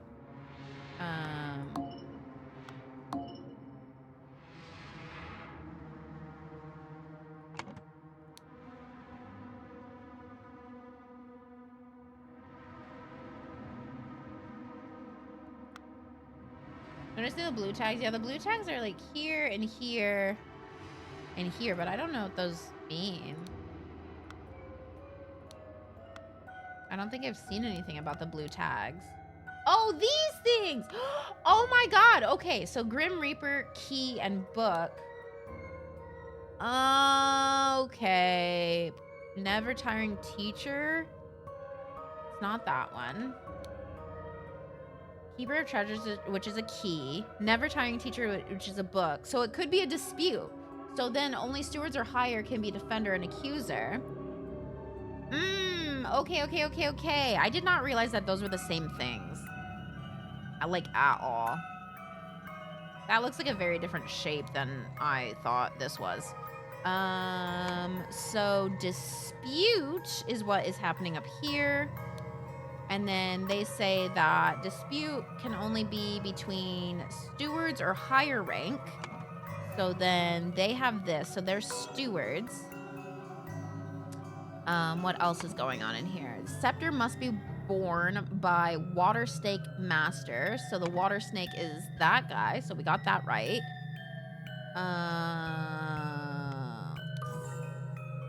There we go. I don't know how I got Proud Beast. I don't know where that came from, but I did somehow. Okay.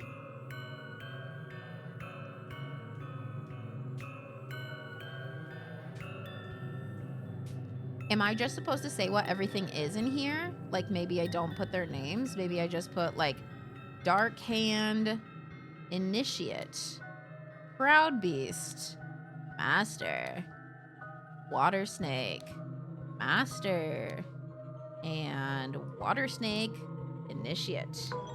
2 or fewer slots are incorrect. Okay, what if I move these to Dark Hand Steward? And then Water Snake Steward. Okay, so they're right, but they want us to have the names right. Do we think that Walter died? No. Who did he hate? It was something Jeffrey Sinclair, was that it? Walter Keane, Jeffrey Sinclair.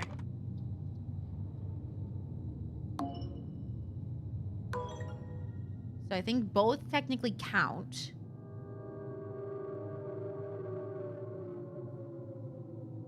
Interesting.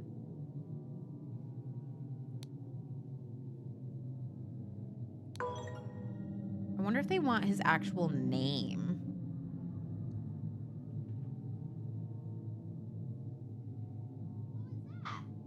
That was loud.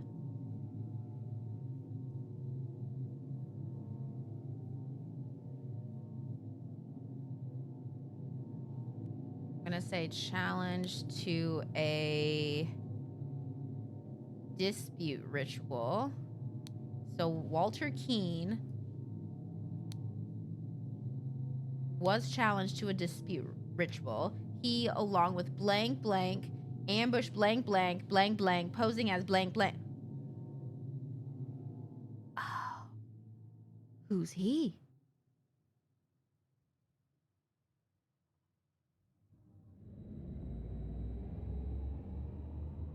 Because of the admission thingy, the guy giving the Proud Beast stamp is a Proud Beast. Yeah.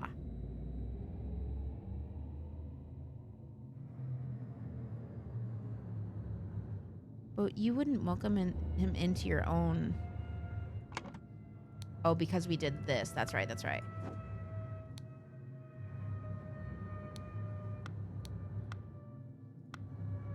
Why are we bringing him in the Proud Beast, though? Wouldn't we want him to go into the... Dark Hands? Sorry, one moment.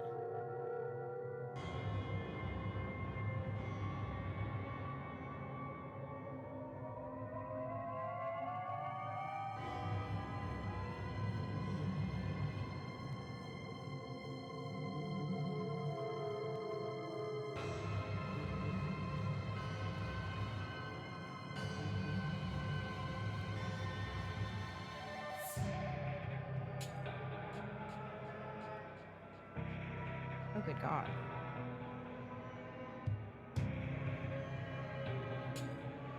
Wild shit. Okay. We've got this. We've got this. I wish it wasn't like, do they want the name or do they want, like, their position, you know? I'm guessing they want names. So let's see. David Goron. I don't think he's really in this, is he? He was just someone we fought.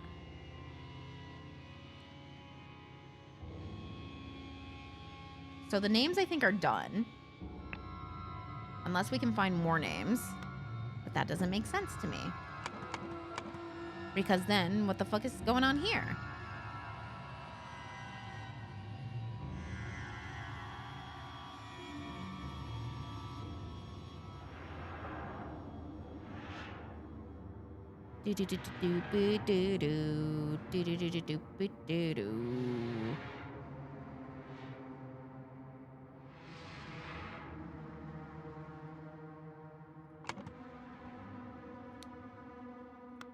Because this should be the guy that he was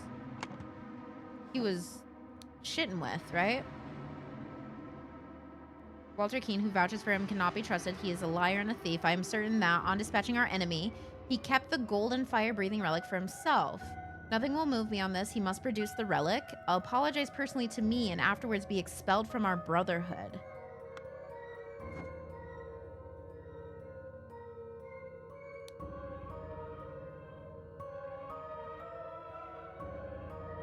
So he clearly got the poisoned one, right?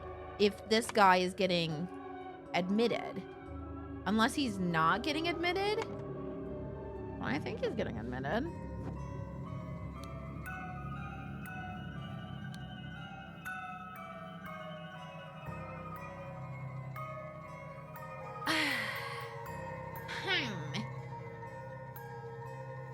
If the brother proves himself, he can vouch for the newcomer. If the newcomer survives the appropriate trial, he will join our ranks. So what is the trial that he is... Oh, here we go.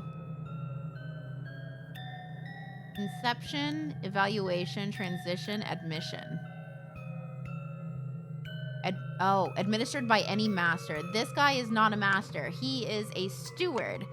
So, Proud Beast Steward. It is Inception. He is going through the ritual of Inception. There we go. There we fucking go, baby.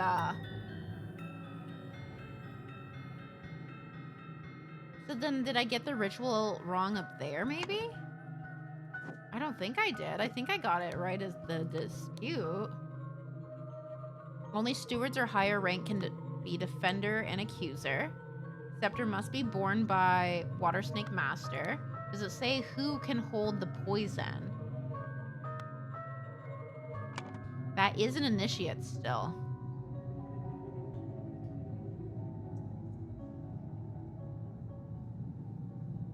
Huh.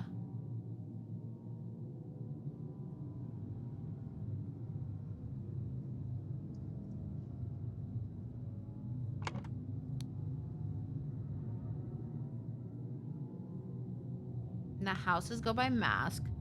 So they're all spread out. Yeah, I think we're right on that. Like, it's a dispute.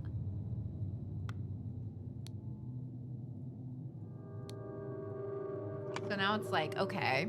So if it's a dispute, if that's Walter and that's Jeffrey, because those are who we're disputing, what do they want from everything else? Because the white coats are master ones. Proud Beast, Water Snake Initiate. Dark Hand Initiate.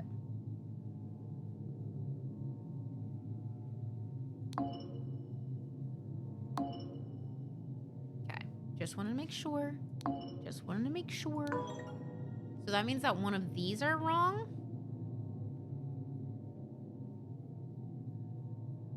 Who put this man in the bushes?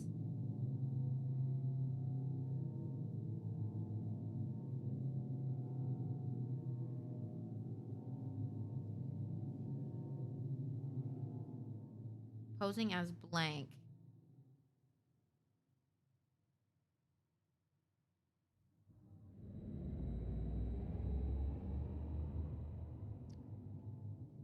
Well, this is interesting.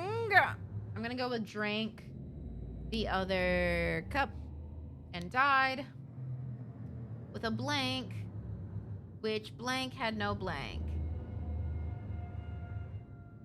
Had no poison.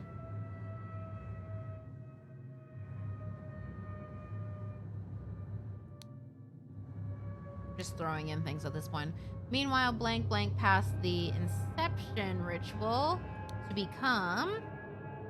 Oh, this is it. It was the Lion Proud Beast Initiate.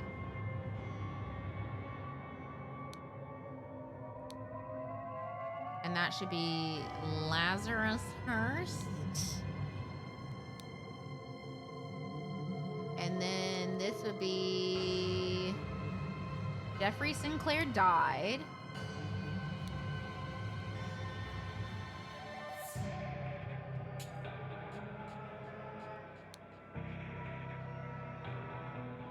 Wait. Signaled to Walter Keene. Walter Keene was challenged to a dispute ritual. He, along with blank, ambushed blank, posing as blank. Signaled to Walter Keene with a tankard. Oh, wait. He's posing as the Dark Hand Initiate. Well, who is that? Do you think that's... Oh! It's fucking Goron! It's David! Because that's why his shit's here. He had to leave it with him. David and Walter Keene are working together. Holy fucking shit. This right here is David. David Goron. Oh my god, the drama! They ambush the Dark Hand Initiate. He, along with David Goron, ambush the Dark Hand Initiate. Holy moly biscuits! My God! So after being challenged to a ritual with potentially deadly consequences, Walter conspired with David to devise a plan which would ensure his own safety. They captured a Brotherhood member on his way to the gathering. David took his costume so that during the ritual of the dispute, he could indicate to Walter which cup was poisoned. Therefore, Walter chose the safe cup and his opponent drank the poison and died.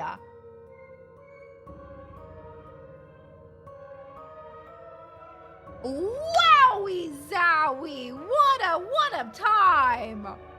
My God! They went through everything there! Holy nuggets! You don't even get a video or anything for that. That's insanity. That is insanity. The crowning celebration by the lighthouse. God, is this gonna have a million? Oh my God. Oh my God! The man is not breathing and has a severe wound at the back of his head. His arm appears to be broken.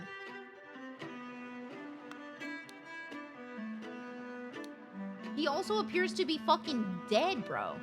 Water Snake Master. Lately, I've experienced disturbing dreams and I feel cursed. Are you the source of this with your magic? Desist immediately and know that when pushed, my rage is absolute. Do not toy with the well-being of the Empire's general, for I do not tolerate being attacked. In my many voyages, I have learned the dark arts too. If need be, I will summon 1,000 invisible demons to crush your bones. Proud Beast Master. Dear friend, it is not so simple for me to get you a seat alongside me on the court of directors at the Seven Seas Company. As a doctor, I recommend you to stop obsessing over it. It will only unbalance your humors. Let us discuss alternatives at the next party at Kensington Palace. I don't think that's gonna happen. I don't think it's gonna happen. The door is locked from the inside. What an honor to experience such an historical event. Is this, Maker or whatever his name is? I think it's Maker.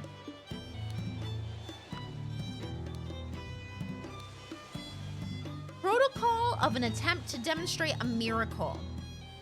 June 23rd, 1791. Location, the lighthouse on Gull Islet, I guess?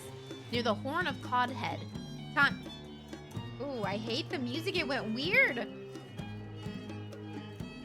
Present, Angus McBain, Lord Alistair Cock, James Turner, Walter Keane, Lazarus Hearst. In charge of notes, Nicholas Maker. I knew it was you, bud. I knew it.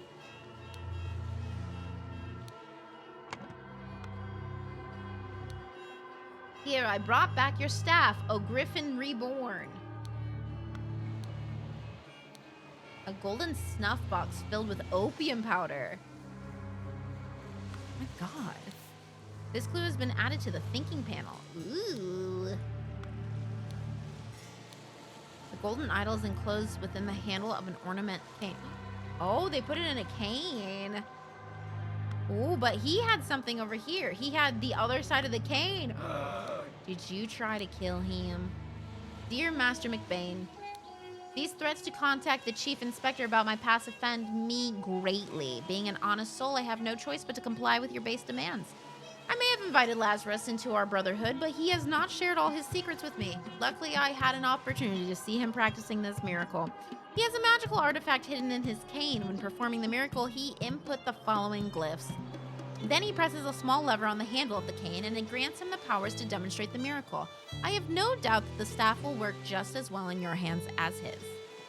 Okay, so this is McBain. Where's the name McBain? Here we go. Wait, who did we decide that this guy was? Dear friend. Water Snake Master. He doesn't really have a name though. We do need a name for him. And thus, Griffin Reborn revealed himself to his brothers by demonstrating a true miracle. Kneel before Griffin Reborn and make ready. I will lead you, brothers, to great many changes. Miracle preparation. After that input, aim at the sky, press the lever to maximum position, and hold for at least 10 seconds. At this point, the idol should be full enough to perform the miracle once. Miracle hypothesis. The water works better, but the effect is not as convincing. Oh. Main challenge is ensuring my balance when holding onto the idol. Practice is paramount.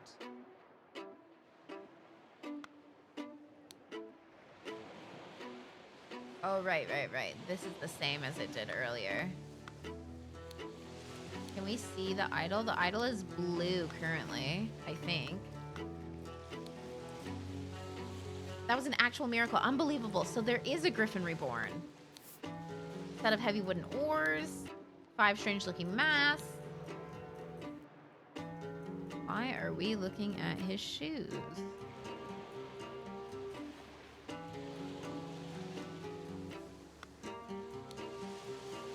Rules!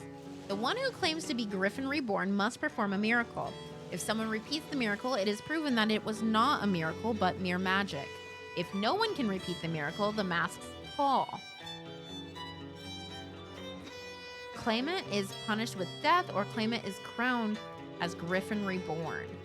Okay. So if the masks are there on the ground, that means that no one could repeat the miracle.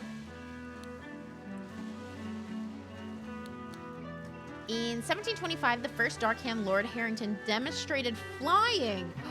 That's not what he tried to do, right? Jumped off a cliff to his death. In 1756, Proud Beastmaster Lord Ledsley performed a seance talking to the spirits. Lord Angus McBain repeated the miracle, proving himself unworthy. Angus McBain. Angus McBain. In 1764, Darkhand Master Lord Jones demonstrated the creation of a homunculus. Lord Angus McBain produced a homunculus as well. In 1771, Proud Beastmaster Lord White carried out the hypnosis of a servant. Lord Angus McBain hypnotized the same man as well. Okay. This man got a lot of dudes killed. Why are we looking at their shoes? Uh-oh.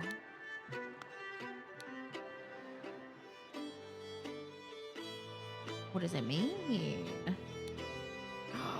To look at the shoes that walked away from the crime scene, or who walked to and back. Yeah, who has pointy ass fucking shoes? You do.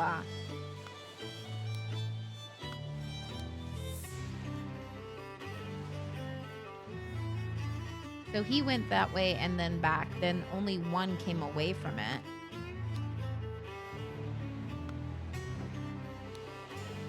By guarding the lighthouse, you guard the Empire. General Alistair Cook.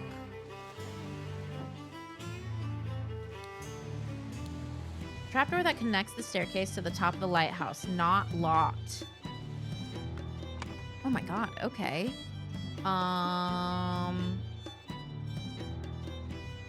Blank blackmailed Blank to find out how Blank would perform the miracle of Blank. Do you think that... I mean, let's see. What's it changed to? The music is horrible, by the way.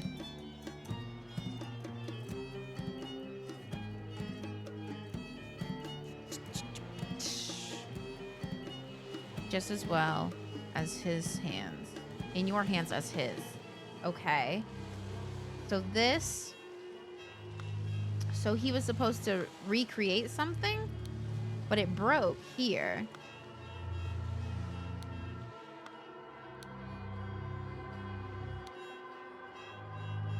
So it seems to be that Angus is always the one trying to prove it wrong. So what did he do? Also, we're missing one hint. I don't know what hint it is.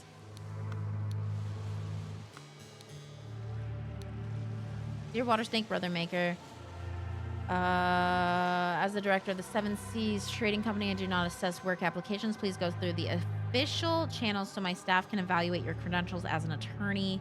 Dark Hand Master, JT. JT, James Turner. Dark Hand Master. Water Snake Master, okay. Who's our Dark Hand Master?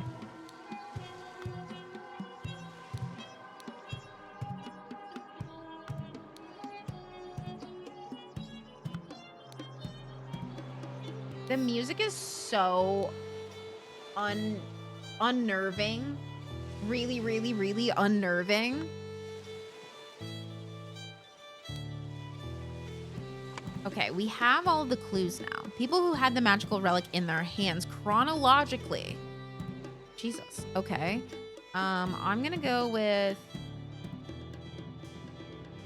Last one was dude laying on the ground. Don't know who he is. McBain was probably... Well, he has it in his hands right now. So maybe he's the last one.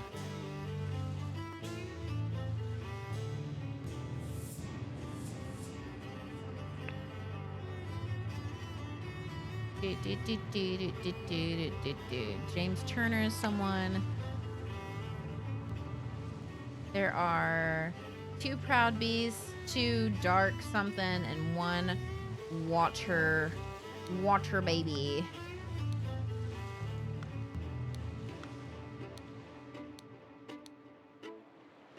Proud Beast Master. Oh, but he's a water boy. He's a Water Snake Master. From a Proud Beast Master.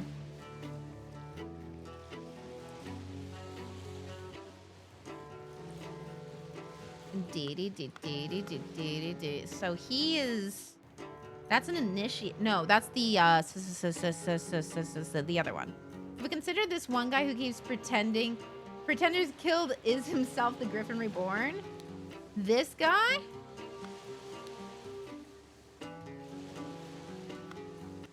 So he's the Griffin Reborn because everyone's kneeling in front of him.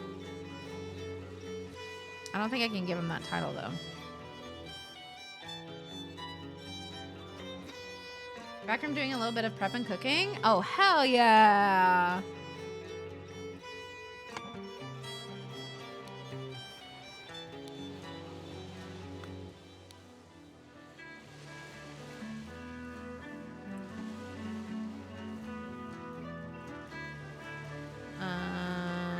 What year is it?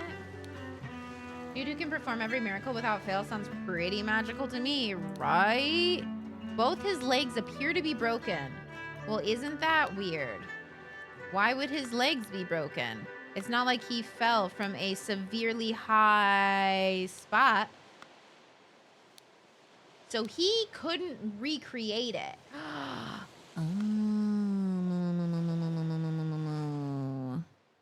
I'm thinking that's what he tried to do it with the staff, couldn't recreate it, and died.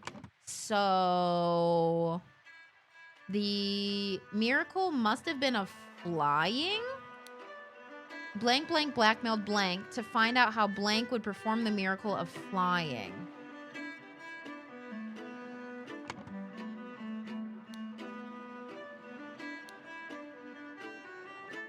Okay, so we have all these guys. Dr. James Turner. Is there a doctor here?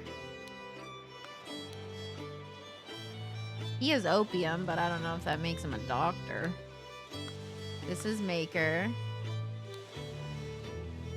He's got his special book.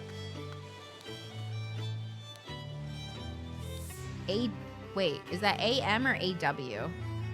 AW. So I'm guessing... No, it is AM. Angus McBain. Okay, never mind. Sorry, I'm being silly. What does that say?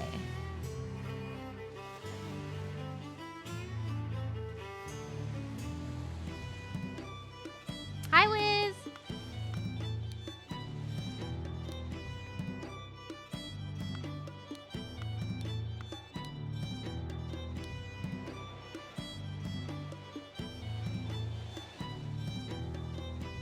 Do we think that this is Lazarus Cursed?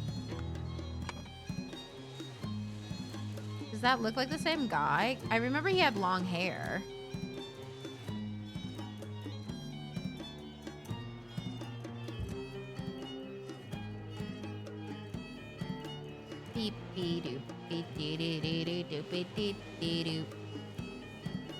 Walter Keane's not here. Because that would have been this, you know, like the jacket. Wait, yeah, so this is him being an initiate. This is him also an initiate, and these are the masters. Oh my god. Oh my god. Oh my god.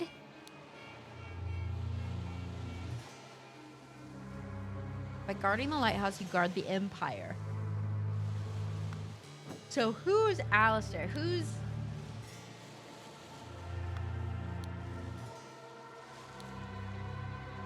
I don't know what this is. A heavy seal. Thank you.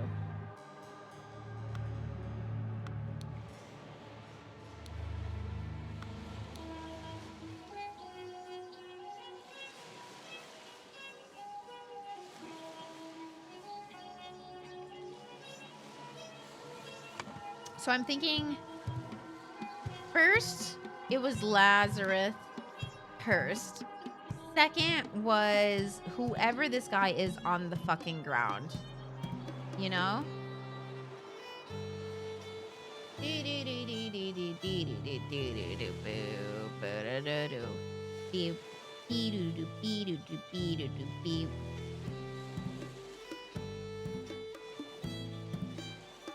Okay. I'm gonna leave you guys on this one. Well, actually, is it more exciting to see this side? I don't know. I'm gonna run to the bathroom real quick. And there's an ad. Oh, it's for another 27 seconds, so it doesn't fucking matter. I'll be right back.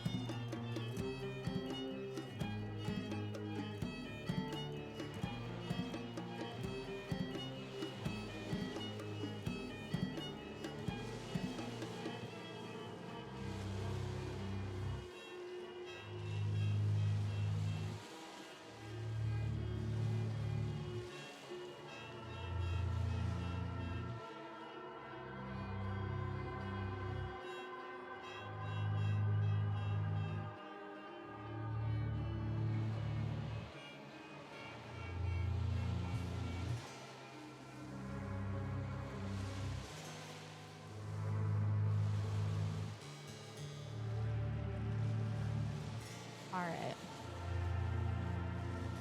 How close are we to this one? We're still a little bit far on this one. I think I might stop here, and then we have a Discord thing on Thursday, I think it is, where you guys get to vote what game we're gonna play, whether we're gonna do this, whether we're going to continue Phoenix Wright, or whether we're going to play a different game called The Operator, which I should show you. Love you. Happy 47 months, Ashley. But then we'll continue. If you want, we'll continue these. But I think I'm going to end it. I don't know if does it completely delete everything that we've done?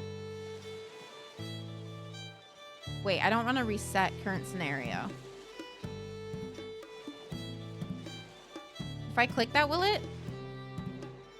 Oh, fuck it. I'm not looking. If we lost it, we lost it. Alrighty. We did a lot of solving, a lot of different things there. Very fun. Very, very fun. Surely not. Hopefully not. That would be a big old bummer. But okay, tomorrow we will be getting back with Phoenix Wright, doing all the murder stuff that Phoenix is absolutely not fucking qualified for at all. So we'll be doing more mystery stuff tomorrow. Wednesday, I believe we'll do more Phoenix Wright, hopefully finishing the first technical game.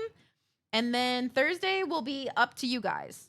So whatever you want, we will vote on Thursday as we start streaming everything.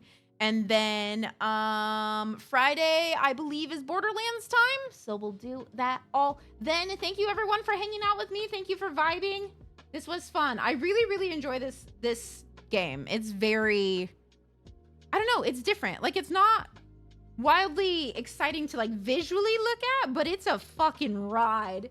It is a fucking ride and a half. Let me find someone to raid, though, because I'm pretty sure everyone's coming back from TwitchCon right now. So we might have more friends on. We'll see. Thanks for stream. Thanks for hanging. It was nice to see so many folks and hang out and have a good time. See who's doing what.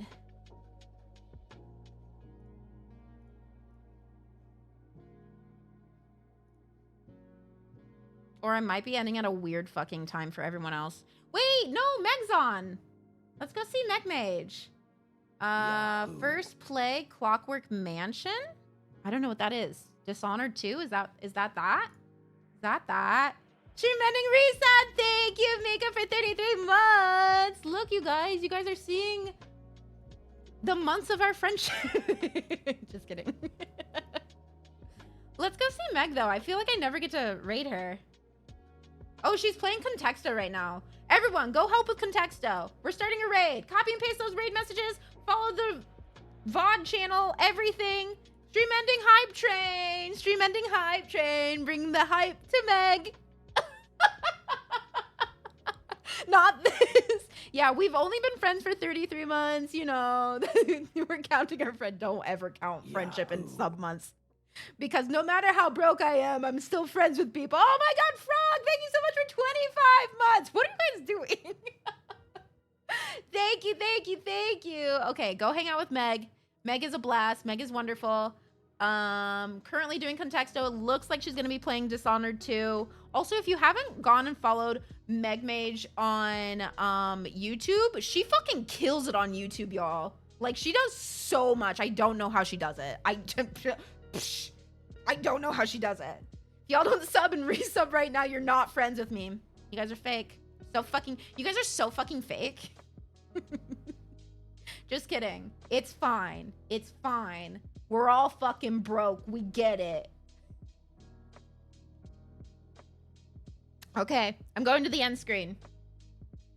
Smooches. See you tomorrow.